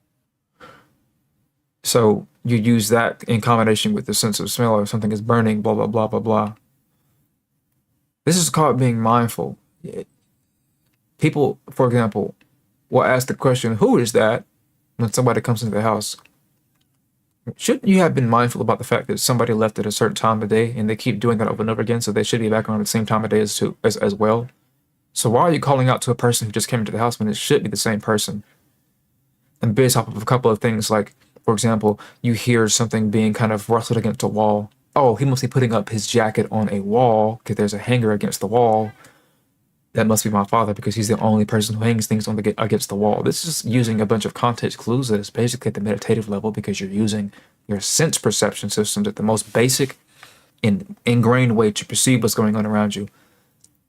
All this is suffice it to say that if you really divorce yourself from how your brain is trying to make sense of the world around you, everything feels like a nightmare constantly. Somebody comes in the house and you say, "Who is that?" And then he or she has to call out their name. Because it is scarier for you to sit there and wait and figure out that it may be somebody else than it is for you to sit there and, well, number one, there's no reason to call out because in the event that somebody walked into your house that isn't supposed to be there, you already halfway in trouble to begin with. So calling out to them isn't going to help your situation. In fact, you probably just fucked yourself by alerting yourself to their presence. So you committed suicide by calling out to them. But you wouldn't know that because you are so consumed by paranoia that you call out to them and got yourself killed, essentially. It never makes any sense to call out to anybody when they come into the house. It makes no sense, but it makes perfect sense in the event that you assume that by calling out to somebody, they will say, "I'm Jeff," and then you go get your gun because you don't know who Jeff is.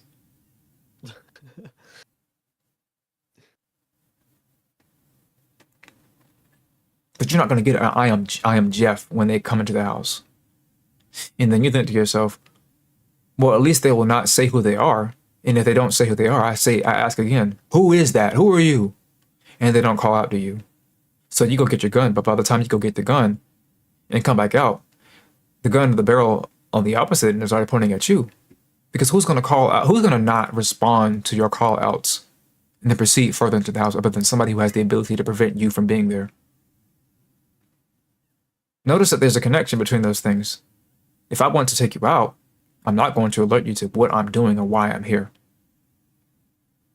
But if I want you to not get alarmed, then I have to call out to who I am, even if I am a stranger. It's me. I am from Charter. I'm installing the cable. Nobody came to the door, or I saw that it was unlocked, and I came right in. And I was worried because nobody, the door was unlocked, so I just came right in. It was actually kind of cracked, so I just kind of walked in. I'm sorry if I alarmed you, ma'am.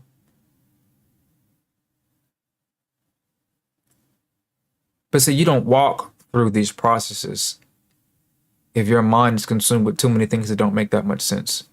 And the reason why your mind will be consumed with too many things that don't make sense is because you haven't walked through the sensible pathway to make sense of these things that you think don't make sense. You just think they don't make sense, but you have to spend time on moving something from unsensible to sensible. Again, to use the ant blowing example, what would cause somebody to blow their breath on ants? Well, number one, you spend basically all your life exhaling, which is already blowing your breath in general. You just did it just now. You just did it again. So it makes perfect sense that you would blow on anything at some point. But you're asking what is the difference? How do you jump from exhaling softly to the point where you can't hear it to actually blowing on something? Well, this is the same reason why, for some reason, people have a tendency to spit on people when they want to disrespect them, because they know that inherently anything that you can do to upset somebody is something that is considered an act of aggression. And spitting is one of the most common things you can do to be aggressive towards people because it is a disgust response when spit enters or exits your mouth and touches someone else. The reason why you know it's disgusting is because you know that you wouldn't want somebody to put their spit on you. This is how the Adam and Eve effect works, where they gain the knowledge of the tree by eating from the tree of knowledge. They gain the knowledge of how they could die along with everything else. So when they see themselves, they don't just see themselves naked for the first time, they see themselves as vulnerable. So they cover themselves up because they don't just feel vulnerable as a naked person, they feel vulnerable because they now know everything, and everything includes mortality. They learned how to die by eating from the tree. God didn't make it so that they could die. They ate from the tree and they learned the act of dying. Now they are no longer immortal because they ate from the tree and knew everything. And everything is everything, and it includes the act of death.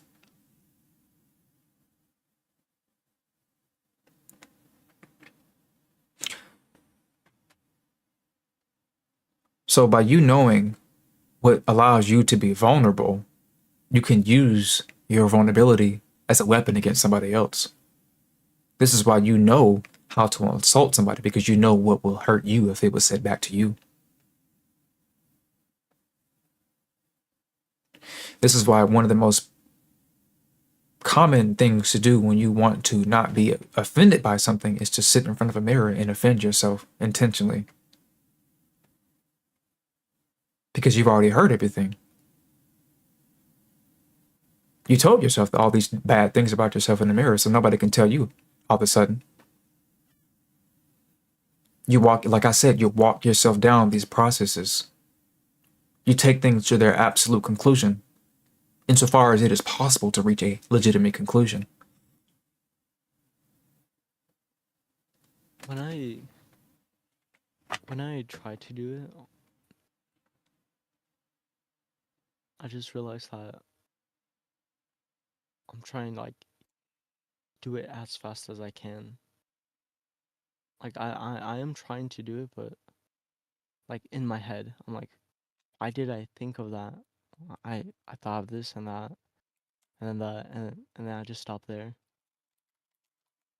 And like sometimes when I try to think of something, my mind goes just blank.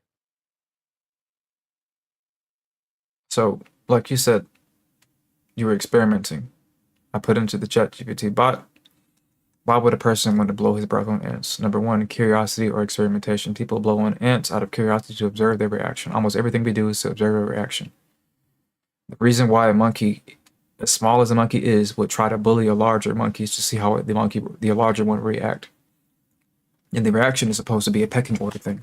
Don't mess with me, I'm the big monkey. I'm the kahuna around here. If you disrespect me, I will have you torn limb from limb. And you learn that because you need to learn what's going on around you. But you can't know what's going on around you until you get a reaction out of that thing. You don't know what's hot until you put your hand on that thing and then you snap your hand back real fast because you learned about that thing that made your hand burn up a little bit. Uh-huh.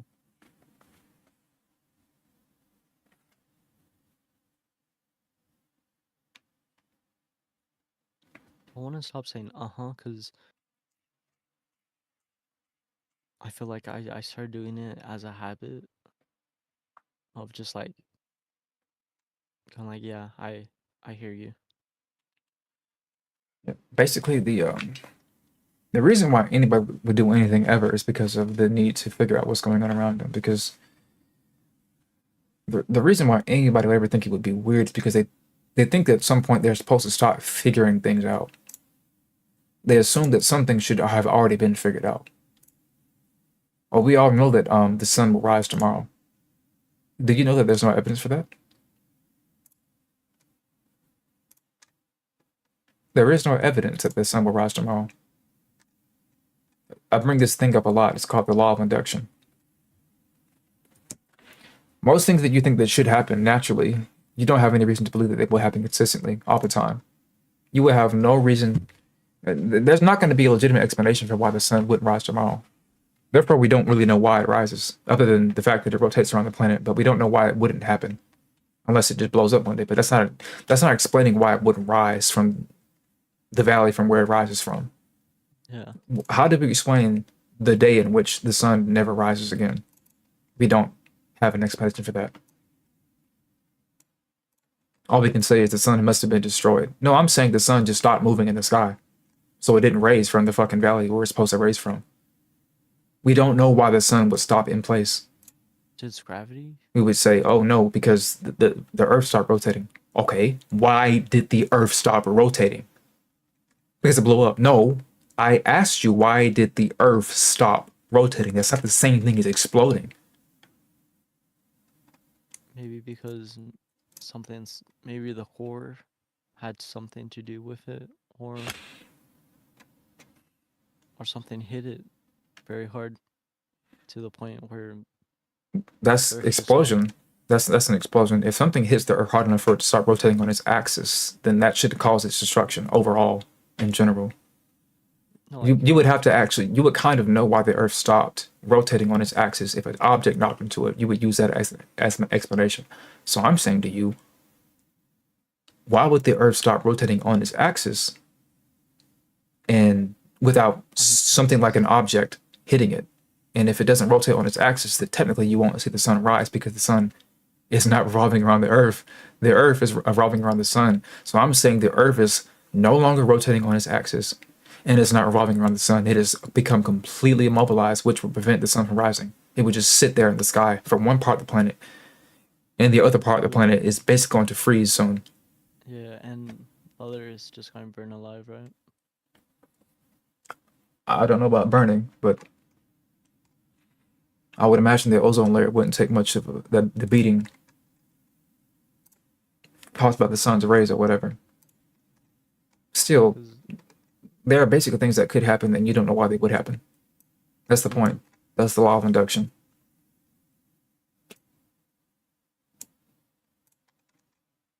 That's why there's a famous quote that everybody says that Winston Churchill said it, or Truman or whatever.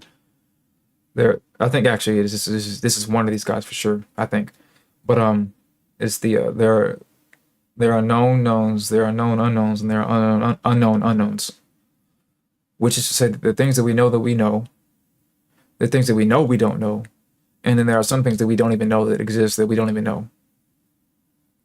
There's some things that are so unfathomable that we can't even get to the point where we might consider that there's some thinking that we don't even know we're capable of thinking of.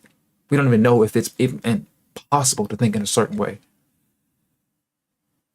People would say very poetically or very smartly that there's nothing new under the sun. That's because we're talking about one sun. They're not talking about all the other ones. That statement only works on Earth. There's actually more to consider than when you start to expand out past where we currently are, our current human perception of what we're able to perceive. Nothing new under the sun. Well, have you seen gamma rays before? We know they exist, but have you seen them? So there is something new under the sun. You just haven't seen it. And then you'll say, well, it's there. I just can't see it. Well, that means nobody's seen it yet. That's a new thing if you'll be able to see it, asshole. Your perception system is very inadequate. Can you see sonar waves? No. You need a radar for that. Can you see Wi-Fi waves? Are those the same thing? No. Besides using your phone to look. Your phone can't see them. It can detect them. It can't see them. Oh. Oh yeah. No, cause what I thought about is when I said that, I'm thought of, you know how your device has like the Wi-Fi and then there's like it's not bars, but it's like a dot and then a column after a column and then it gets bigger. Yep. That's detection, though. Sight is a manner of being able to predict where something is and then navigate around that thing using your sight. So sight is inherently a thing that only agents who need sight to navigate can utilize. So you wouldn't say that an object can see. You would only say that sort of an entity like a person can see. Or a bat, because a bat needs to be able to use echolocation to navigate the area around him. bats are blind. They use echolocation to move around. Therefore, they're not really seeing. They're using a sense perception system that uses vibration to detect what's going on around them. That means they can Yeah. perceive vibrations. But can we perceive vibrations? Not as well as them.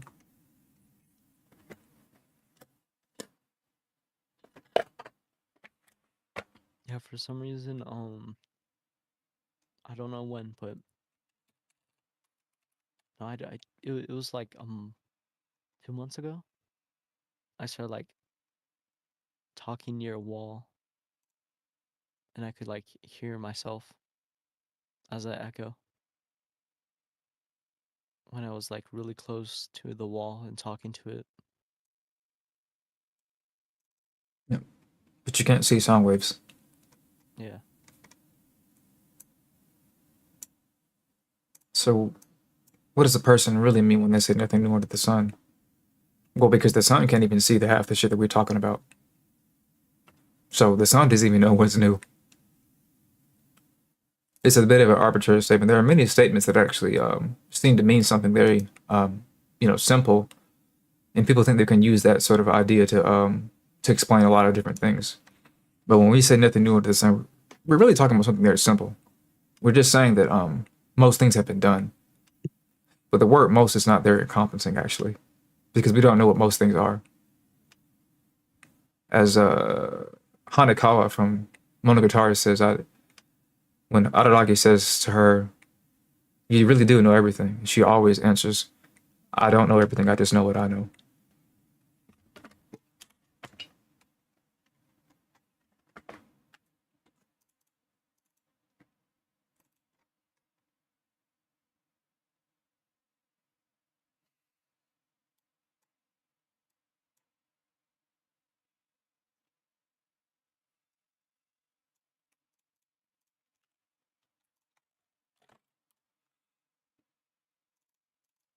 Jesus Christ. What anime did you say again? Monogatari? Oh, okay. For some reason, I thought of Ghibli. For some reason,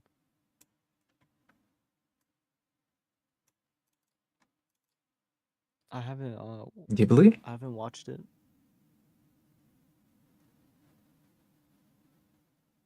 Did you say Ghibli? Yeah, when you said Ghibli is Monogat, an Ghibli is an anime. no, like no, I for some reason I thought like just the idea of Ghibli when you said that. Like when I mean the idea, I mean like the art style or like one of their movies. You thought of an art style.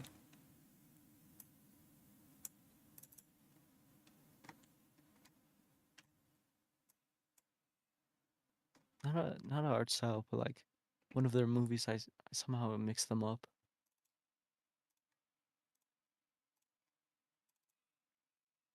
I don't know how I did that, but Have you ever watched a Ghibli movie before? yeah, What have you watched? the the new one, the Heron, Is that it? Ponyo, huh? Is that it? Just the new one? Mm, The Ponyo, a little bit of um the one where there's like big bugs and stuff. I didn't fully finish that one though because it was at school. Why did you watch these movies? Huh? Why did you watch these movies? Well, it was Japanese class for the big bug one. The heron one, I went and watched with a friend, so I did. That was really enjoyable. Ponyo, it it was at my grandma's house, and also in this house too. Well, the house I'm in right now, but first time in my grandma's house.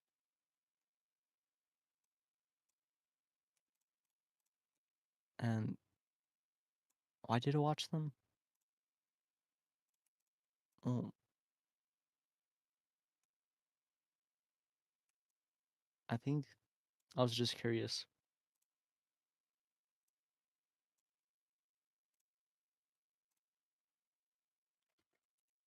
I was curious how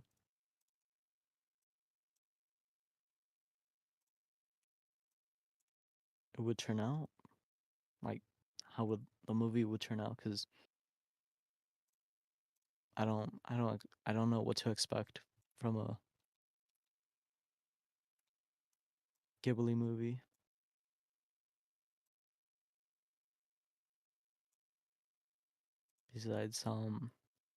Besides, like, obviously, like, I think the I think the art style is consistent, right?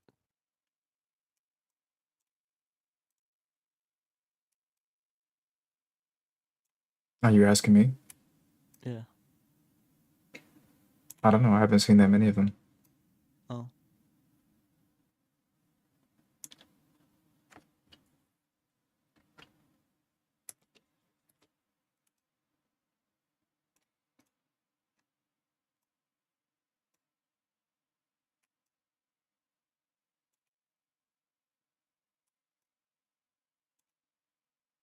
I think you associate thinking with Ghibli movies.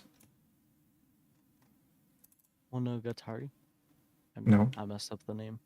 I think you associate thinking with Ghibli movies. I did.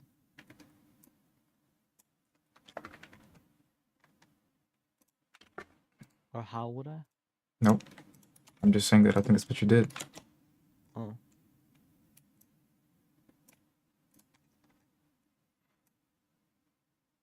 it's not like That's weird because like I don't like usually think of Ghibli. Yes, because you haven't had much of a chance to experience it. But when you go to your grandma's house to watch a movie, you're not going to go watch High School DxD at your grandma's house. You're not I going to go watch usually Infinite Stratos or any harem anime at your grandmother's house. What's appropriate to watch at your grandmother's house is a family-friendly movie, something that kind of gives you a sense of teaching or Mhm. instruction. That means that you're subconsciously associating Ghibli with an environment that is somewhat educational because you watched one night at school and you watched one at your grandmother's house and you watched one with a friend because you were curious. So all that was basically in the vein of trying to figure things out. So when I say the quote, I don't know everything, I only know what I know, that sounds somewhat profound to you or philosophical. So you relate it to Ghibli. What that sounds like to me. yeah, sounds like what a Ghibli character would say.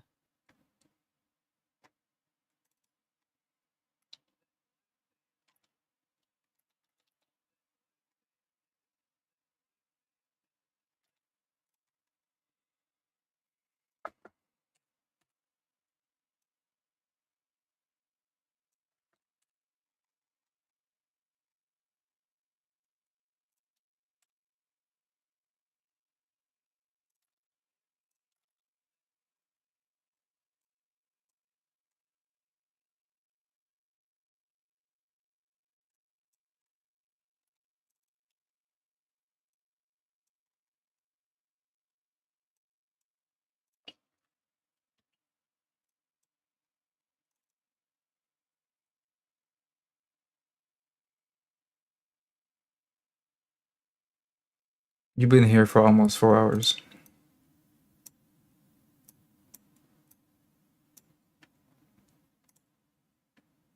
What have you written down during the course of these 4 hours?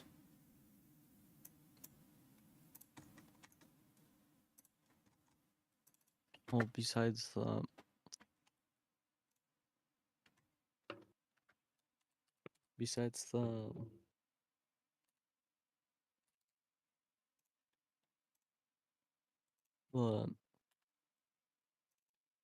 uh, I wrote down the you told me to try to systemize my notes and then trying to actually write down how I would wake up. Other than that, nothing.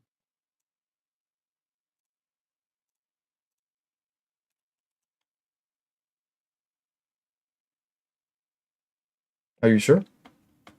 Yeah. Oh,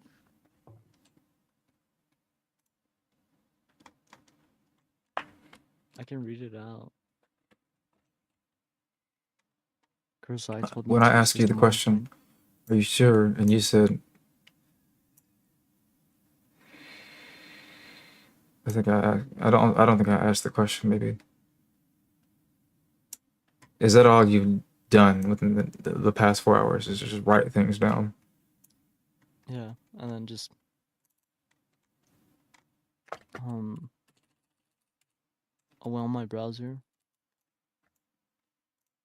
You mentioned Twitter, so I went on Twitter, saw some art, and then closed. Then organized my browser, and then closed it. And I went on Osu because there's this one song that is really catchy that I do not remember the name. And I tried to play the song with no audio, even though it's a rhythm game.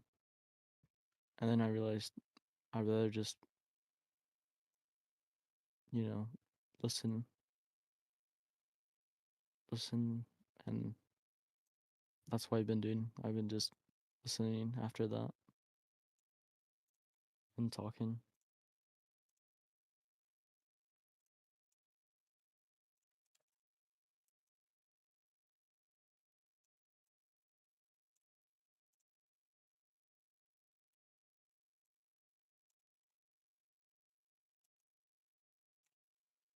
You'll have to figure out how to put in your schedule the times that you'll spend drifting off doing other things like that. Because when I asked to think about what you've been doing, you basically kind of like sidestep what you actually were doing because you do it so subconsciously you don't even realize you're doing it.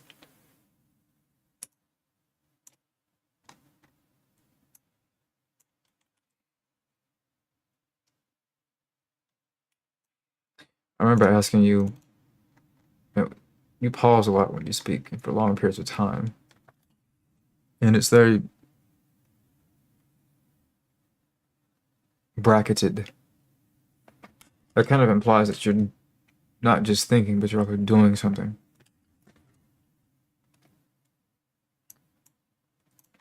Usually,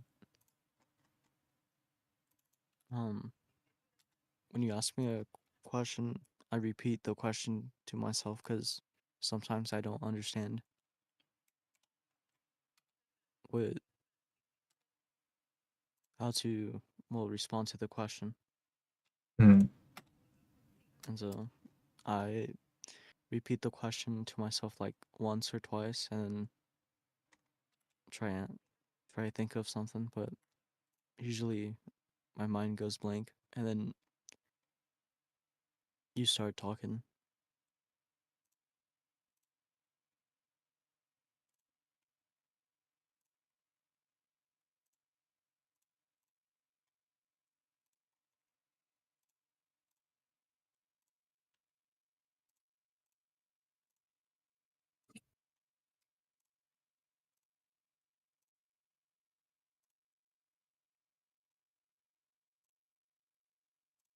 You would definitely benefit from the schedule.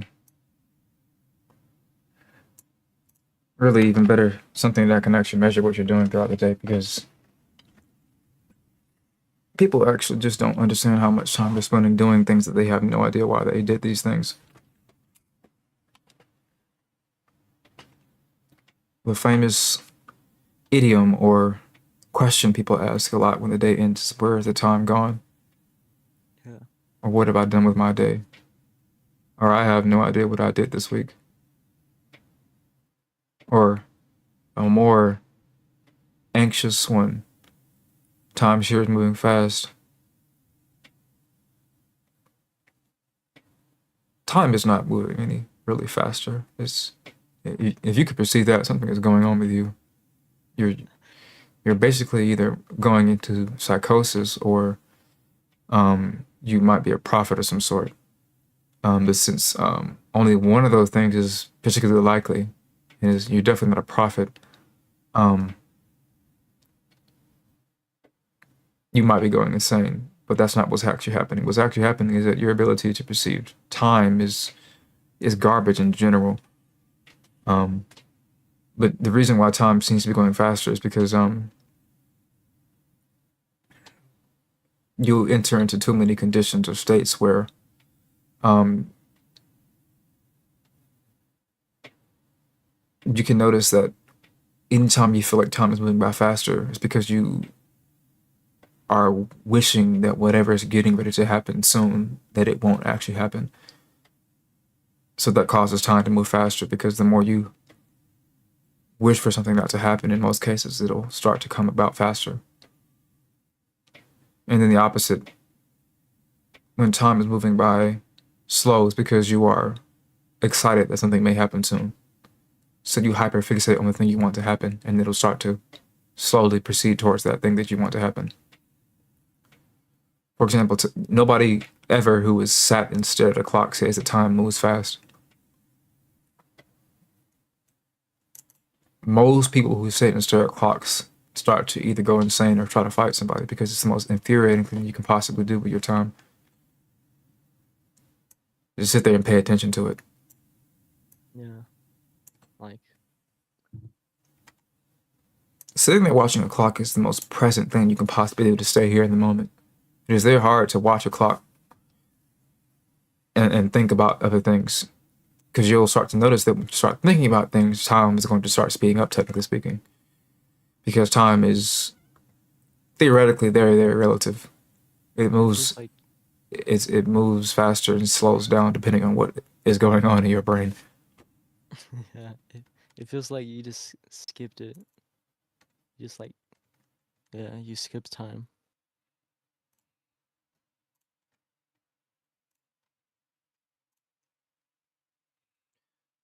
Time is also tied to memory. That's the only way you can even know time is moving forward because you have memory of the past. Mm-hmm. So if you start memorizing things and you have a worse time of trying to figure out what's going on around you.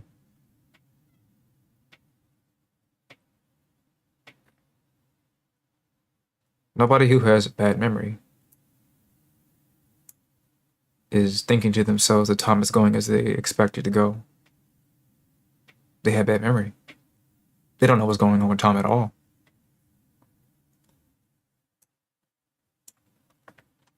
They say all the things associated with somebody who doesn't know how to utilize time properly. I was late for work because I thought that blah blah blah time, whatever thing it is, it's time related. I forgot that it was daylight savings time. I forgot that I had to be at work on Monday. I thought it was last week where I wasn't going to work on Monday because of some holiday. It's just a person not being responsible for their memory. They don't have anything in place to make them memorize things. Because in order for you to consolidate memory properly, you have to have some sort of important thing that you would cause yourself to remember something. You're not going to remember the name of somebody that you don't really care too much for, but you will remember the name of somebody you love and the name of somebody you hate.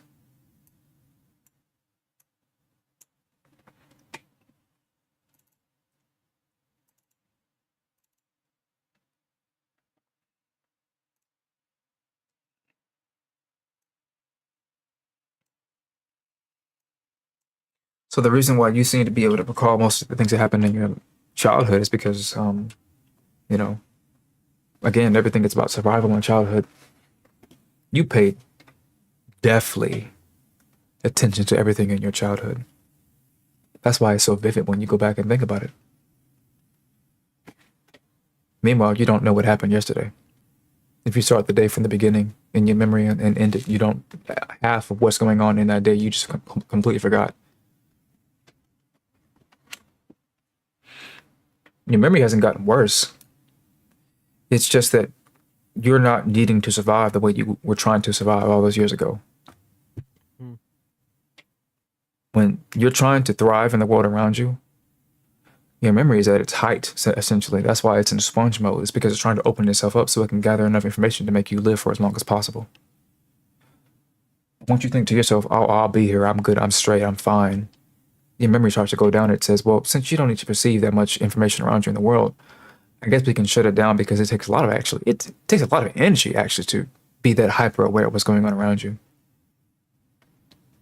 It takes a lot of energy actually. It takes everything you've got. Try it. Try to walk into a Walmart and sit there and make eye contact with everybody you walk past. See how that works. Difficult. Try to do that, and then try to look down on your legs to see if you can walk properly. 1 foot, 2 foot, 1 foot, Wait. 2 foot. Wait, why? Because you have to be hyper aware of everything. You're walking, you're breathing. What you bump into. Oh wow, am I hurt? Wait, I'm gonna cry. I'm kind of hurt. Wait a minute, why would I cry? Who are you? What's your name? How come you didn't tell me your name? Are you scared of me, or am I scared of you? Try that out. You'll be exhausted before you even leave that damn store. You'll go home and go straight to sleep. It's a good workout.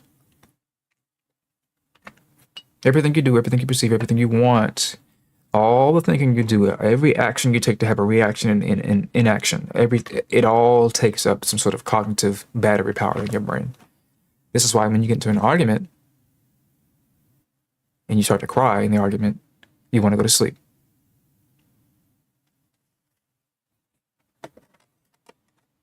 You want to know how to get good sleep in your life? Have somebody beat the hell out of you, physically. Because it's not just that you're getting pain inflicted on you that's causing you to become more fatigued and you want to rest. It's actually they're emotionally traumatizing to be in a fight. Oh. There are two things happening. I think of the Baki kick. Bucket the grapplers. You know, usually when they lose a fight, they're just chilling in a bed. It happened in Dragon Ball Z. In the early stages of Dragon Ball Z, they were in the fucking the healing chambers. When Goku was fighting the virus off, the heart virus, he was in bed for like an entire fucking arc, basically. Because your body is fighting. You might not be. You're not inside of yourself spitting out white blood cells, but somebody's fighting. It's just not you. I mean, you're not completely divorced from the process going on, because if you just sit there and think you're going to die and you're depressed and you don't get good sleep, and your body will know for sure that it's not getting the resources it needs to actually fight off this virus properly. So you'll probably get sicker and sicker and sicker because you're not resting.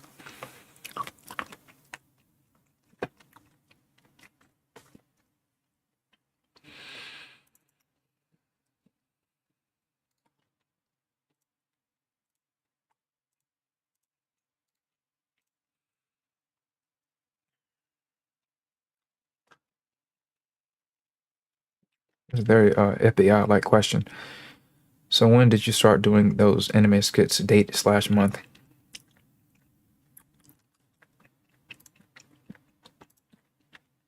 That sounds like a comment. Is it? Yep.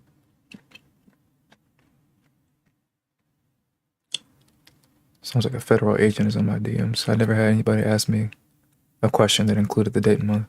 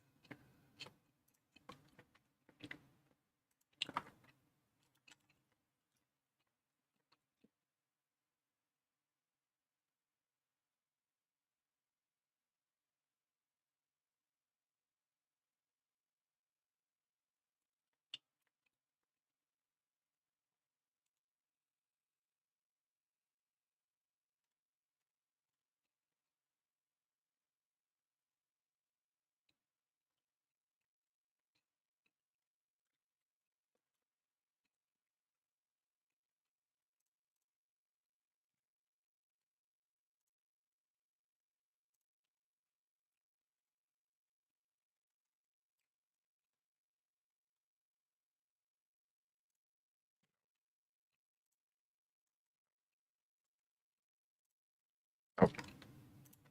Oh.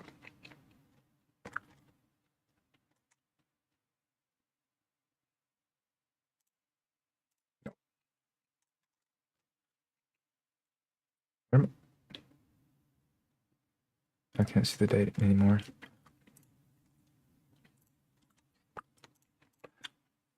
I'm doing A and B's here.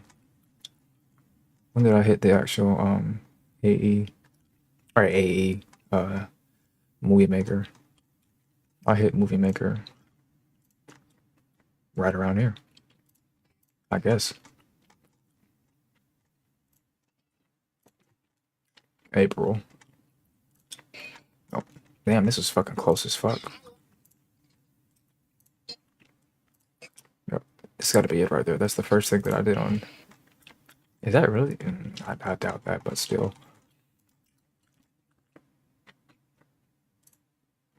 Nope. There's no dialogue that I'm doing. This is just original, what's it called? Live tweeting or live posting in anime.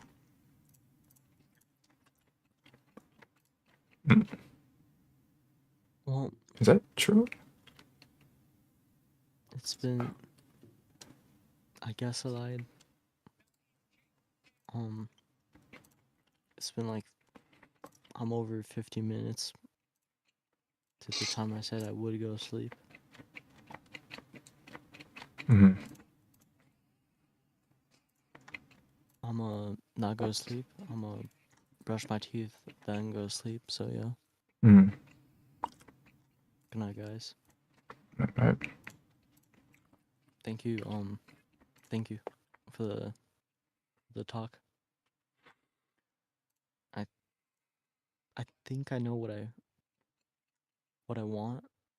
I want to watch anime, but I also want to create. I want to express myself,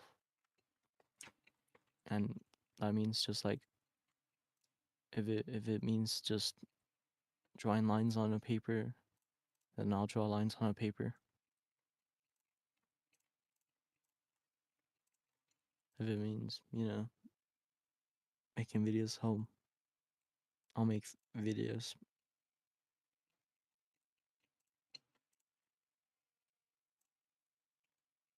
This is a lot earlier than I thought. I heard what you're saying. Or That's got to be it, though.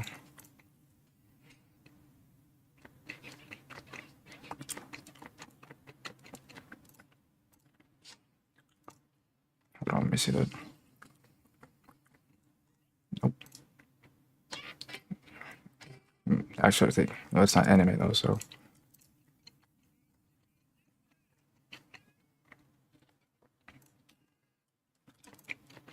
April.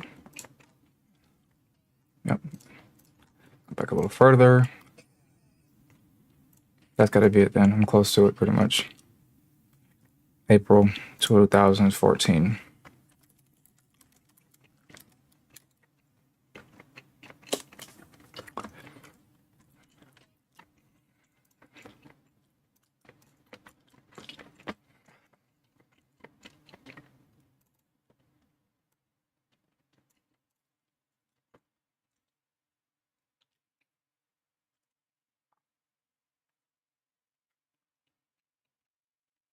Start back here again.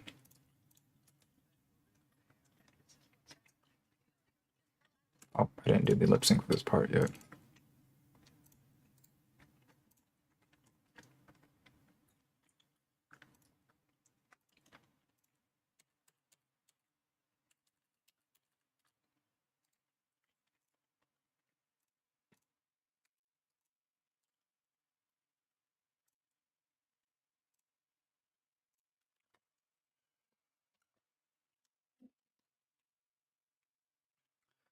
Um,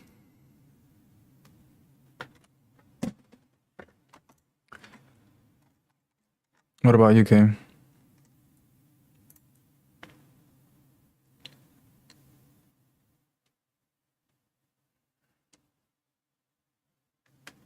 You didn't expect me.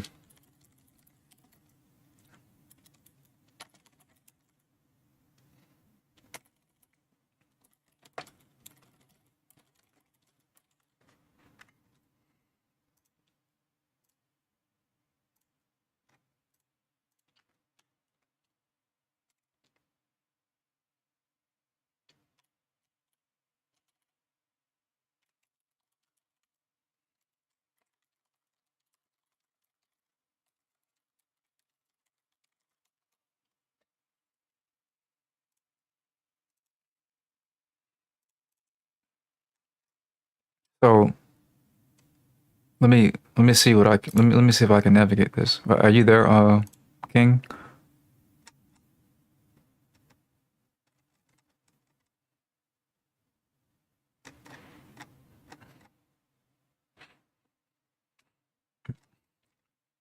I'll come back to that later, I guess. All right.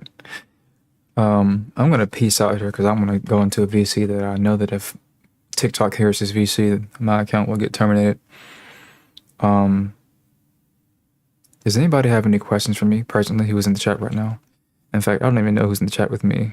I gotta use a certain thing to pull up a certain page that I would use to figure out. Yeah, look at all this. 17 hours ago, this is the biggest part, man. It's gotta be. This reduction is a huge reduction from these two things. Desktop shop, streamer mode. Ooh, I'm good at this shit. Oh my god. All right, the one viewer in the chat, just one viewer. I think that's not me. It can't be me. Does this one viewer in the chat have any questions for me before I step out?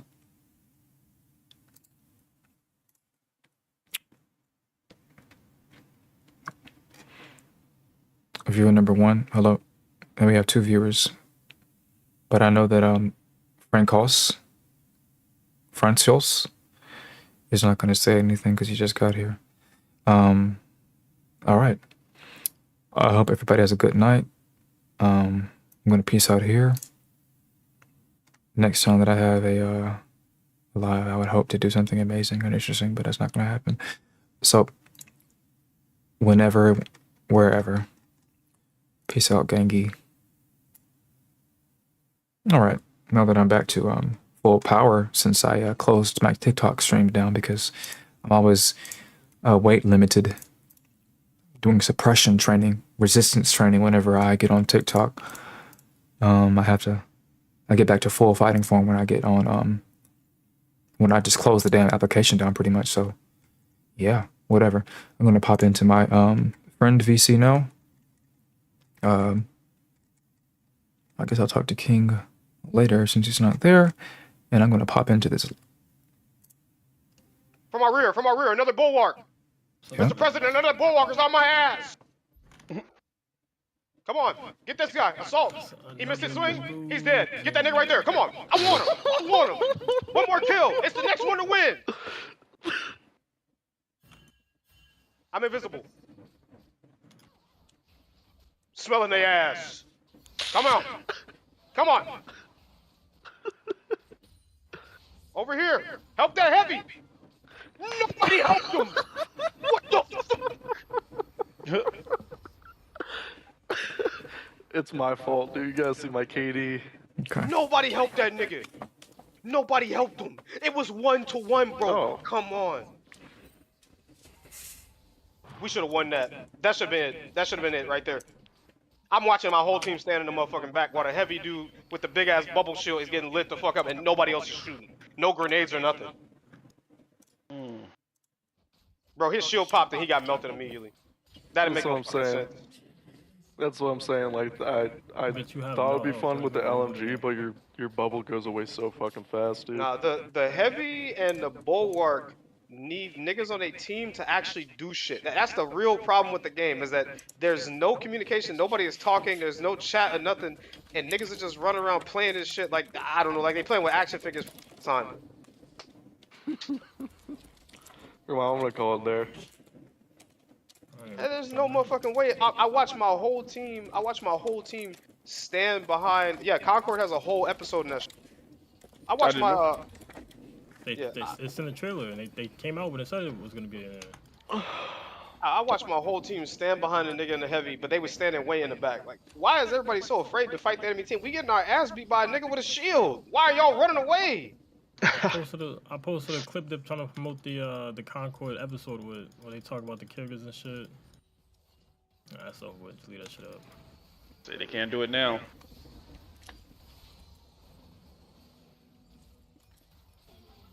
I don't know why this bitch didn't just fucking back, bro.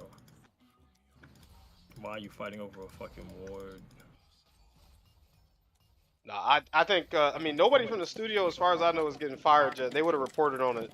So I mean, I think they just gonna have these niggas relaunch the game as free to play. But that's not really gonna save the game. That niggas ain't playing the game because you got to pay $40 for it. They're not playing the game because the characters are ugly. So making it free to play, what is that gonna do? It's gonna be 1,000 niggas playing it this time instead of 600.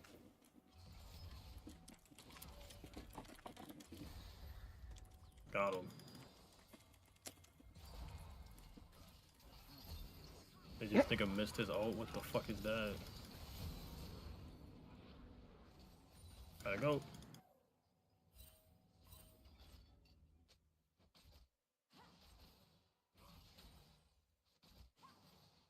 I just want to thank you. You missed your snare and you pinged me. Here we go. Yep. Niggas getting toxic. Oh yeah. Yep. League mentality. Oh yeah. You know This it what is. this what I come for. Domino effect, bro. You say one shit to one nigga and it's over with.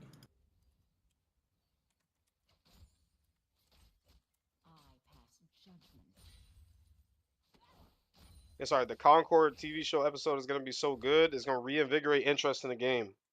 That's a lie. Yeah. That's Tony. Didn't they say the same thing about Anthem and Yeah, Evolve? No, Anthem didn't have a show. yeah, Anthem didn't have a show.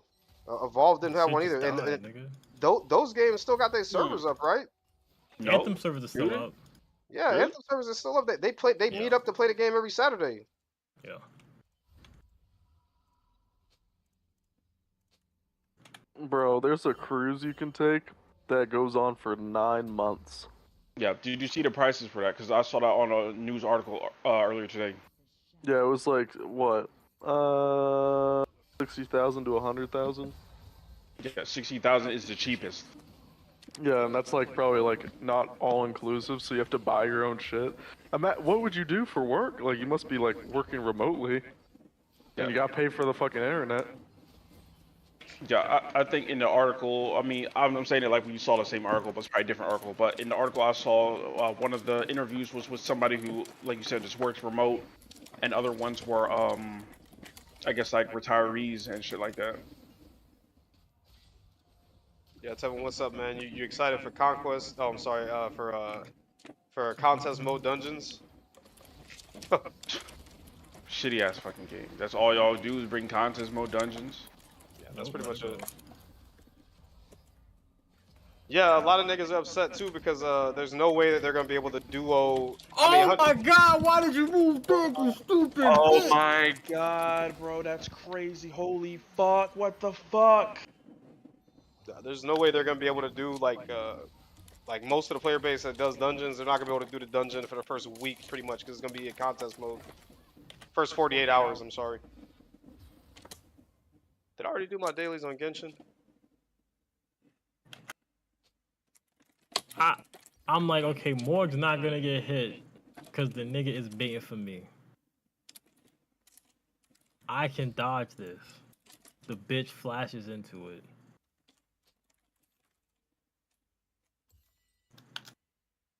The fucking static proc.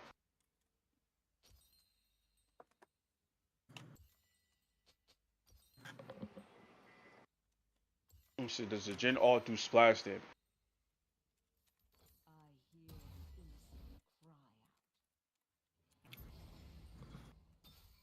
I don't know if it's right fucking with me. I don't know if it's because I've been playing, if I've been off for so long, or if I had a fucking spur of the moment last season. I don't know what it is. But these niggas are dog shit. Yeah, it's not you. Everybody was always dog shit. Right. Yeah, Maris, they still doing it, dude. They trying to get me back on fucking League of Legends. No, we not. I thought you were when I heard why did you 'cause say that? I thought you were when I saw him playing the game, and then you were screaming and yelling. Yeah, the first thing this nigga said like he got on the game was, "You not getting on? They got a new Gwen skin." I'm just letting you know they gotta swim for your girl, man. I'm just being courteous. I don't care about nothing that goes on in that game. Let me know when they delete the game or they make League of Legends 2, and then I'll get on. Yeah, if we were trying to get you on the game, then we would be constantly telling you to get on the game like every day or some shit. Yeah.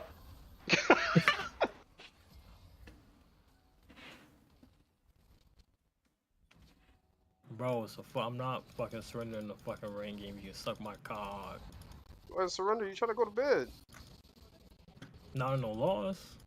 Well, you Bro, said you didn't want to go to bed on a loss, but I mean, it's not your loss. it's 5-12. It's only 5-12. Y'all still at the beginning of the match. Just keep playing. See if you can rack that up some more. Jin Give him got some more 6 deaths. kills. He got half of their kills. Well, I mean, he's just the ADC. Just kill him. I've been trying, man. But yeah, that contest mode dungeon, that shit is so dumb, bro. They really said that and thought niggas was alright with it. Yeah. Bungie just don't know what they do. They trying to kill their own company. Somebody, I don't know, some big wig gonna get a payout if the fucking company go over. If Bungie fire them niggas or what. But Pete Parsons is he's escaping on a golden parachute, most definitely. I don't think that there's anybody. There's no doubt. I mean, everybody keeps blaming Pete Parsons. I don't know who else is in charge of the studio. I can't tell you because drop the fucking bomb, you bum ass nigga. Yo, Everybody- G, oh got this. Everybody's blaming Pete Parsons, but I'm pretty sure it's like the whole C-suite is fucked, to be honest.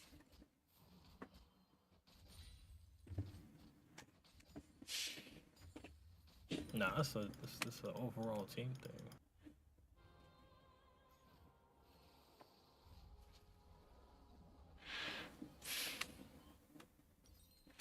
So what's up with these guys? Oh, they have a shield. That's what's up with them.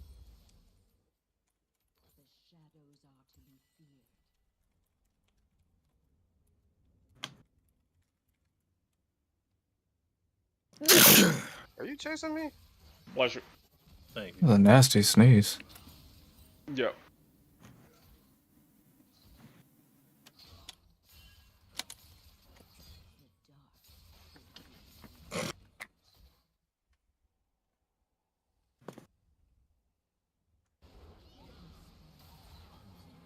It's right. You gotta play around Mord. He's fed. He's fed. Yeah, Mord just got a double kill. This is a winnable game. You just got the shutdown, bro. This is winnable. Alright, and then fuck that. Oh, he got him. Yep. All Now you he need was did. somebody else to do it. He got it.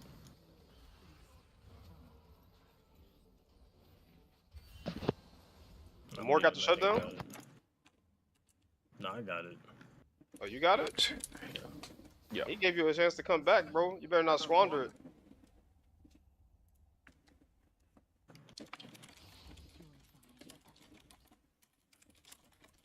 Bro, don't be calling that fucking Jenna's up. This is the last guy. I'll just blow myself up to kill him.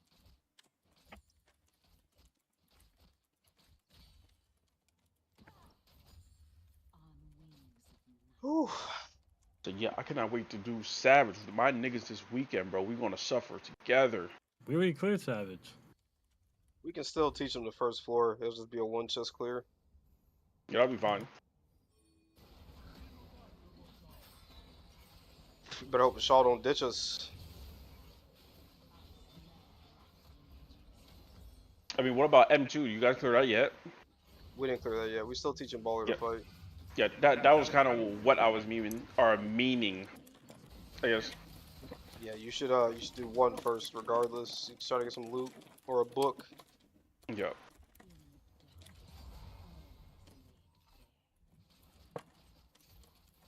I got pissed. Alexa, when's it supposed to rain? So in like an hour. Alexa, warm up my bidet. Man, I bet a warm one day would feel real nice in between your ass cheeks, like a hot dog on a bun.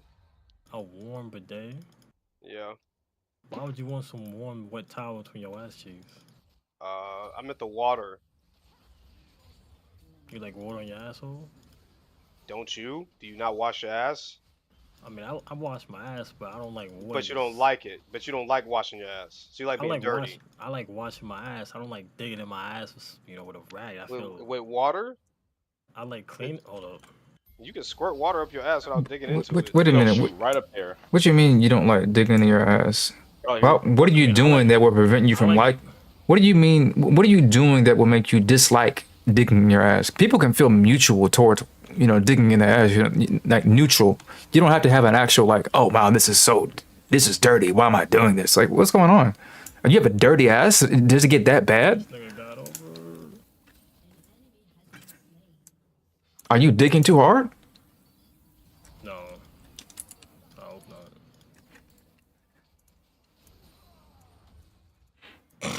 Don't dig in your asshole, fool. You got too many rule books in your head, bro. I just clean the outside of my ass. I just clean my ass. You know. You don't clean the inside? Why you clean inside your ass? Well, what if it gets I'm dirty? So sorry.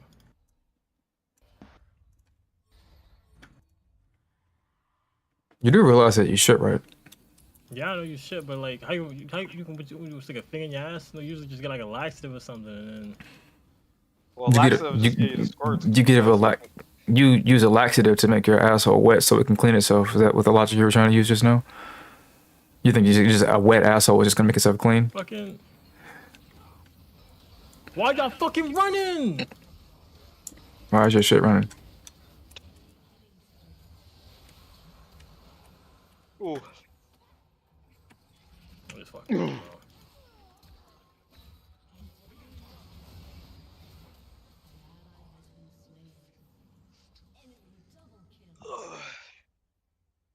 Niggas begging for the site and Rampart nerf. But why?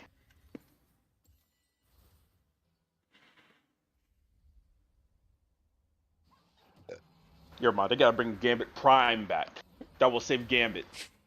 I know how to save Gambit. I didn't sent the feedback into Bungie before. They just didn't listen to me. It's too much work to save Gambit, so they're gonna let it rot. They gonna turn Gambit into a PvP mode. Like, what? That's the dumbest shit ever. What you think niggas gonna do when they get matched up in fucking PvP? Oh man, I can't wait to get some control. Gambit? They're just gonna leave.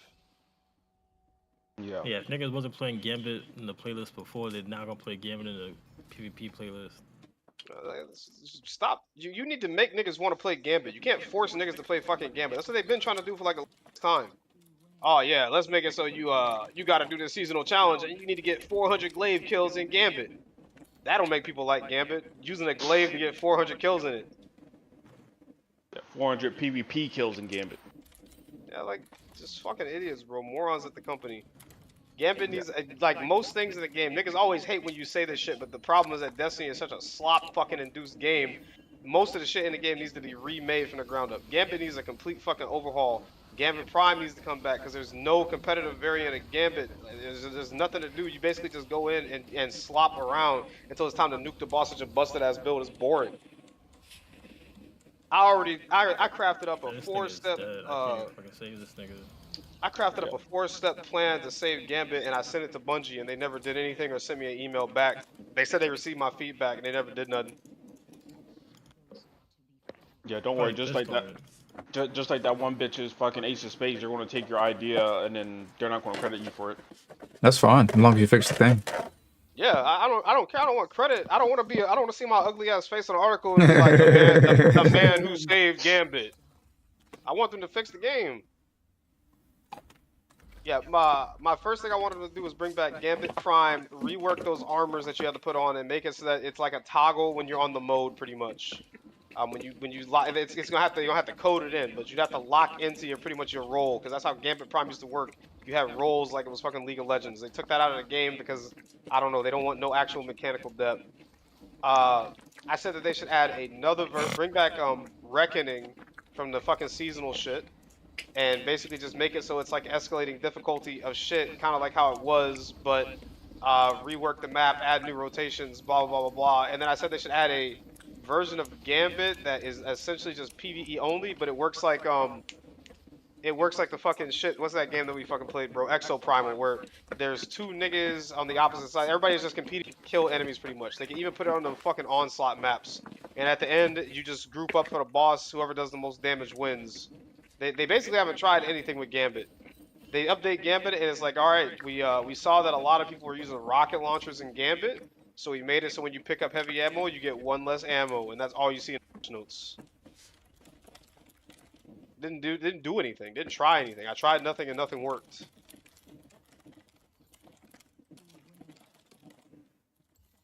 Sounds like Bungie. We're gonna turn Gambit into a PvP mode. Yeah, I think part of them just literally just wants Gambit not in the game anymore, but they're not going to remove the game mode like wholesale, so I they mean, do all these shitty things. they sunset all the other shit. Why not? Yeah, because basically, the whole point is that Destiny 2 is a free to play game, and if you don't own any expansions, you can only play Crucible, Strikes, and Gambit. If they get rid of Gambit, they're afraid that niggas will have less content on the game when they get on. They'll be less enticed to come. But guess what? There are no new players in Destiny. There's the new player experience is dog shit. So most niggas play for 5 minutes and then fucking leave unless they literally don't play any other video games and they have better to do. There's no new players coming into Destiny. If there was new players, the game wouldn't be fucking dying. What is this shit? Niggas said we needed a roadmap. Let me check the Steam charts. Niggas kept saying, yeah, people are quitting Destiny because there's no roadmap. That's why people are quitting. There's no roadmap. We don't know what's coming. All right, so in the last 24 hours on Steam, 28,000 niggas were playing Destiny. Just to give some reference here, in the last 24 hours on Steam, oh, sorry, I didn't have to do that. Currently, there are 300,000 people playing Dota 2. 300,000 people playing PUBG Battlegrounds. 100,000 people playing fucking Naraka Blade Point. Oh, that's a little bit unfair. Let's scroll down. Let's look at the other games. Let's look at some shitty games. Right now, currently there's 29,000 people playing fucking Warframe. It had a 50K peak on Steam. Siege, 30,000 people. 65,000 peak. Civ 6, just off of the fucking Civ 7 stream, 60,000 people played it today. There's 37 people playing right now. Let's go to the next page. Yu-Gi-Oh! Master Duel has more players playing it than Destiny 2. When did Yu-Gi-Oh! Master Duel come out? Like 4 years ago. They only had 4-year anniversary. Yu-Gi-Oh! Master Duel has more. There's more niggas playing NBA 2K25 on Steam than there is playing Destiny 2. This must be a political movement. Yeah, what is this? I don't even know what this is. This is Crosshair X. It's an overlay. It's an overlay. There's more niggas using this overlay than there are playing Destiny 2. Like, this is how shit your game, and we got more niggas on a fucking program, on the actual program, than your game. Like, what the fuck, dude? And remember, that's all niggas kept saying was that we need a roadmap. People are quitting the game because there's no future. We don't know what's coming in the future. That's why people are quitting. We need a roadmap. So they dropped the roadmap. The roadmap is dog shit. Nobody came back. Niggas weren't quitting the game because there wasn't no future. They was quitting the game because the game is bad in the present. Yeah, and the future is shit in general. I don't wake up every day and be like, damn, dude, they still ain't announced the next region for Genshin yet. I ain't seen nothing about it. I guess I gotta stop playing the game. That's dumb. Niggas quit games when the game is bad in the present. They don't quit the game because they don't know what's gonna happen in 2 months.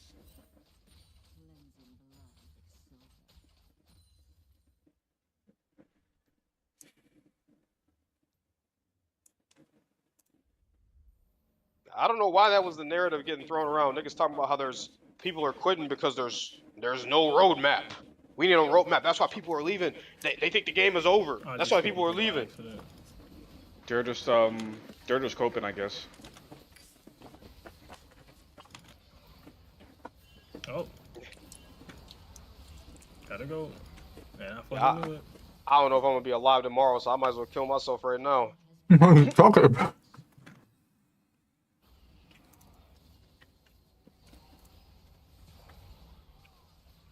I'm going to bed. I can't do this shit. It's alright. Destiny is safe with the 10th anniversary event. Yep. 10th anniversary event, bro. So few games make it to 10 years. So what did they do for the 10-year anniversary? Well, you walk around and you pick up random shit on the floor, and that's it. They got some challenges you can do to get a title, but the challenges are all tedious as fuck. Yep. They didn't add nothing. They didn't add nothing to the game for the 10-year anniversary. They just convinced niggas they did. And niggas is like, they gave us an armor set for free, guys. That's crazy. Bro, it's the 10-year anniversary. That should be like the minimum. They didn't do nothing else.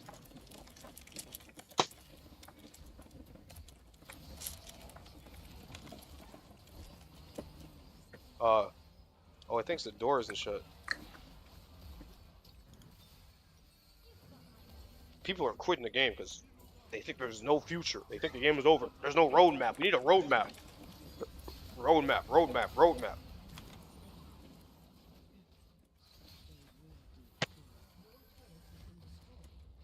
promise you, nobody's quitting Destiny because there wasn't a roadmap. That's just some agenda y'all made up.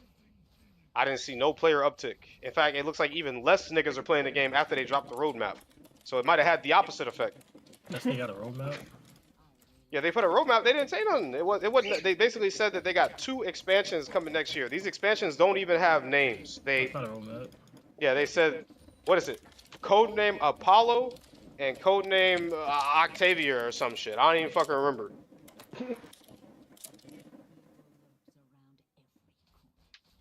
They said, yeah, we can't reveal what they actually are yet. Behemoth, that's what it is. So they said it was double expansions. No, they are done with expansions. These are going to be smaller DLC packs, and they're going to do 2 of them a year. So they didn't say, basically, they didn't say how much any of this stuff is going to cost. It looks, according to the thing, all of the content is going to be free, it looks like. And you basically just pay for the battle pass. You pay for the rewards pass, that's what they're calling it. Or it says the season is available to all players, so you might have to buy the expansions. I would assume that each expansion is going to be $50. That's like the bare minimum, right? I would assume that's what it is. Because it used to be that Destiny was $100 a year, and they can't scale back on that, right? Like we know the company is losing money. So it's not like, hey, we're gonna do smaller scale expansions, and these are only gonna be like $20 or $30. No, they have to be $50 a year because $100 a year was the minimum when they were losing money. So it's either gonna go, the price is either gonna stay the same or it's gonna go up. He's like, yeah, we just got some information this week. Stop being so negative. What information did we get? They told us what Frontiers was. No, they told me next year Apollo and Behemoth is coming out. What does that mean, dude? Is that a band? You mean David and Goliath, dude? Bro, it means we're getting 2 final shape size updates every year. My favorite part is that the logic behind what they said didn't even make any sense. They said, yeah, making 1 large expansion a year was really stressful on the team, and we couldn't deliver everything that we wanted to do. So instead of doing 1 large expansion a year, we're going to do 2 medium-sized expansions a year. But ain't 2 mediums bigger than 1 large? Am I not tripping? Yeah. Like the way that's exactly how he said it too, like word for word. Like that's exactly how he worded it. So 2 mediums is bigger than 1 large. I think these shits are gonna be way smaller than they want to tell anybody. It is going to be smaller. There's no more campaigns either. We're gonna have a non-linear campaign where you experience the story by playing the game. But you always experience the story by playing the game, bro. The Destiny player base is so fucking brainwashed. They be sitting. I went into fucking threads talking about it, and they said, "Holy shit, that non-linear story stuff is what I've always wanted from Destiny. Just Why are you chasing this nigga to the fucking? exploring the map and finding the story narratively by playing the game. You mean like a Souls game or something? These niggas can barely write when they got cutscenes in the story. When they give you campaign levels, now you think they can tell the story when they don't gotta tell it? Bro, we're coming in hot. The seasonal story just ended, and the whole seasonal story was about 2 old ass gay niggas, and it was dog shit. The seasonal story was literally about 2 gay couples, and I'm not a bigot. I mean, I am, but I'm not. I don't really give a fuck that it was about that, but it was boring. It's boring. It's boring romance. I don't log on to Destiny to find out who's fucking whose ass is it anyways. Yada yada yada. I want to shoot aliens. Give me a reason to shoot niggas. The whole story was literally, damn, I love this nigga, but I don't know if he... Yeah, he loved me, but I don't know if I can love him. I'm a clone. Like, there's some Days of Our Lives shit. I'm a clone. I don't know if I can love him like the original did. Nigga, what? Who gives a fuck? Pandering? The real one is dead. I'm the clone, and I love him too. And he loves me and doesn't care that I'm a clone. But I don't know if we can love each other, because I'm a clone. Just slop. So you don't like romance? I like romance. What That's about, good. what about metaphysics? Metaphysics? Yeah. I mean, I play the meta. That sounds like a metaphysical romance.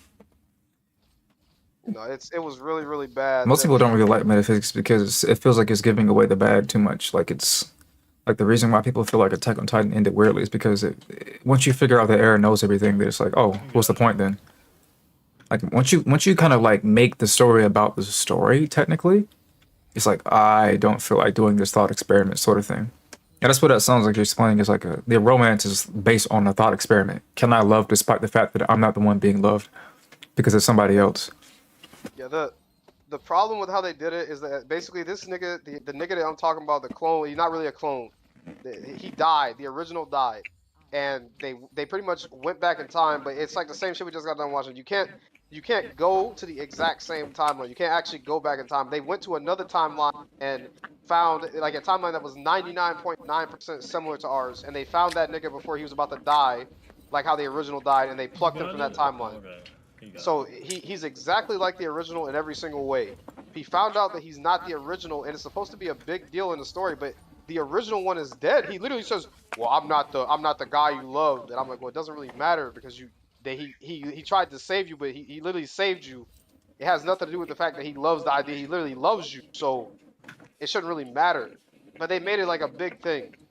Then it turns out that the main villain is also doing 90% of the shit in the story because she also is trying to save some bitch that she loved.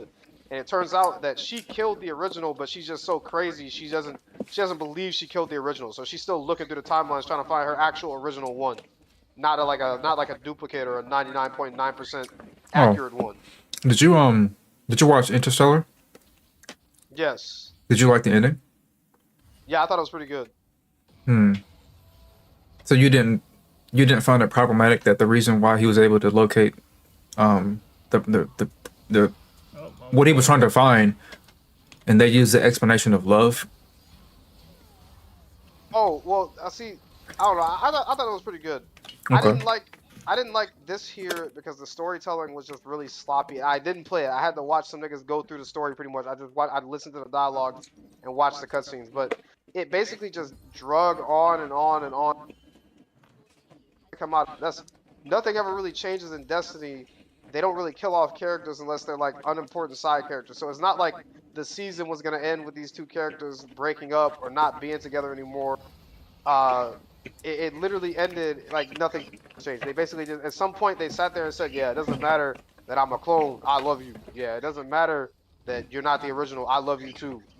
And that was it. They was just drama for drama's sake. It literally didn't even fucking matter. There was no like deep introspection there, like the idea, like you said, like the idea of the if they actually are in love with him or in love with the much that they want to be in love with him. There was nothing like that. They don't even do anything deep like that. They just drop it like next week or something. Like one of them weeks you log in after you finish the mission for the week, they just drop it. They just go back to the same shit. The fuck is a client so much louder than the fucking game? These options. There are these fucking big loud thuds in the background. Jesus Christ, Khalil. Yeah, that's Khalil walking around with his Timbs, bro. I just didn't think it was very entertaining, and it's not even because it was a romance story. I think that they've You're done good. romance You didn't have to stories. change it for me. No, I mean it's like No, I'm saying like because Khalil turned down like his the master volume. volume. You didn't have to do that. I was just fucking with him. Nah, that shit is loud. It's not even because it's a romance story. They've done romance stories successfully before where I felt like the characters were, I guess, deeply entwined with each other on an emotional level. I really like the one between Crow and Amanda, I guess, even if it never fully blossomed into romance because she got blown up like a jihad. But Yo, why'd you add that last part? this was just bad. It wasn't good, and like the end of it, like the main villain didn't even like go, "Damn, I really killed my original." She basically just said, "Yeah, I don't think I killed my original." They tell her that, "Yeah, you killed the original one. You just didn't like the original, the way the original was behaving, so you thought it was a clone." So she just flies off and says, "Yeah, I'm gonna go find my original." Blah blah blah blah, and she just flies off. Like nothing was resolved. It was bad. You think the ending of it just kind of tainted the whole experience? You didn't get a chance to have a release. I guess something like that. It was baller. I guess it was baller. I guess Who something was like that? that. I think it was baller. Oh shit! Like, yo, I thought that nigga left like hours ago. I mean, it's just like I feel like the whole point. If they just finished the 10-year saga for Destiny, so if niggas are saying this shit like, oh yeah, people are leaving because there's no, but I mean, I left because the game is just not changing. You need to have a strong story. If people really think that there's no future now that Destiny's finished its 10-year saga, then the first seasonal story that came out after the story finished should have been really strong. But instead, it just felt like any other normal ass season. We didn't even kill the main villain. They sat there. They fought at the main villain for like 2 seconds, and then she just flew away, and everybody just watches her fly away. They didn't do anything to her. It was just why. Nothing in this story had any fucking stakes at all. I need to ask the healers about the earth. Put this down already. Yeah. It's yeah, that's basically a bit of a metaphysical question. If it's the sort of idea of how love works when you introduce like really it's like a the best way to explain it somewhat is like it's the red pill and the blue pill thing. If you could learn that you are like inside of like some sort of idea where you don't really matter that much because you don't have free will, are you really important? So like, does that make any sense to compare to that? Yeah.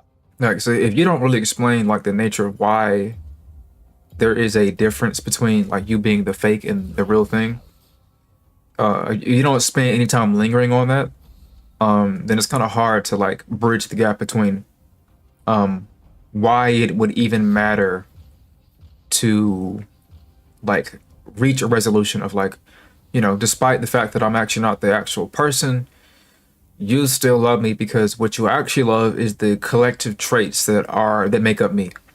Even though I'm fake, it doesn't matter because I'm still what you fell in love with was the concept of me, not the physical thing that is me. You know what I mean? Yeah. Okay, so yeah, if you don't reach that conclusion of like, yes, you accept me because what you fell in love with was all the collective ideas that make up me. So yeah, I'm sufficient, and I really need to just wrestle with my insecurity issues because I know I have been introduced to the idea that I am not the actual thing. I'm just a clone, and I have to pretty much wrestle with that and figure out how to make that make sense in my head. So that should like be like an entire arc on its own in general because that sort of thing is hard for a person to kind of like rationalize in their head. Yeah. So I feel like the way you draw that out, I haven't seen the story, but the way you draw that out in a way that is probably a little messy is that you never really like stick on you never like give both sides their due diligence, you know what I mean? One side is you are not the actual original thing, you're just a clone. And the reason why you don't matter as much is because I care about being authentic. And then you have to walk down the entire pathway of what authenticity means. Did the show ever actually attempt to even address anything approximate to authenticity? I don't think so. Right. So like that's one of the main issues. Nobody wants to talk about what being authentic actually means for a lot of people. It's because it's not just being, oh, I'm gonna keep it real with you, G. I'm gonna keep it 100. That's not what authenticity means. It's a philosophical idea, and if you actually walk down authenticity down to its philosophical roots, what you'll find out is that in a lot of cases, people don't want you to actually be authentic. They want you to be how they want you to be.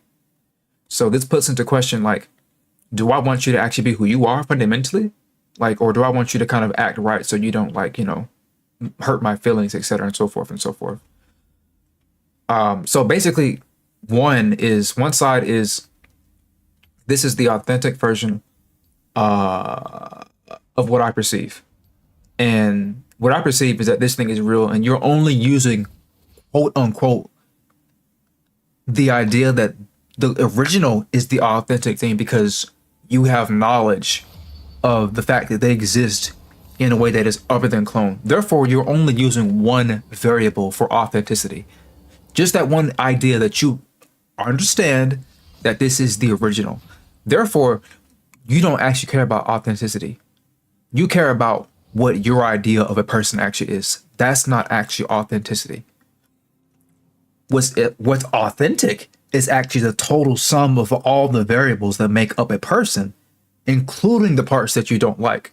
So this is why you would always, in general, whether it's a clone or not, you would still care for that person because it's a direct clone. But if you say I reject the clone because it's a clone, you don't actually like the person. You like your sense of moral or ethic, and you use that to say, oh, this is the thing that I like. That's not the same person. You're not liking the same thing. This is a complicated thing to unpack. So like, if you don't spend any time explaining the other end of the spectrum, then you don't actually balance it out properly. You just stay on the other end where so you just sit there and talk about, oh, well, you're just as beautiful, you are just as loving, you have done all the same things, you have the same memories, so you're just as I love you, despite the fact that you're not actually the original thing. That's just being like overly sappy, and like this is kind of like obvious in some sense. You're not giving any counterbalance to it. There's no rebuttal to this idea. And if you don't spend the other amount of time, other side, to try to like tell you why you wouldn't care for a clone, then it just feels like you're just being too Disney. I hope I like explain that somewhat well. No, I got it. Yeah, the other guy doesn't really care. I mean, they knew that he was probably not the original. Like they pretty much I think the player is not supposed to know, or is it supposed to, I guess, have doubts? But yeah, there's no way to like actually go back in time in a Destiny universe. You can simulate other timelines or like see that they had a machine that pretty much lets you go in other timelines at one point. But yeah, they pulled the one out. The nigga that's in love with him, they in love with. He doesn't care that it's not the original. There's no tension. Like you said, it's just one-sided tension there. Yeah. The clone is upset that he's a clone, but the other nigga doesn't really care. Yeah, and if the clone never like literally has like those fucking like cave moments, like Plato's cave, like where he's trying to figure out like, do I really exist? Therefore, I am, blah blah blah. Like this deep philosophical implications. Like, I probably should kill myself because maybe I might want to bring the clone back. Like that's even an interesting thing to do. Let me go see if I can find the original. Was the original person die or something? I think you said it already. Yeah, the original person died like a long time ago. Well, he went missing technically. We didn't know he died until same season that we rescued the clone, I guess. Right. I guess it's a little disrespectful to call him a clone because he's just another version of a timeline. Yeah. I don't know. The issue that I have with it is that Saint 14 is like one of the most cheerful like characters in the shit. So like I found it really like out of character for him to be brought down by something like this. If anything, you think it would empower him that that this nigga was basically like so, and his nigga is so in love with him that he tried to rescue him, and when he couldn't do that, he rescued another one of him pretty much. But yeah, I don't know. He was depressed about it for 2 weeks, and then they made up, and it didn't even fucking. So. One thing you can do to create tension when it comes to this sort of thing is that the person who is in love with the clone starts to see certain things happen that are new with the clone, and that can give the person doubts about this person being legitimate or not. Because, and this wouldn't be like anything new. It would be like just things you haven't seen from the original either. It's just all the same exact things. And that would introduce tension, and the clone would say something like, no, I've always been like this. This is just how I am. And then the other person would say, well, that's not how you were when you were in my timeline. Like, it's shit like that that makes it more, you can introduce tension pretty easily.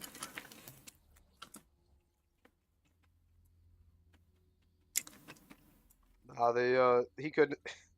Whenever they had like a whole thing, These niggas pretty much they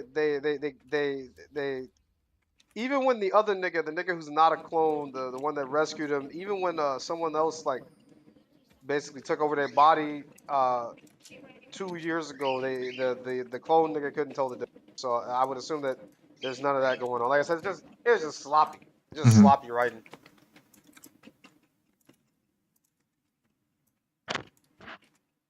I can't find this fucking NPC. I've been walking around for like 3 minutes. You're looking for the NPC beat player? No, what the fuck is that, dude? It's supposed to be some NPC I gotta talk to. Like a 2x2 page, throw it back, nigga, squeeze. You ain't know you got OnlyFans in your link tree, dog. Bad look. OnlyFans. Said that shit out loud. It's alright. Everybody here is asleep. You guys are the ultra sims, bro. I cannot believe these niggas is really out here paying for only backbone. What are you paying for? You can find plenty of pictures of women in bikinis and shit. It's that connection, man. I mean, you keep saying it. You're a sociopath. It's hard for you to understand it. I guess they do be talking a lot about how if you pay for the OnlyFans, you can DM them or whatever. What does that mean? It's like the A lot of these bitches, they when you pay for the OnlyFans, basically you get to DM them and talk to them. That's why niggas keep paying for this shit. But You that, instant but that's message them.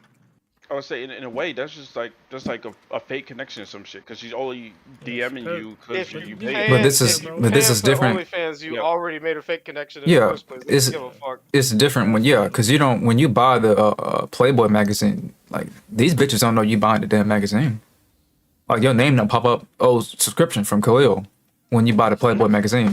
They don't get like a message in their postal box when they walk up to the mailbox butt naked and be like, "Oh, Khalil is paying for my Playboy magazine subscription. He saw me on page 18 where I had my asshole out." Yep. That's not as happening. But now you get up on this thing and it says Khalil Herring paid $80, and then she can sit there and be like, "Oh my God, Khalil," and send you a fucking message or like have Khalil written on her coochie in one of their videos or whatever because you pay $80. You can have 80 tattooed on her one of her ass cheeks because you pay 80 with your name next to it, KH, the initials. Are you hearing my coochie? Like, thank you, my #1 fan, right on the homepage. It's got your name, both letters, top donator. This is way better of a purchase than buying a Playboy magazine where this bitch might already be dead. Yeah, and because like it all takes place in the OnlyFans DMs that like never get fucking deleted, pretty much. She could have 100 niggas in her DMs at once, 200 niggas in her DMs at once. Always keep track of the conversation, message them like she really care about them. Niggas is lonely, taking advantage of lonely ass niggas. You know what? I pay for bitches OnlyFans in LA. I ever tell you that, Tevin? What in the fuck is wrong with this dude? Yeah, I was bored as fuck, bro. Bored. That's the word you want to use? I hate when niggas use that word, bro. It's deeper than boredom. No, I didn't know about that. Let's see if we can do this. 4-man gang bot. Let's go. He said I was bored. Yeah, I feel like grown men aren't allowed to say they're bored. That's not what kids supposed to say. The fucking. Yeah, it's right, cool.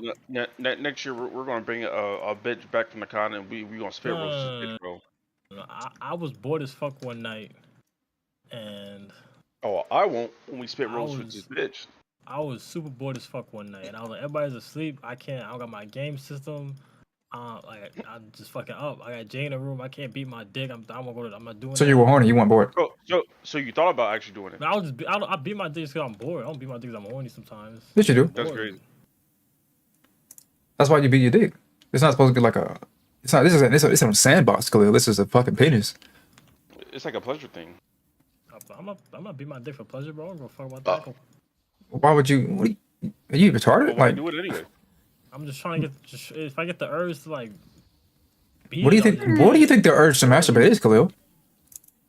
Is it sexual or just like a? Yeah, so you're horny.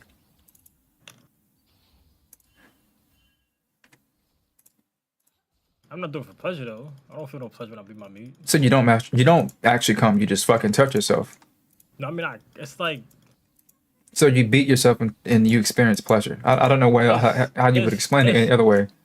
It's more like let's say like how do I word this? Like if something occurred, let's say you had like a wound, right? And you knew that if you didn't handle it, it would get worse. So you try and get to it immediately as possible, get some assistance, and then you feel soothing and relieved when it's finished. That the pain is gone.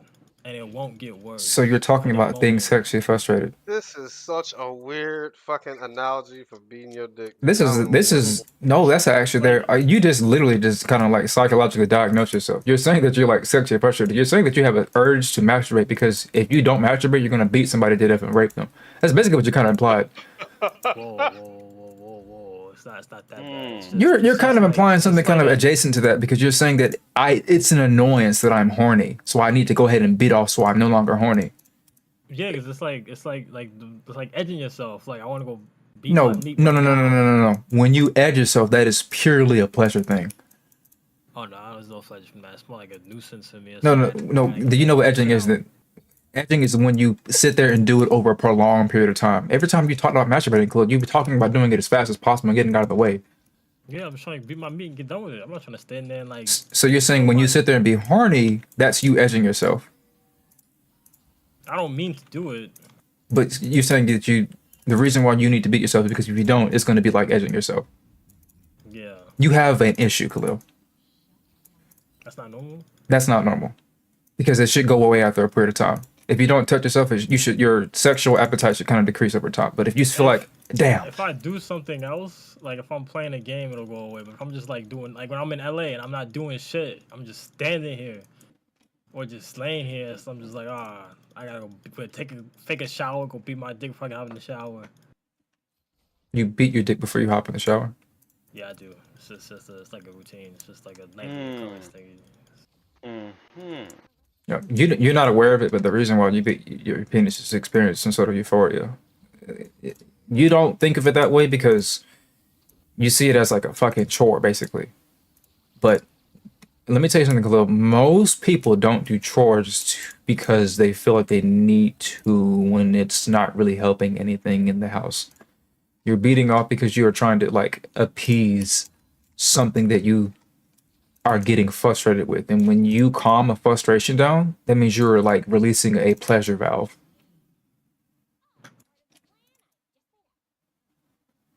What do you think you would do if you didn't have the ability to play video games? I have to find another hobby. Like, I mean, just something else to, Like what? like, I don't know, like make music, read books, Music and books. something like get back into art probably, Okay. go on walks, something like a hobby. Okay, so you said music, walking, reading books. The gym most definitely, yeah. That's a good one. Why don't you just go to the gym instead of being a meat then? I would kill myself. I'll beat my meat sometimes. That's what I wanted Khalil to say, because if I exhaust you of all your hobbies, you're going to become somebody who basically doesn't really want to live. Because you don't have any large aspirations to aspire to, so you just try to fill the void with hobbies, and that's going to cause you to die if you run out of hobbies. So the reason why I'm saying it like this is because you're relating beating your penis to like having a little kind of like cool hobby, and that's not really a good metaphor. Either I you're, was gonna beat my meat having a hobby. either it's a hobby or it's like a nuisance, and like if it's a nuisance, like this is almost like a person saying I feel good whenever I know that when I kill the roaches in my house before I go to sleep at night, that they won't be here tomorrow. Like technically even that is a pleasure thing, because you're getting rid of your disgust, you're reducing your disgust sensitivity by knowing for sure that you killed all the roaches in your house. Otherwise, they wouldn't bother you. Like it bothers you because you know that they're getting in the way of your ability to perceive the environment you're in as something that is somewhat pleasurable or like something you would prefer to be in.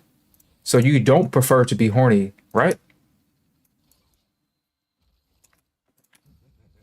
Do I prefer to be horny? Compared to any other state. Where does horniness rank on your like preferred state to being? It depends.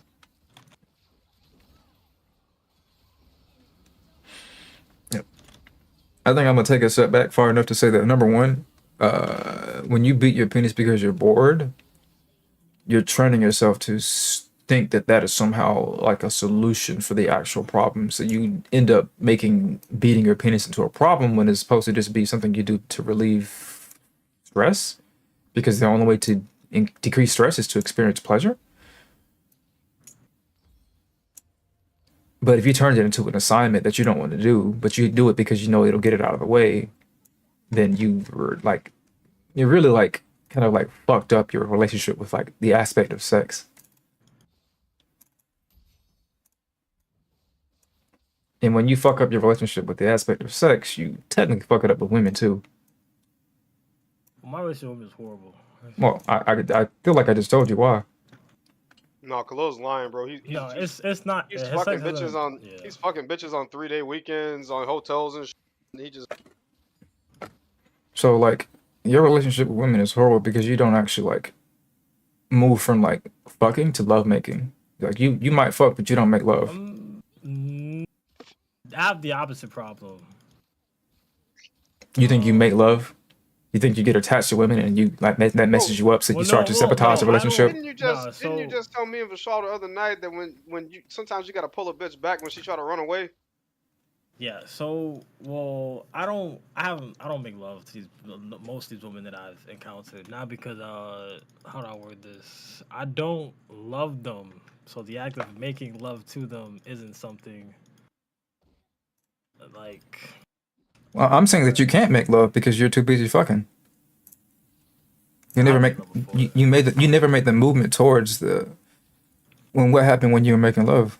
How come you don't do it anymore? I don't love these chicks. It's like it's it's like I meet them, talk to them, but they're not. There's not the I don't even know how you word it. It's like There's no connection.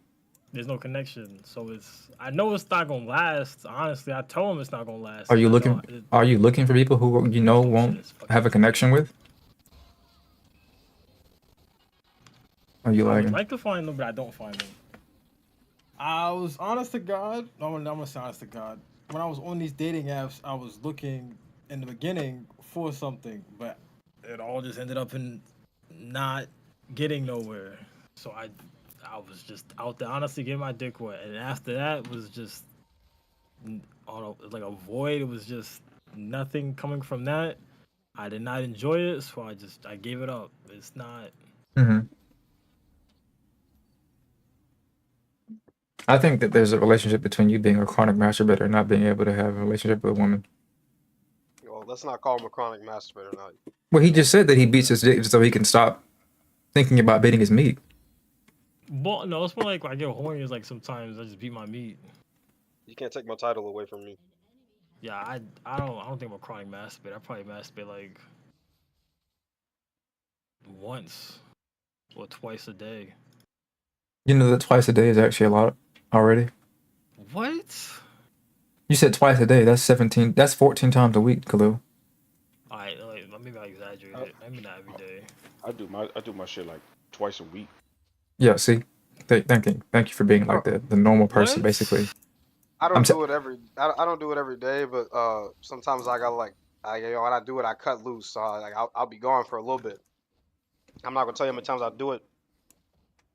Man, even if you say you do it once a day, that's still 7 days compared to what he just said was 2 days. 2 days out of the week. So as soon as you say, I know I do it every day, but today I'm gonna do it 2 times, you just jump from like 7 to like Yeah, 10. I would say 7 then, because there are some days where I probably won't do it, and I'll probably end up doing it 2 times another day. Yeah.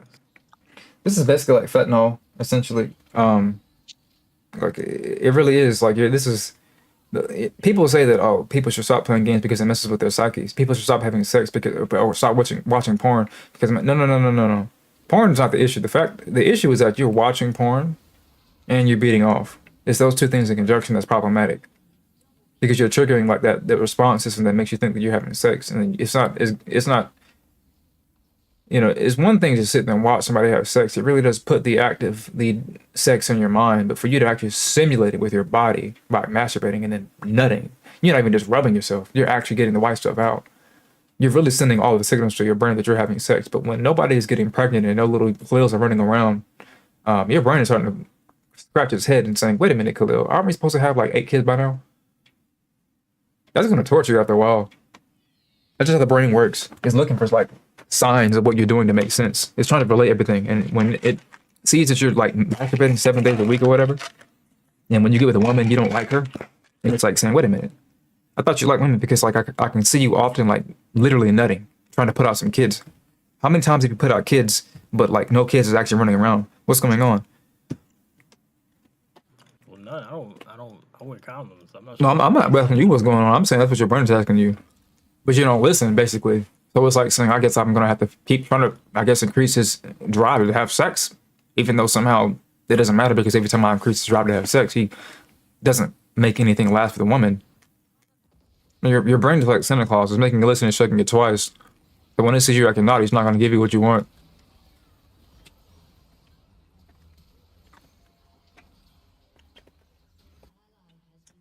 Damn, dude, I've never actually watched anybody else getting to put in the examiner's chair before. This is crazy. Yeah, I didn't mean to do this. I'm in one of those moods. I think Khalil like legitimately fears emotional attachment with women, which is why most of these chicks he only ever fucks like a few times and then he dips out. What's the longest you ever slept with some chick, Khalil? Like Uh, frequently, not like a every other month or something like that. Like s- she calls me. 7 months. 7 months? Were you dating her? No. No, no, not no, definitely not dating. Was she fucking other niggas? No, no. Khalil, Khalil. Yeah. What? 1 second, 1 second. Before you get to that point, I'm gonna interject really quickly. How many porn stars? Can you name 10 porn stars right now? Oh shit. Currently, or when I was a kid? I mean, Like a yeah, lot I don't of them think are retired now. you know 10 porn stars, right? I know I can. Yeah, I can name a good amount of porn stars I've beat over the years. Yeah. I can't do that.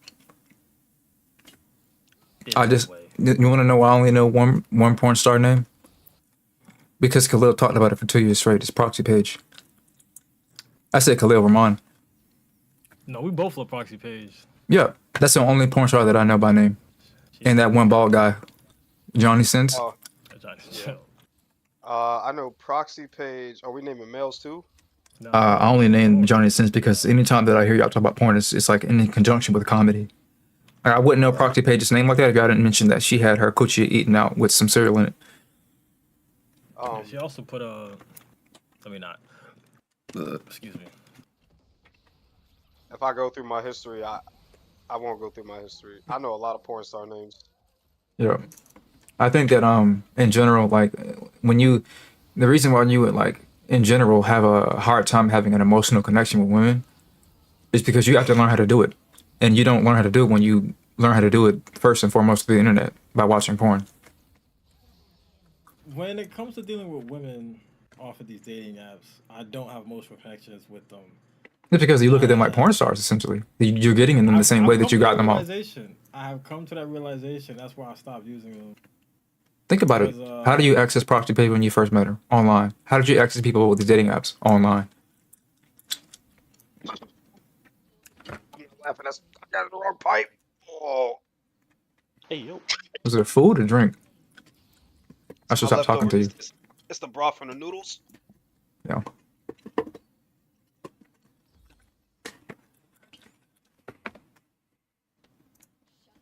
Yeah. You may like fear that connection. It's either you fear the connection, or you like you cannot value it because you see it as like you see them as cum rags or whatever. When I meet women on dating apps,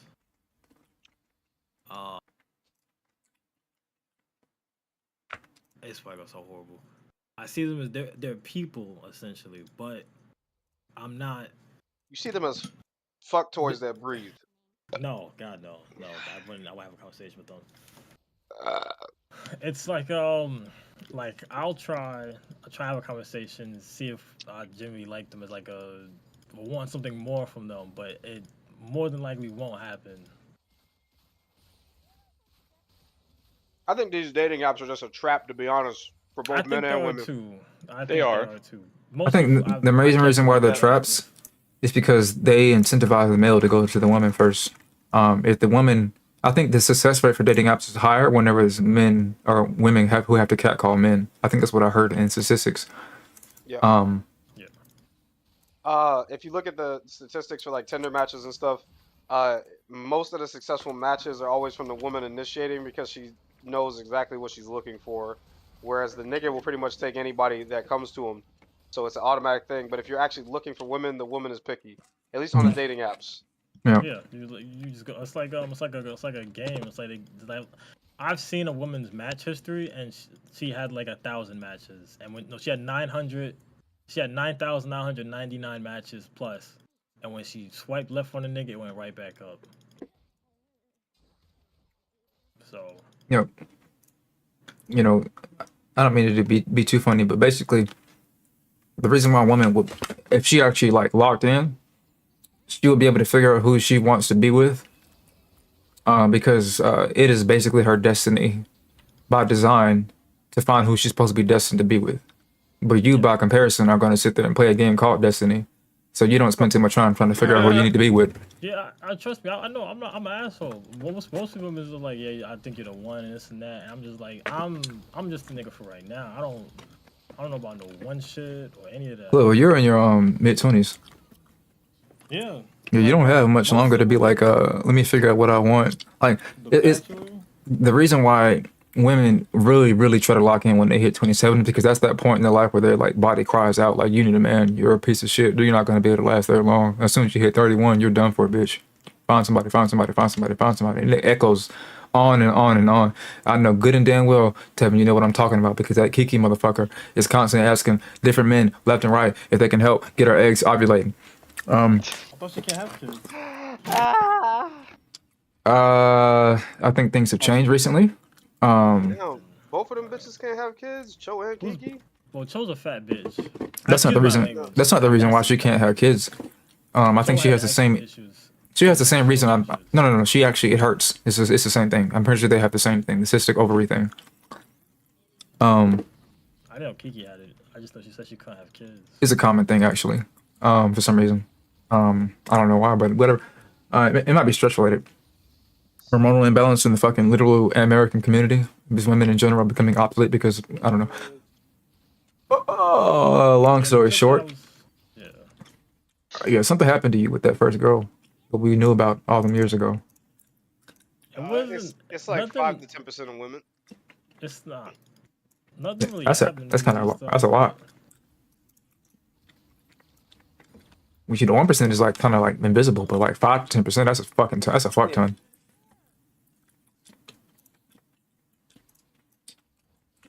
What do you call it? Is malignant when it's already dead, or is malignant the one that's? I feel like a malignant might be whenever like if you don't get it taken out, it's gonna like ruin your health more and more. It's giving me the cancer statistics. Well, no, this was right though, but ovarian cysts. Mm-hmm.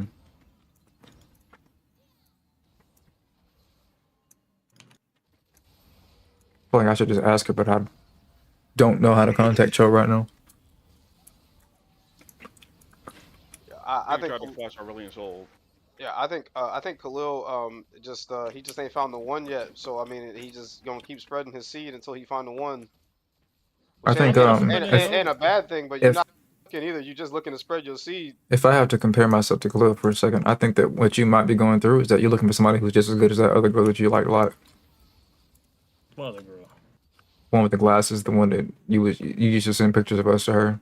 We said that she's ugly. College ex. No. I'm not looking for no girl like her, to be honest. I'm not looking for no girl like her. I'm not looking for a girl that. You're looking for a man? Oh. I'm trying to compare one to one that I had previously, or it's like I got this feeling from this one chick, or I had such emotional attachment to this girl that I met in high school. All these things right here.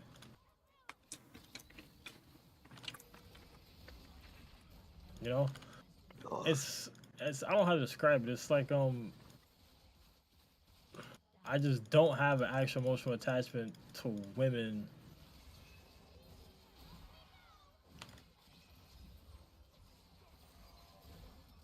You might want them LGBT niggas who like has some sort of weird thing going on where they can have sex but they can't get an emotional attachment to people. Might be a real thing with you. I mean, I can do that. That's not an issue, but that's what you just said. Oh, you said that's the issue. Yeah, it is the issue. Women off of dating apps. I meet women in real life. I don't have that problem. It's just the dating apps. The dating apps were mostly where I've met women and had sexual intercourse with them. And it's with women in like actual life. I don't know how to describe meeting them like outside the store, some wild shit like that. Just out and about, chilling. I don't know, just doing some random shit. It's not the same. It's more friendlier, less sexual, I guess you could say. Like I guess Ramon was saying how like you meet the women online, you expect like just fuck them. It's like going through like a I don't know. It's like a what do you call it? Like a magazine book. All right, I like this bitch looks good. You're picking out food. You're looking at a menu, an item on a menu. So I came to that conclusion. That's why I stopped using it. because I did not enjoy it at some point. It was getting. I could see it becoming an issue, and meeting women and just, oh my god, I think you're the one, and I'm just here for however long, the 2 weeks or however long you can stand an unemotional nigga for you or some shit like that.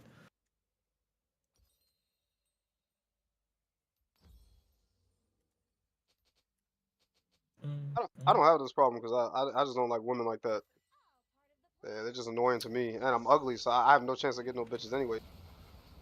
But if I work a little, yeah, I definitely would have had me a bitch by now for sure. I would have found a good one. He's too powerful. I just don't. Wait a minute.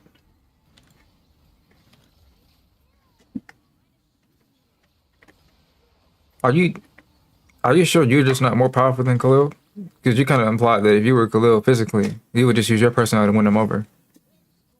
Well, the problem is that Khalil is he's reserved.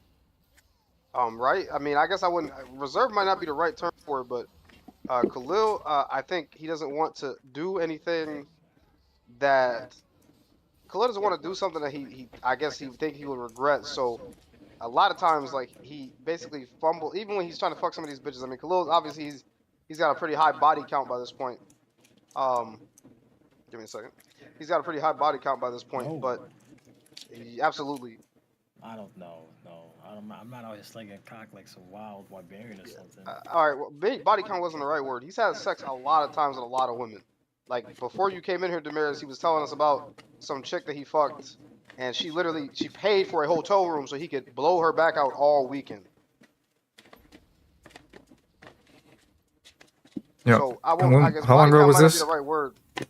Oh, How that long was ago was like a year ago from now, actually. No, not now. 2 years from now. It was 2 years ago. 2 years ago. I know.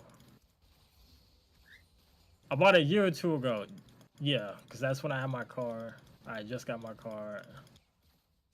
So like. But no, it's gotta be a year. It's gotta be a fucking year. Next month will be a year. Exactly. There we go. Yeah, because Thanksgiving was right around. Thanksgiving just passed. These niggas is ass. Jesus fucking Christ. But I had met her out and about shopping, and that one didn't work out because. Hold up, I'm fucking dying. I'm dead. Yeah, that one didn't work out because she had a lot of issues that I was not willing to take on or deal with. I don't want to deal with it. I think Khalil doesn't put himself, I guess, out there enough. I guess I think all these dating apps are a scam. I'm pretty sure it's the same thing that I told Baller forever ago when he was used to be complaining that he never goes on no dates and no bitches. Now he's just trying to get his dick wet I all the agree. time. So it's opposite. But yeah, Khalil can pretty much go somewhere. It doesn't have to be somewhere like where he knows. He doesn't have to go with any niggas. He is, from me using his pictures to catfish for like a year and a half now. Khalil is tall enough, attractive enough, muscular enough, and he makes good money to pretty much get any bitch that he wants. I mean, maybe hypothetically speaking, there's a bitch that he wants that doesn't want him, but I mean, if he had my riz, he could do it. It wouldn't matter. If I had your Riz, Yeah, 100%. yeah, I guess that's what you kids call it, right? it's pretty much Riz.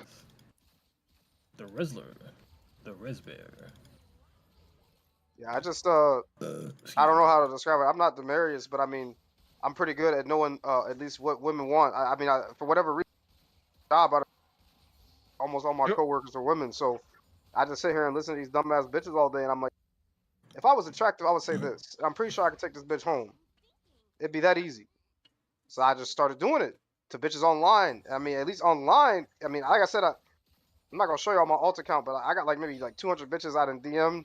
Oh my god. Yeah, in like a year, I got like 200 bitches out of DM, like, and I would say like maybe out of those 200, it's probably like over 100 or so that was actually like planning to meet up with me before I ghosted their ass, or did try to meet up. Like I lied and said, hey, I'm gonna be at this hotel, and they got there and were like, yo, where are you at? And then I block them. Oh. Yeah, but sometimes I mean, I'm an asshole, so like sometimes I'll be sitting there like, did you go to the right one? I'm in a lot, Yep. and they take a picture and send it, and then I block them. Oh yeah, you're a freak. Yeah, I'm a demon. But I mean, I don't. I'm just pretending to be Khalil. I mean, I'm just. If Khalil had my brain in his body, if we did the Freaky Friday thing, yeah, I could make this nigga look like the set splash art, or I could get him, an The actual set bitch. splash art. I don't know what Khalil want. I Definitely. that's I, the, de- I don't know. I definitely think you don't want none of these bitches that you be talking to on Bumble and Tinder because No, I not don't. only It's, are they not attractive, I guess, but it seemed like only the whole time I didn't ask you about these chicks that you was fucking, only one of them had any actual interest with the same stuff that you were in, and it didn't work out. So like yeah, I think you should cut it too. To be honest, you should just go out there and look. If you actually want to get a bitch, you should go out there and look for a bitch with your same interests. I think You're you not should you're not gonna find them on fucking Tinder. I think if you were a hedonist, like you're like an extreme, maybe not extreme. Like I think Ramon is for sure. Like you're, it's a pretty good example of a hedonist. I'm pretty hedonistic too. But like you're actually like being a hedonist, and you're also like trying to figure out why you have a hard time like making things last when you're looking for something that should last. Or are you just like saying like you're sitting very clearly, and when you meet people in real life, that has a higher potential to last, but it just doesn't work out. if it's not sexual, if it's not Yeah, like, I mean, Khalil's issue is that he cannot see himself in a relationship with these women. Like most men that do what Khalil or Baller or any of the other niggas does, that if the relationship, basically the easier that he's able to get into her pants, the more that he can't see himself in the relationship with her. Pretty much, that's pretty much it. That's why that one was it the one chick, the somebody's mom that you was fucking, you snagged you a MILF. You know, she was cooking food for you and shit, and she was no, calling you like, when you she gonna was come not. over? Yeah, she was not cooking food.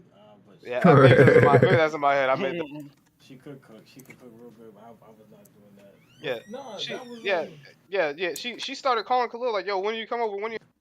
And he was like, damn, she really want my dick, huh? I guess. I was like, why? I don't know. What you mean you don't know? Ain't this what you want? Like that's what niggas are sitting here telling me. Baller, Khalil. Sometimes Tevin was like, I just want some bitch to drain my balls. All right, well she calling you right now. She literally like, yo, let me drain your balls. I'm not up for it. What? I don't know. I think it's I don't know. You call it a hunter's instinct or whatever, but I think for a lot of these niggas out here that get pussy easily, I guess, or can get pussy, they don't actually want it. They want to like work for it. You know, it's like breaking through the fucking choke point on Overwatch or some shit. You know, if you just stomp the enemy team the whole game and you riding the payload, I having fun. But when you actually got to break through the choke and push to the fucking payload to win the game, to see that victory in your shit with the announcer bitch talking, that's way better.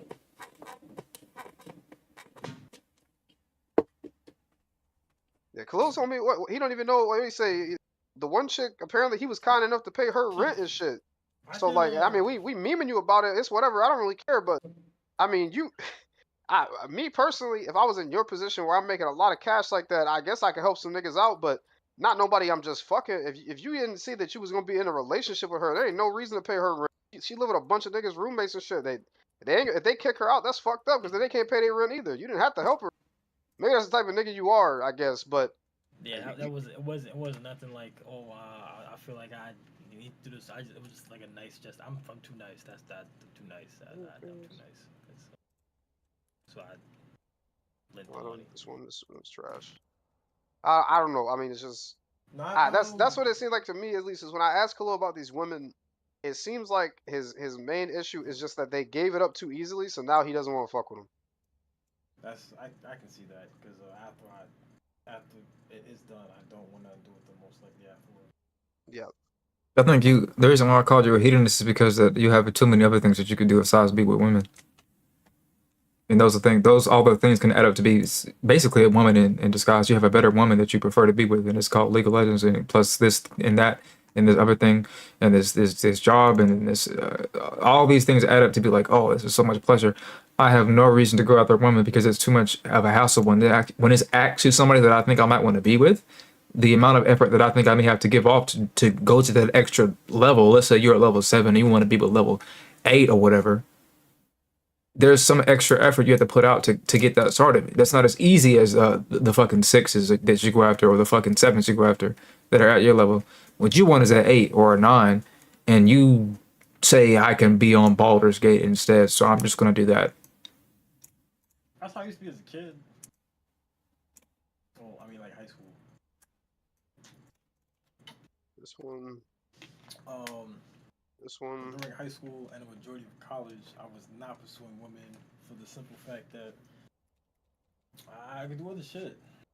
I wasn't worried about women. I still ain't, to be honest. But This no, one. that's a lie. That's a fucking lie. Give me this one. But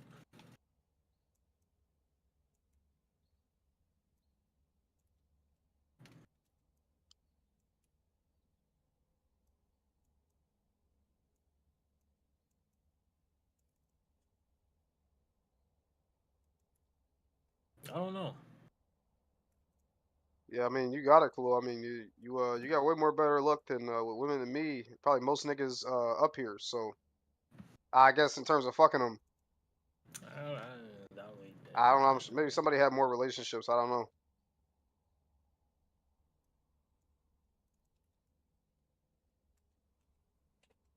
Give me this one. Give me this one.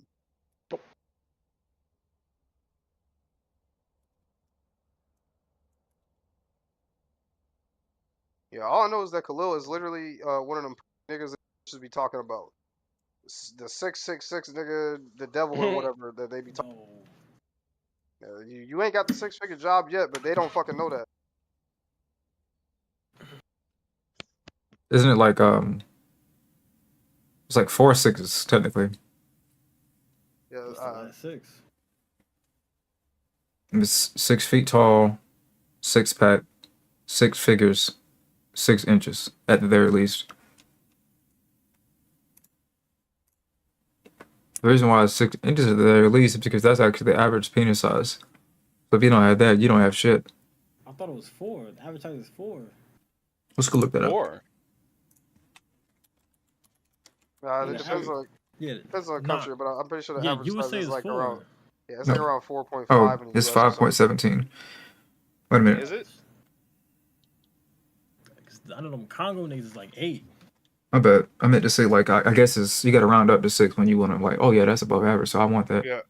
Yeah. This is the thing that the bot tells me that, but I want like an actual study. So you asked the bot for an average penis size? Well, no, they have that Google shit when you Google stuff. 2020 review says that the average of an erect between 5.1 and 5.5 inches. That's what I'm talking about. I'm not even on the bell curve with my bell curve. I'm sorry. It is what it is. Can't do nothing about it.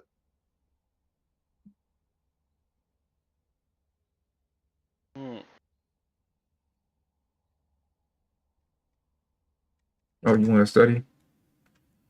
Here, you should use this website whenever you research anything, because you can switch it to if you click this little thing right here. Hold on, let me give you a screen cap so you know where to go when you want to use it. This is basically like using Google, what's it called? Google Scholarly, but it's like kind of faster, I guess. And it should, when you click on academic, it should generate only articles, not articles, but papers. That's perfect.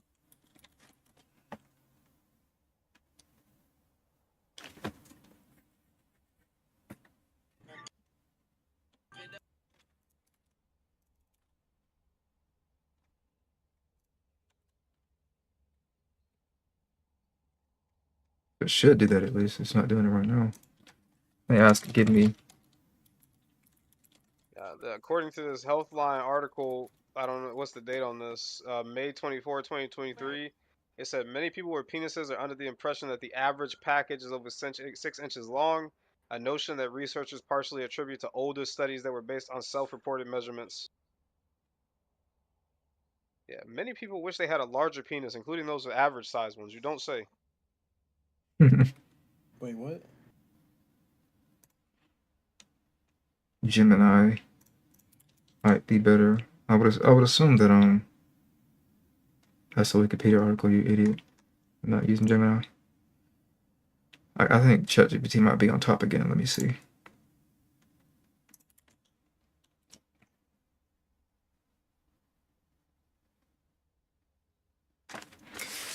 I hope what's it called? Search BT or whatever is does better than both of these to put together.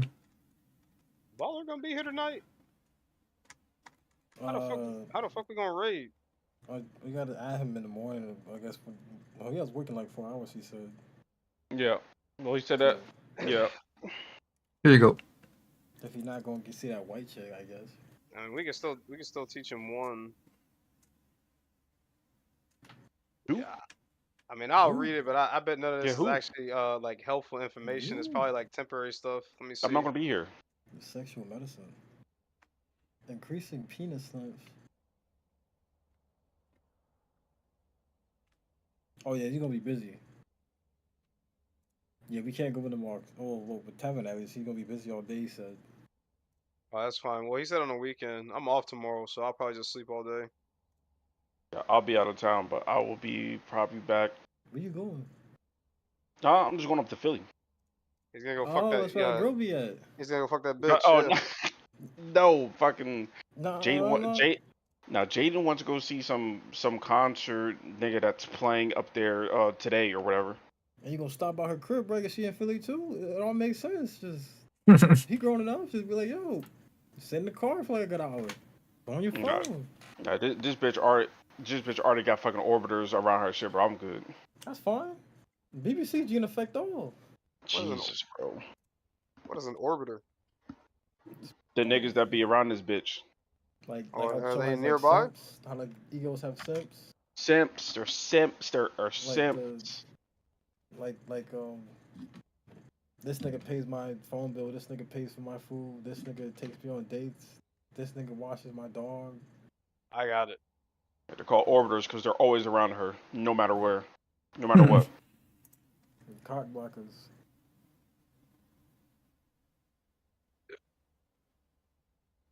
Just closed out my BIS, so I guess I don't need it no more.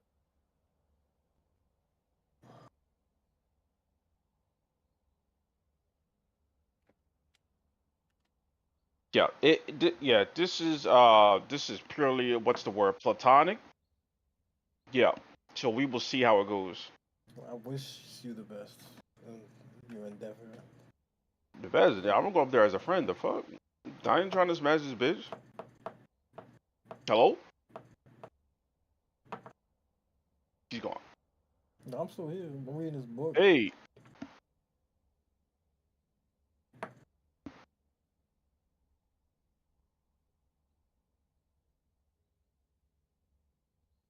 Ooh.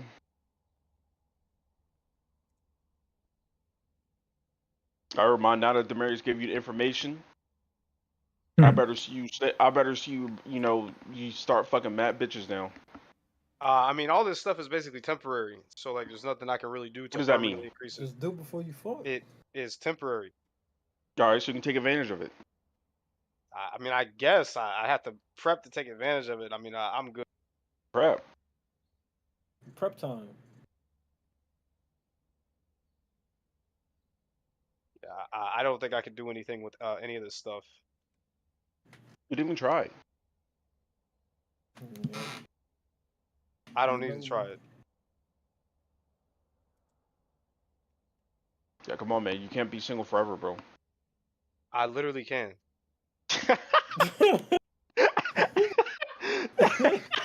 I'm sorry, I don't even laugh at that. But it's the way you just said that shit super fast.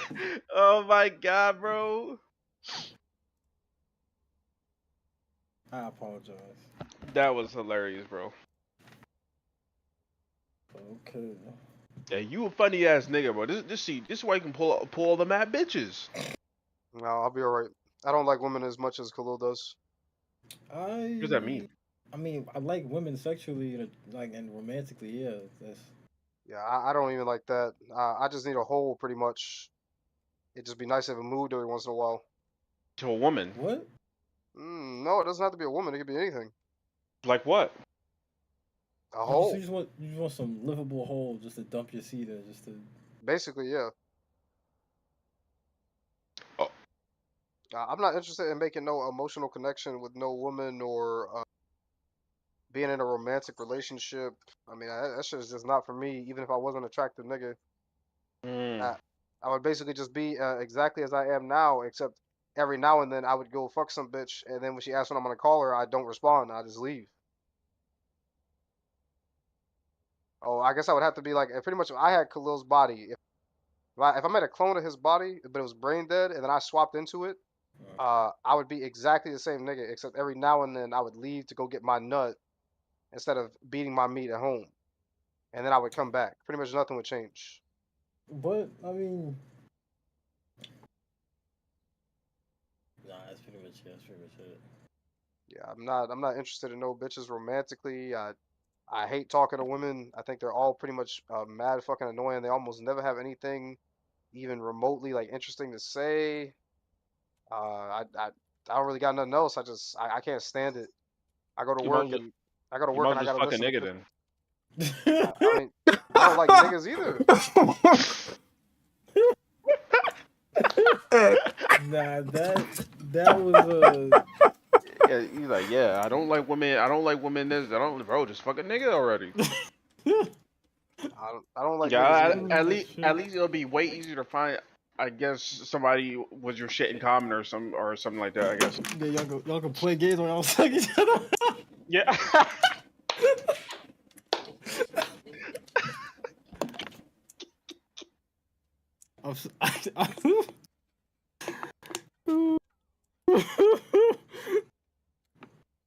But you can't get quiet like that. What are you doing?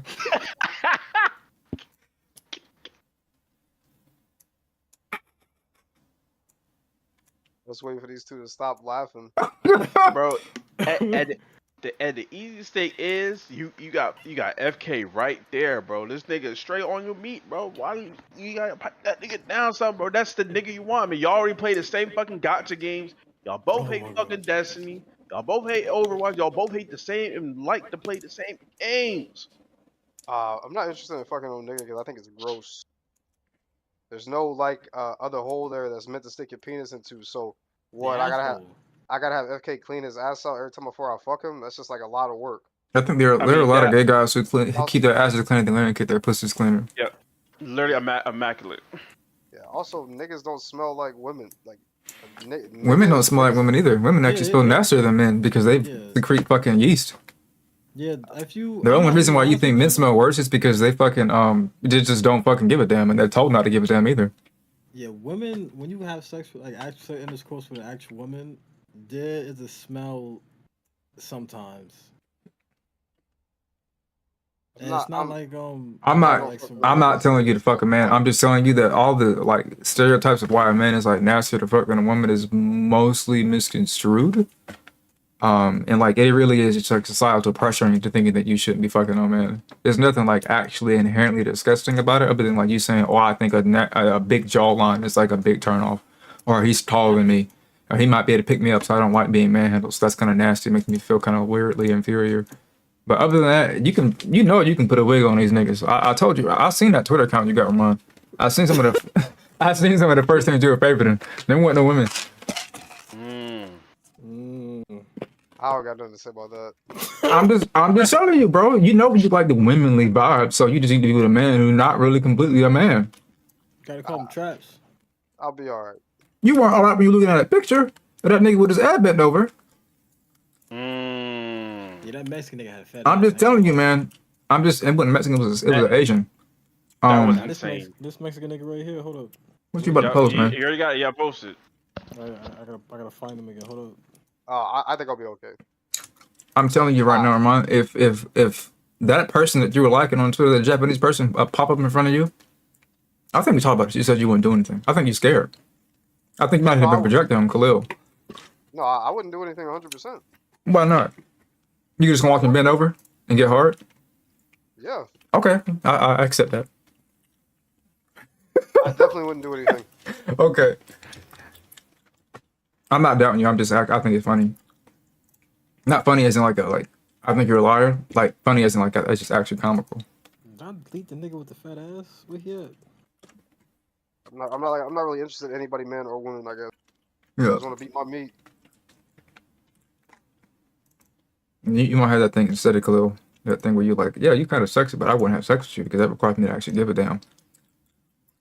Nah, I Basically. still fuck bitches. That's what I said. You don't have that thing. I think Ramon got it instead. Yeah, I don't like having an emotional connection or a real connection with anybody. Pretty much, I guess, man or woman. I think like most 99% of people just annoy me all day. So yeah, that's pretty much it. Maybe if you could find me like a brain dead bitch, like this is gonna lay there while I fuck her. I guess yeah, that would be pretty cool. Yeah, here we go. This nigga right here. Yup.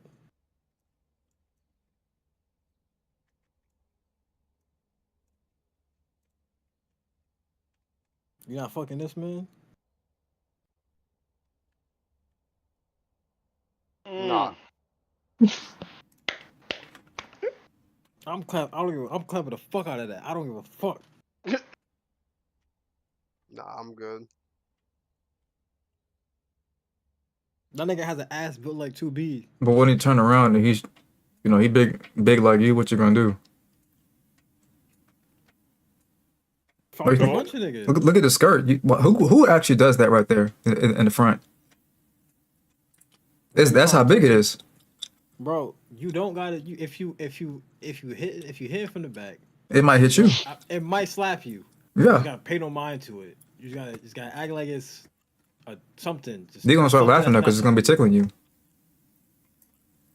Didn't That's you say that I harsh. don't want to if you gotta save my life to suck my dick like, to get the poison out, I don't want you to be good at it. You think you're gonna be able to hold yourself back from laughing and giggling and being a little sensitive down there when that dick start hitting your dick and your dick gotta start sneezing and shit? By sneezing I mean nothing. Like Trey, come on, man. I got a daughter, bro. Nah, I probably wouldn't. No.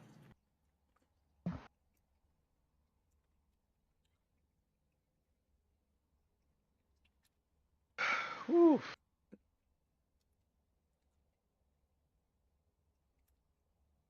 Do I gotta look at the nigga while he do it?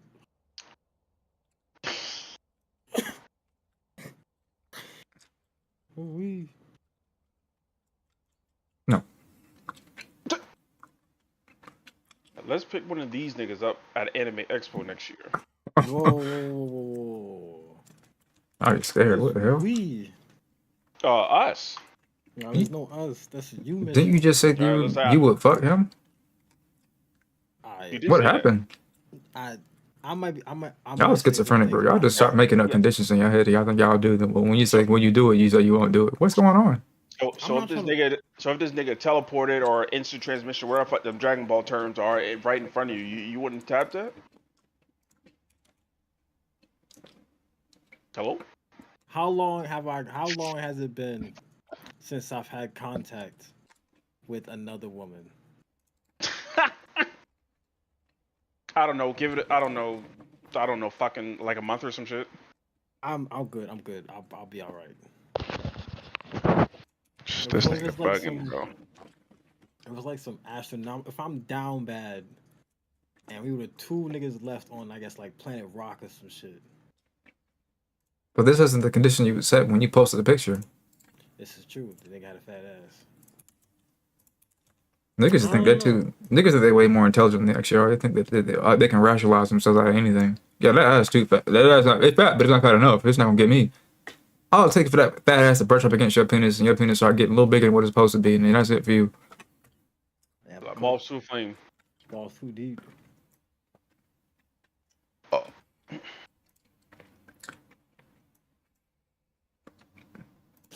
So all them gay people say, everything, all the spaghetti strings is straight until they get wet.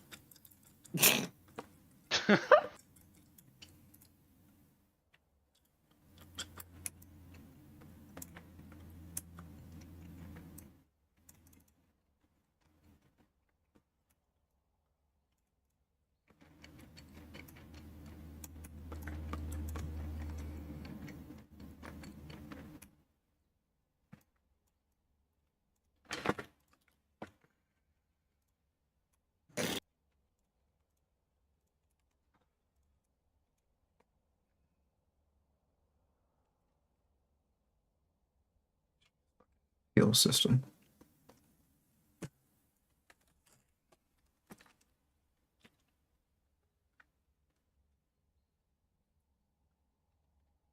When did I fucking lock my phone up?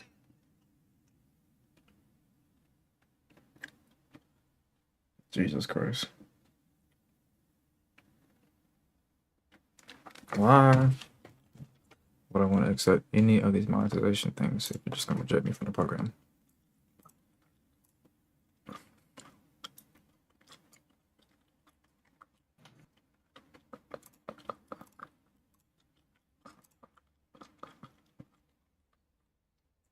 Paper snack. What?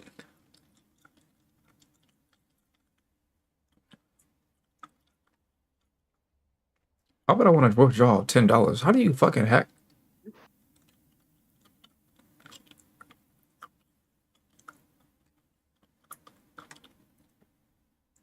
Log into what, you fucking idiot?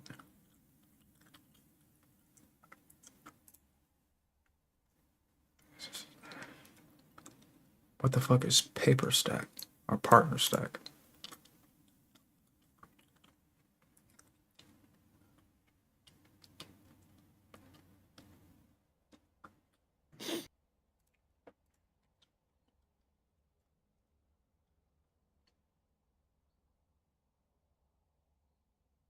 I tell you what, I need to win the lottery because I can't keep fucking going back to work every day, bro.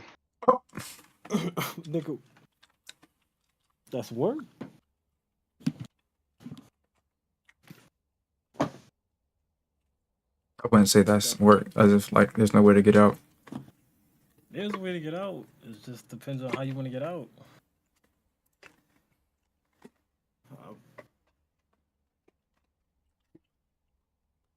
By any means necessary. You gonna end up doing something. You're gonna end up doing something to find a way to make income. It might not be a 9 to 5, but you gonna do something, whether it be stock exchanges or trade brokers or I don't know, you press a button once a day and it should just generate you money. If only.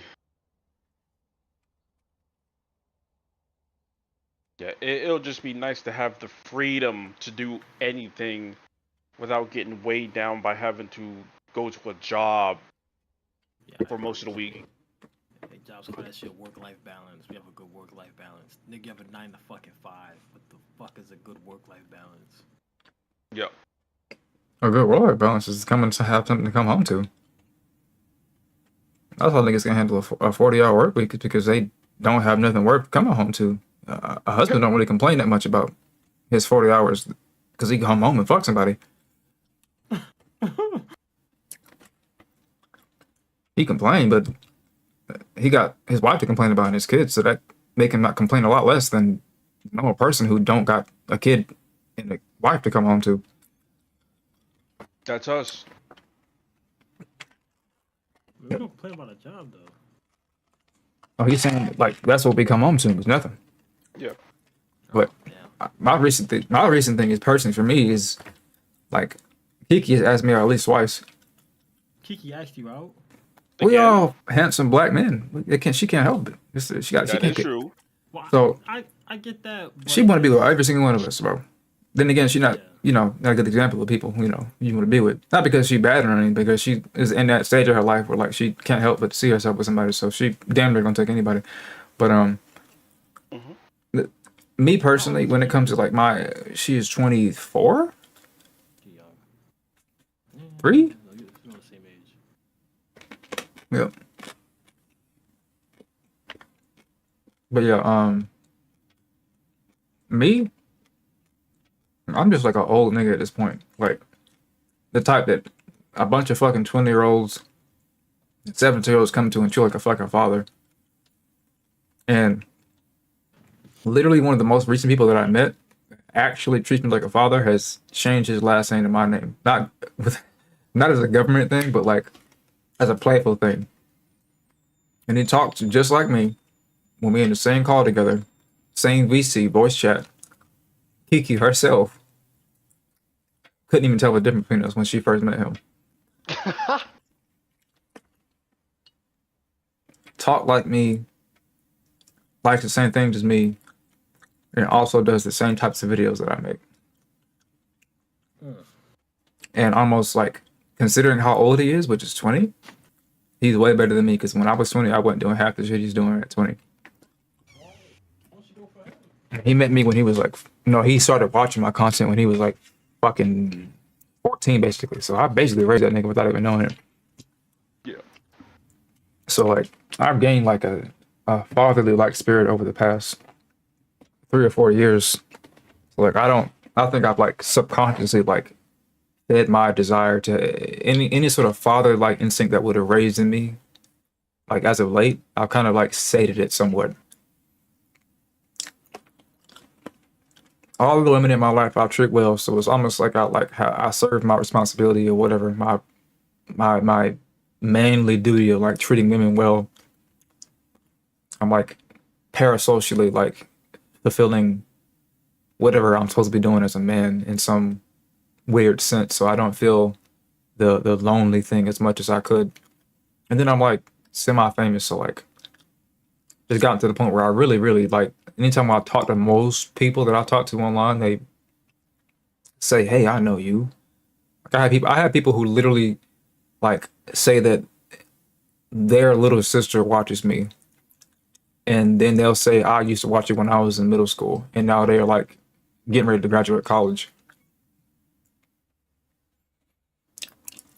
So I could be a lot lonelier.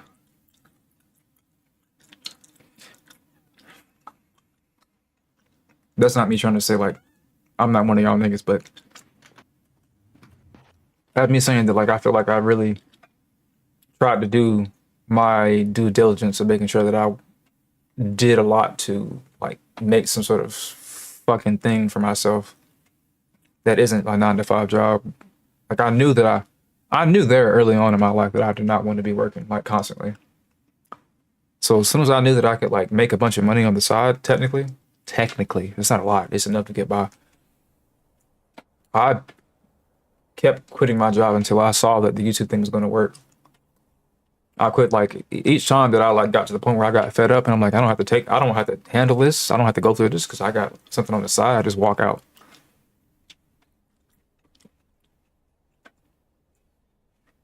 So, yeah, my every time that I recommend this sort of thing to people, I'm like, just start looking for something that's easier, that you actually like, and then take your full-time job and bring it down to part-time as soon as you can. And then try to balance between what you actually care about doing with that part-time job that you know is earning a lot of money, so you still got something to fall back on. And then now that you're doing part-time, you don't got health insurance no more. So if you still want health insurance, you need to fucking go get insured by something else that you have to pay out of pocket for. Yep. It's gonna be a little more expensive, but you're doing what you want to do. You got more power in your life now.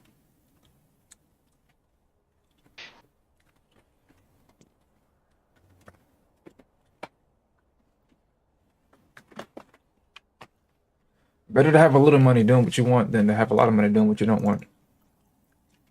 Ain't that the truth?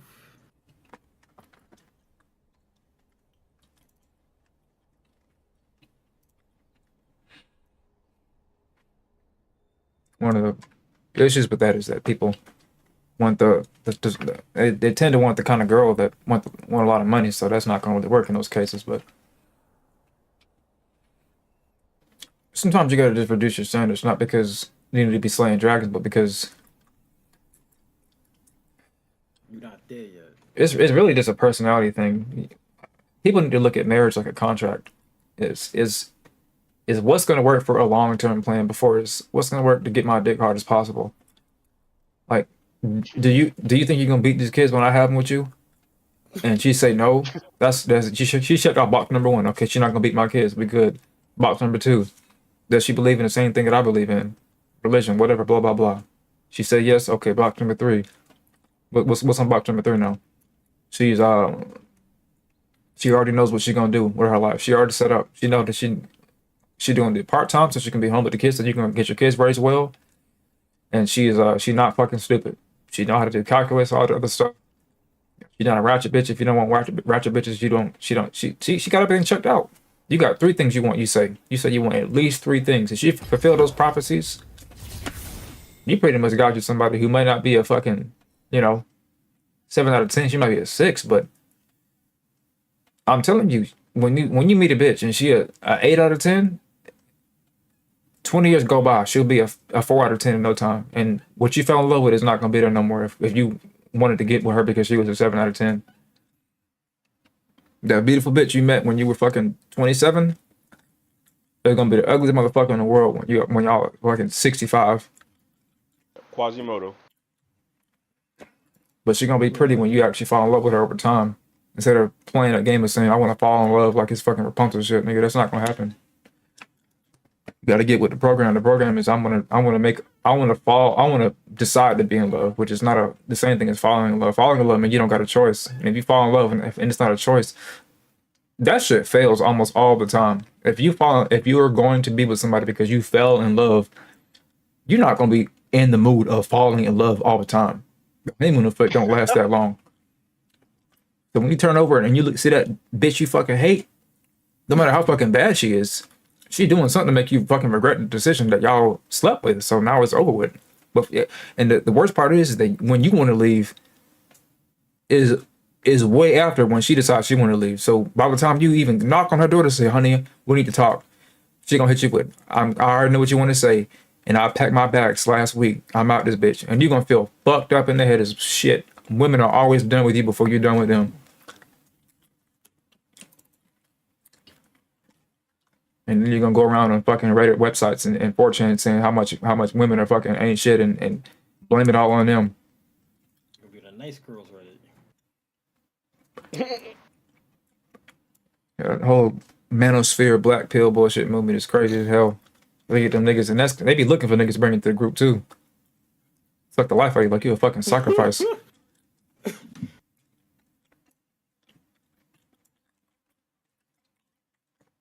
Oh yeah, I knew Felicia too.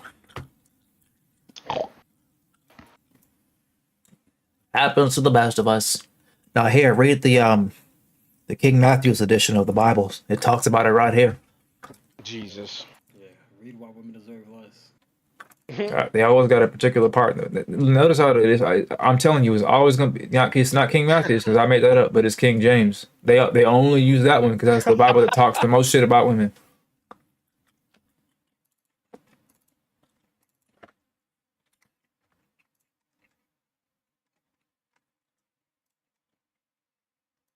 That's the one that talks the most shit about women, and it's the one that persecutes gays the most.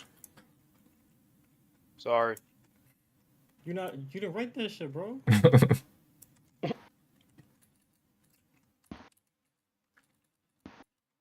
We don't actually hate gays. Y'all don't? No. No. Shh. Yeah, we don't hate them. My best friend is gay. That's crazy. Why do you sigh like that? Yeah, I don't hate no gay people either. That was not convincing at all. Yeah. I didn't think I needed to convince you. I mean, we all on the same gay loving side, right? Don't tread on me. Am I right, brother? But yeah, Get him out.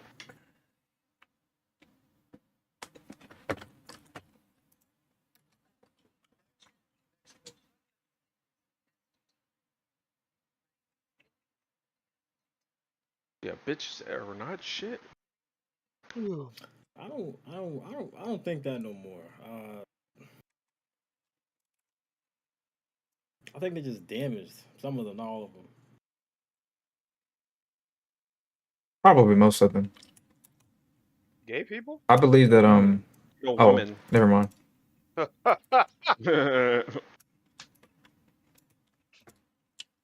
The problem is that women make a mistake, and instead of doing like some introspection and figuring out how they can avoid making the same mistake, they do the exact same shit.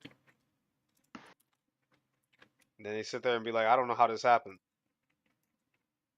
To be fair, both men and women do that. It's just that when women try to go inside of themselves and like do introspection, they end up like getting cut up to pieces because their mom is inside of them, like saying, "Don't come in here, you fucking stupid bitch." When guys go inside of themselves, they see dad and sit, and he's like, "What are you doing here, son?" And you say, "I don't know," and then your dad says, "I don't know either." I guess you keep looking around, fucking idiot. But you keep looking around. It's just different times nowadays, I guess. Seems like both men and women love to play these like little games with each other. It don't really make no sense to me. Especially because men learn how to be manipulative because of women. Back in the day, men, though, if men wanted something, they just rape you. And I mean back in the day. I'm not talking about like fucking, a few years ago. I mean, actually, a few years ago, actually, they would still just rape you. Because you can't rape property.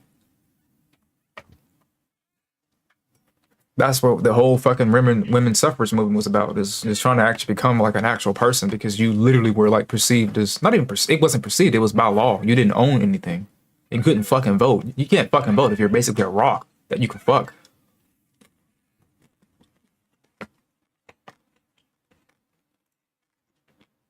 That's why the first wave of feminism was just about like, hey, can we like drink water without our man having to be over us asking if we want more water, sweetie? I want my own shit. Can I own the house? Oh, you can't own a house because you don't own it. You're not a person. Can't Well, make a bank account. How do we become fucking people then? That's a thing women can do is be their own person. I thought they needed us. We kind of do, but not really. Can we try this thing out and see how it works? I guess we'll see how it works. Women's suffrage started around the same time that it somewhat started in India. I think they started their movement first. Oh shit. I mean, they women still get treated like shit though. Oh yeah, for sure. But they're still like they can still get their own things. They get treated like shit because their religion, like the Bible does say like beat the fuck out of your wife, basically. But it doesn't seem so explicit when it says it. The Quran literally says like put that bitch in a 10-hit combo.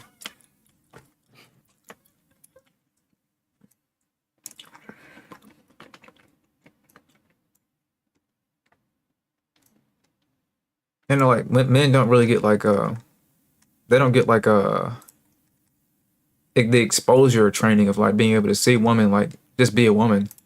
So they gotta fucking clothe them up. They gotta put this cloth in their face because if you see a woman's face, you might fucking want to rape her. It's crazy shit like that. So since they don't grow up with like seeing like pretty people and shit, like women, once they finally like, oh my god, that might be a woman. And I've seen a woman before without her mask on. That was kind of crazy. I need to be able to see it again. This is why, like, it was better for. This is like the right winged idea, is that women should like go back to like basically being like something close to property, because the crime. I think I could be wrong on this. I could be drinking too much red Kool-Aid, but the crime for like fucking with somebody's property was worse than like attacking somebody's wife. And technically, what the property was the wife. Like it was worse back then, I think, because there weren't as many human rights in general. So like if it was seen as a bigger thing to attack. Excuse me. It was seen as a bigger thing to like sexually assault somebody's wife back then because it meant that you actually fuck with somebody's property. Mm-hmm.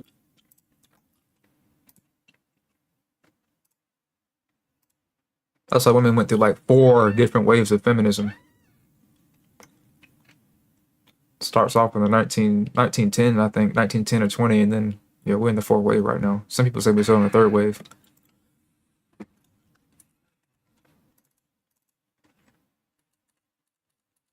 People would also argue that pretty much 3rd and obviously it's not obvious, but 3rd and 4th are the radical ones, the ones you don't like. They're the ones who like have the purple hair and shit and scream at you. Yep.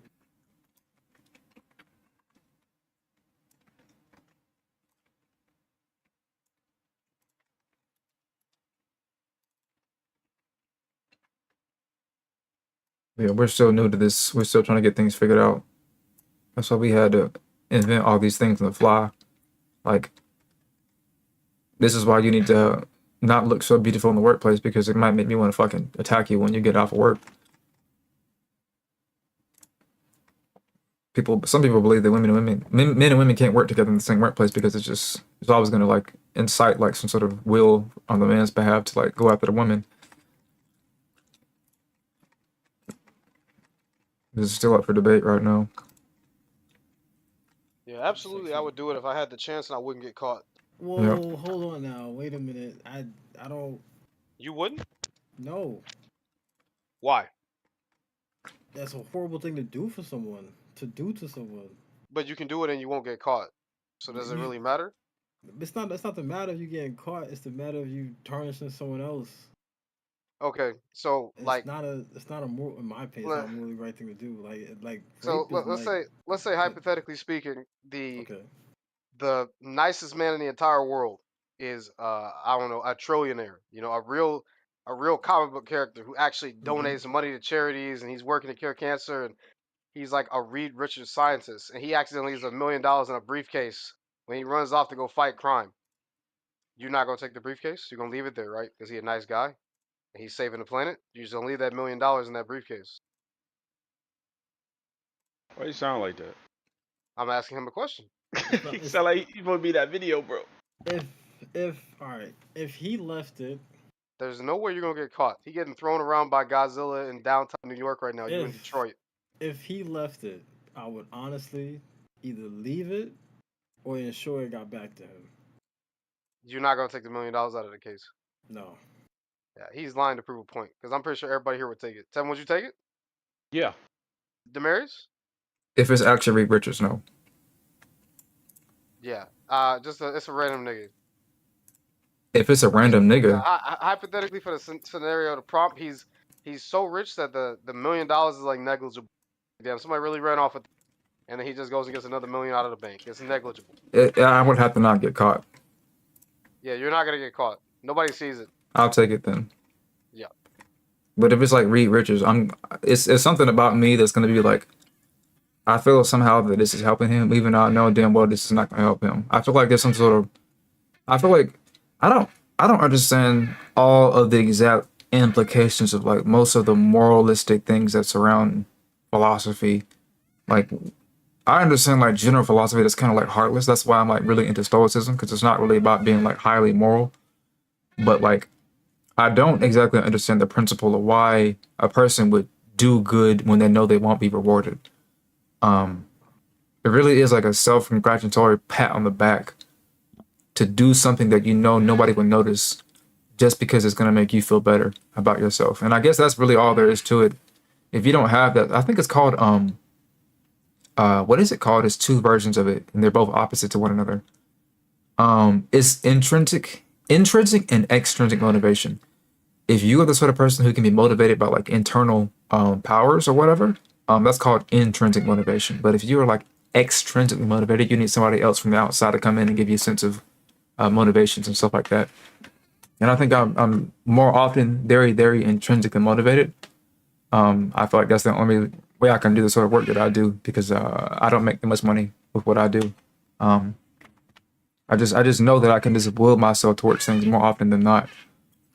And even though $1 million will literally fix a lot of problems almost instantaneously, if I really walked down and thought about it, like this is what I'm saying, it has to be Reed Richards basically.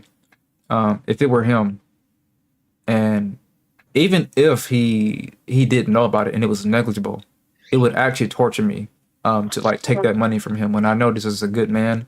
This is like the actual good version of Elon Musk, but he has superpowers and shit. Yeah, superpowers and shit. So like, I can't do that. I would just feel like I would feel like I stole from Jesus. Yeah, that wouldn't sit right with me. It's not about like the fact that he might be able to see me one day or like God can strike me down. It's something about people. I think people learn to have something close to a moral compass. And there's something in the brain that tries to get you to be as moral as possible because it looks very close to survival in the brain. The brain probably can't tell the difference between being highly moral and ensuring survivability. So your brain might trick you into thinking that you may be mortally in trouble if you do things that are morally wrong. I preload this New World shit. Yeah, I mean, I stole $400 from a guy's wallet like a few months ago. Oh, it would have been a little bit over a year ago now. And I mean, If a guy has $400 in his wallet, yeah, it was he got a lot. It don't fucking matter. In some cases, It was some black dude, and he had a drop. He dropped his wallet outside the gas station, and nobody else picked it up. Yeah, I don't know how long he was out there. He forgot it, but he didn't even live here. He's from Missouri, I think. So I guess he was either visiting relatives or passing through. But yeah, I picked his wallet up, and I was like, "Oh, some nigga dropped his wallet." And I went in the gas station. And I was getting my nightly snacks, and I was like, I don't have to give this to these niggas. That's cool. And I took it home. I said, open it up. I said, it's $400 in here. I took that $400 out. Then I was sitting there. I was like, damn, I'm really gonna steal $400 from a nigga's wallet. Damn, he got his driver's license and everything in here, dude. So I took that $400 out and I took the wallet back to the gas station. I said, yo, this nigga dropped his wallet outside. I don't know where he's at. I gave it to the niggas. I kept that money though. Finder's fee. Yeah, absolutely. Yo, And then who yeah. And then who I put keeps that $400 in their wallet? Yeah. I put that $400 in my bank account and I used it to get my Genshin pulls. Somebody Yeah, who I know. somebody who basically is either getting ready to pay some sort of stupid bill that they fucked up on, where they couldn't have like used an actual digital payment because they let their account bounce so many times, so now they need to pay in cash. That's one idea. Some old nigga who don't know how to use digital shit in general, or somebody like trying to make some sort of damn near illegal transaction, some sort of Western Union type shit. It could be in any number of things, but in general, there's almost no reason to have $400 in your pocket in the year 2024.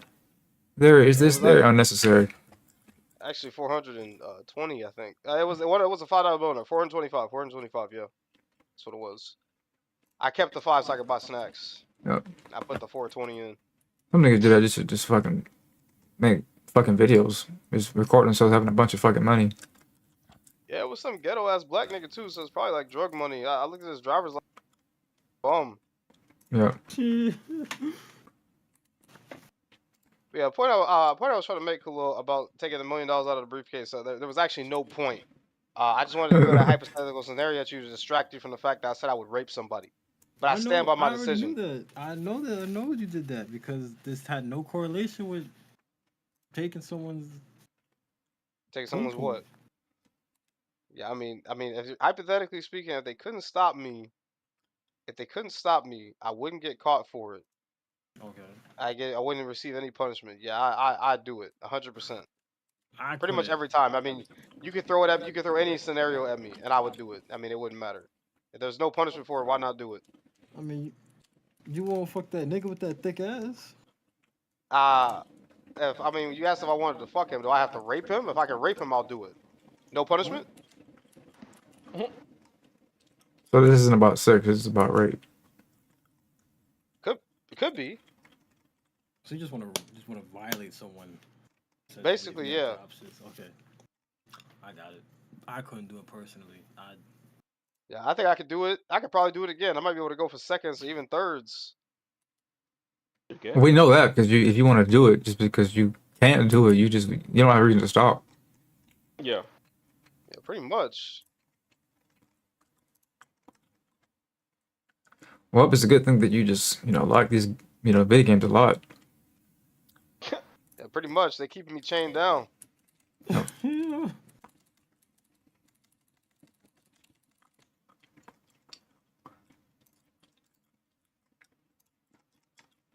Is the New World beta up? Yeah. I'm glad we don't live in a time period where we'd have to report you for thought crimes.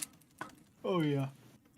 Yeah, I mean, you can if you want. I mean, No, I'm saying I'm glad we don't have to live. We don't live in that time period. Like if I said my friend was talking about how he would rape somebody if he had a chance, and nobody's gonna send a police over to your house to watch you. That's not what we do. That's a waste of resources. People are actually out there getting raped. They're not saying they would. They actually doing it. So we're not gonna pull an investigation of actual reports of literal rape.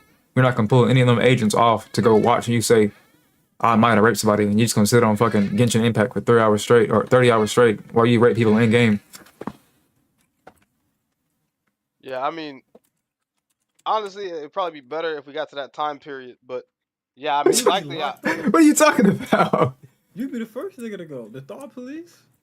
Yeah, I mean, it's fine. That's psychopaths. Nigga, 1942. If you think it, you get locked up for it. They would just take my brain out and stick me in a machine, just like in Psychopaths. Well, depends on the dystopian universe you want. I mean, I'm either gonna be made to serve or I am serving. Wait a minute. Yeah, that's how I meant that, I think. Man, I hope the New World beta runs good on the PS5. I don't feel like downloading this shit on PC. I thought y'all said y'all hated that game. I never played it. Hey, Yeah, you had to. Somebody right here was making fun of the game. Didn't it come out released like shit or something? no, that was Tua, 'cause I think he played it. Mm. Yeah, I'm just I'm that thing you said, Damaris. I'm very hedonistic. I just don't have the ability to act out on my impulses. You say act out of, meaning like act beyond them. Act on them. That's not hedonism. Oh no, you're saying that there's a disconnection. Like you would actually do it way more if you actually did not have. I mean, technically speaking, you do have something. You have something acting again to. No, I wouldn't call it a moral compass. I guess. No, I think my moral compass is shot.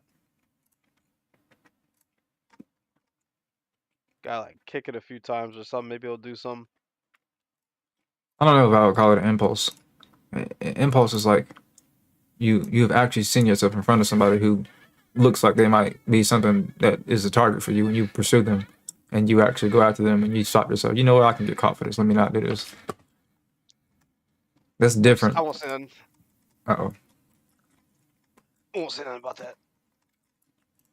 All I know is that for an 800-pound nigga, I'm very good at sneaking up on people and without them knowing I'm there.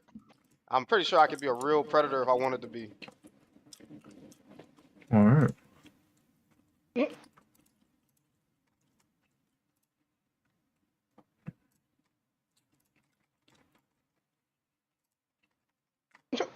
Black Myth Wukong is only $60. That's a pretty good deal. $10? Is there a digital deluxe edition? Is that why? Yeah.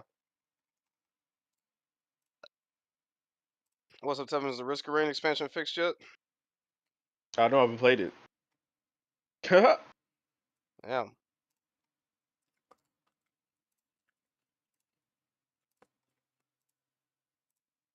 Yeah, they put Risk of Rain on PlayStation, but there's no way I'd buy it without the mods. Yeah, the mods already made the fucking game. Yeah. Yep, I saw the recent update out, and I was like, that's pretty cool. But we played as Gogeta in the game, bro. I don't know if anything on top of that.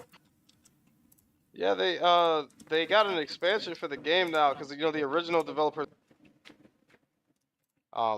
they're done with it. I think Gearbox pretty much bought the rights to the game from the developers, and the developers are no longer actually working on this game. So who used to make this shit? Hoppo Games, Hoppo. However you say the studio name, they don't make Risk of Rain no more because Gearbox was always the publisher, but the Risk of Rain niggas they didn't want to keep making the game. They were like they wanted to do something else. But Risk of Rain 2 was a huge money maker for Gearbox, so they pretty much threw money at these niggas until they said, yeah, like we'll sell you the rights to the game, and then they left the studio. So now Gearbox is doing all the updates for the game themselves, and the new expansions and stuff fucking suck dick pretty much. What is it? This new expansion just came out that added a bunch of shit to the game, but it also like the development team doesn't even know how the game works, so they made it so that all the damage in the game scales with the frame rate. So all the damage is capped to 60 FPS pretty much. It scales down to 60 FPS no matter what and caps it there. So like all the there's like a bunch of items bricked because the damage stops scaling up exponentially now because it's capped at the 60 FPS frame rate even if you play higher than 60 FPS. Also, this expansion is $25.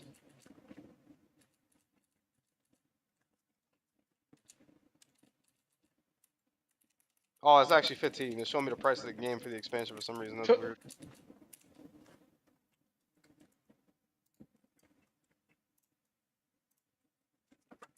Yeah, they put the chef in the game though, Tevin. That's what you wanted, right? I don't like Chef. I think that was Empty's champ. Shit. Yeah, who is the false son? I think that's a new character. Yes, a new Or nigga. one of the boss or some shit, I think. Yeah, Yeah, I didn't keep up with the expansion shit. yeah, only one nigga needs to own Seekers of the Storm to enable the expansion for the entire lobby. But you can't play as the niggas by yourself. Oh, the false son is a new boss in the expansion, but he's also an unlockable character.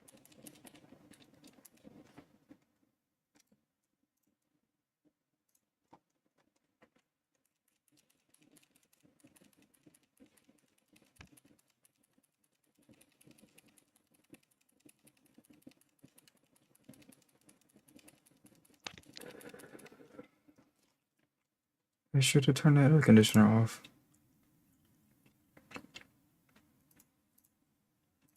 Here we go. New World Beta is almost done. The server's probably not even up yet. It's supposed to come up today. It's Friday, right? Yep.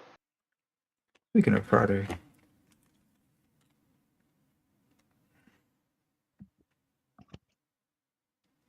I don't even know if I can re-access this thing. Oh, I know how to access it. Never mind.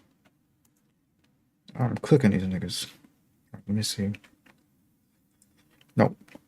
No point in checking that. It's fan on. B. Get a drink.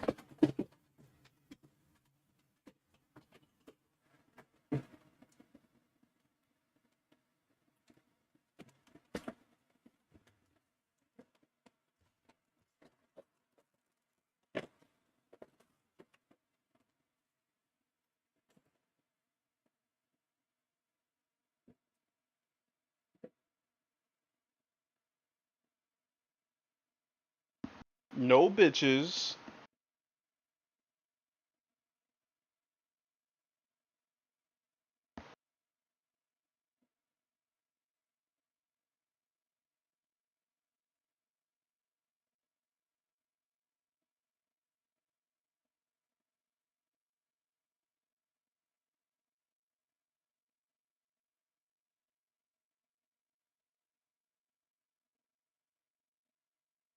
Ooh.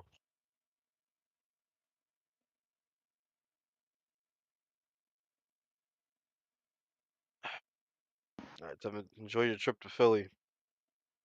Yeah, you get the illustrious Philly cheesesteaks. Yep. Oh, I've never had a Philly cheesesteak. Yeah, I think they're really overrated. Yep. So you better off just getting a regular cheesesteak. What is the difference? I think what Philly cheesesteaks they use they use cheese whiz instead of actual cheese. I think that's like the main thing. That's it? Probably something else as well.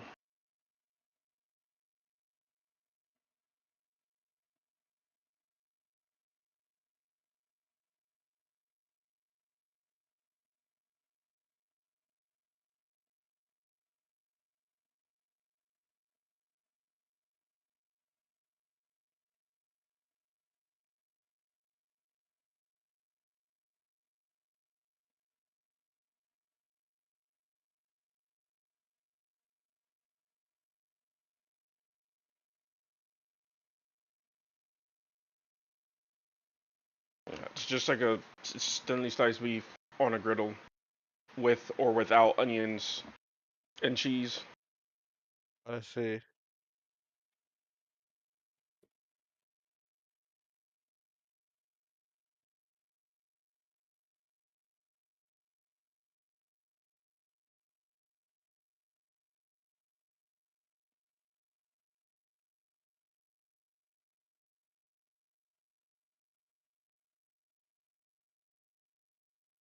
Good night, guys. Have a good night, man. Oh, shit.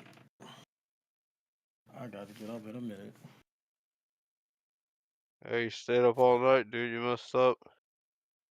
That's all. Ain't shit.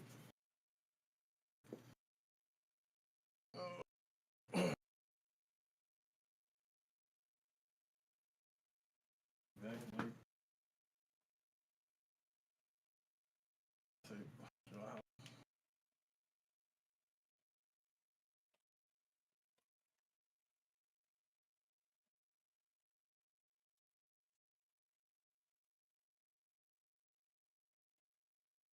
Have a good night. Good, got me good. Yeah.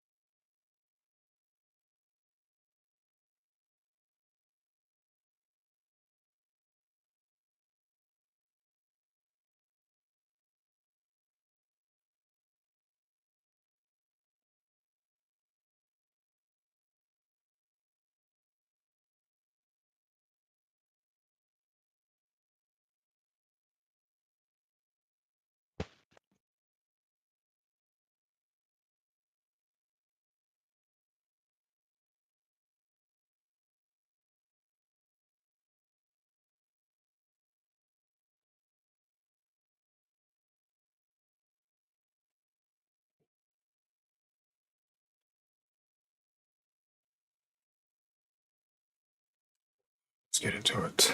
Let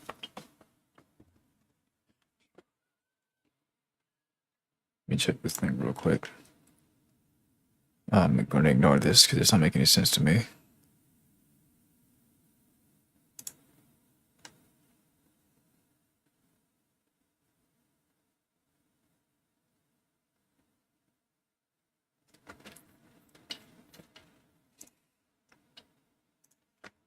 It's part.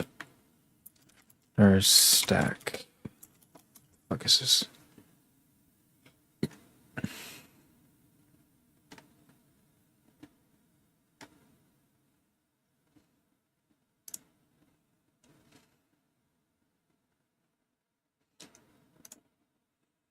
I need to use one of these accounts.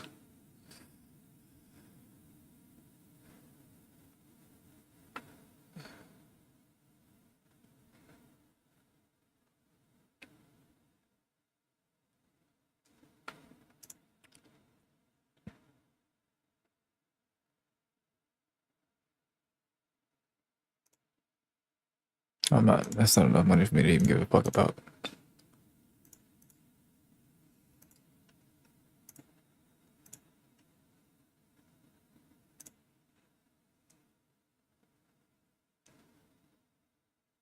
Really? Why did this 2 a.m.?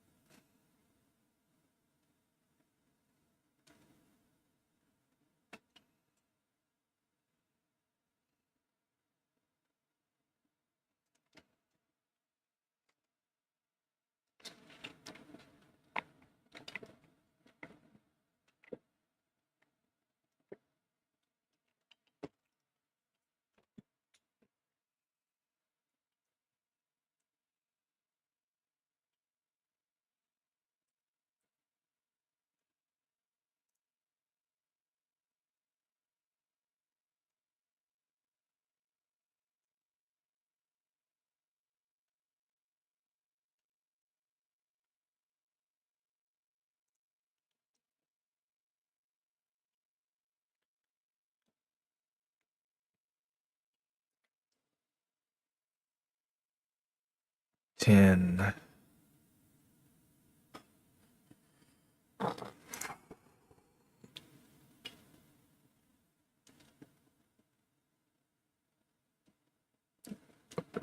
is going on?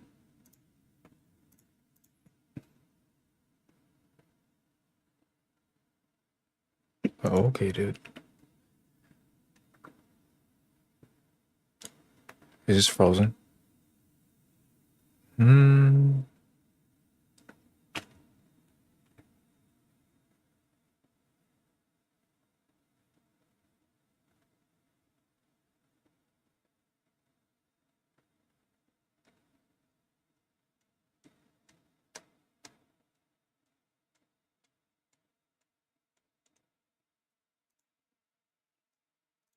you know, if I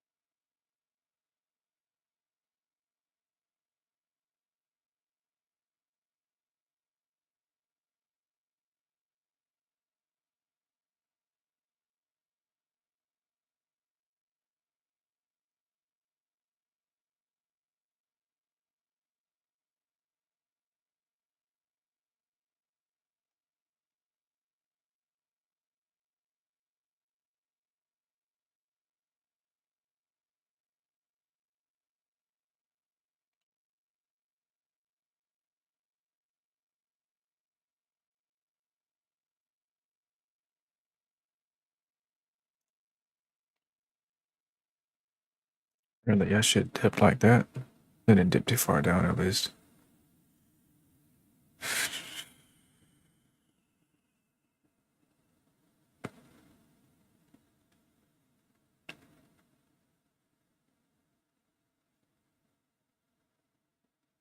Let's see what's going on here.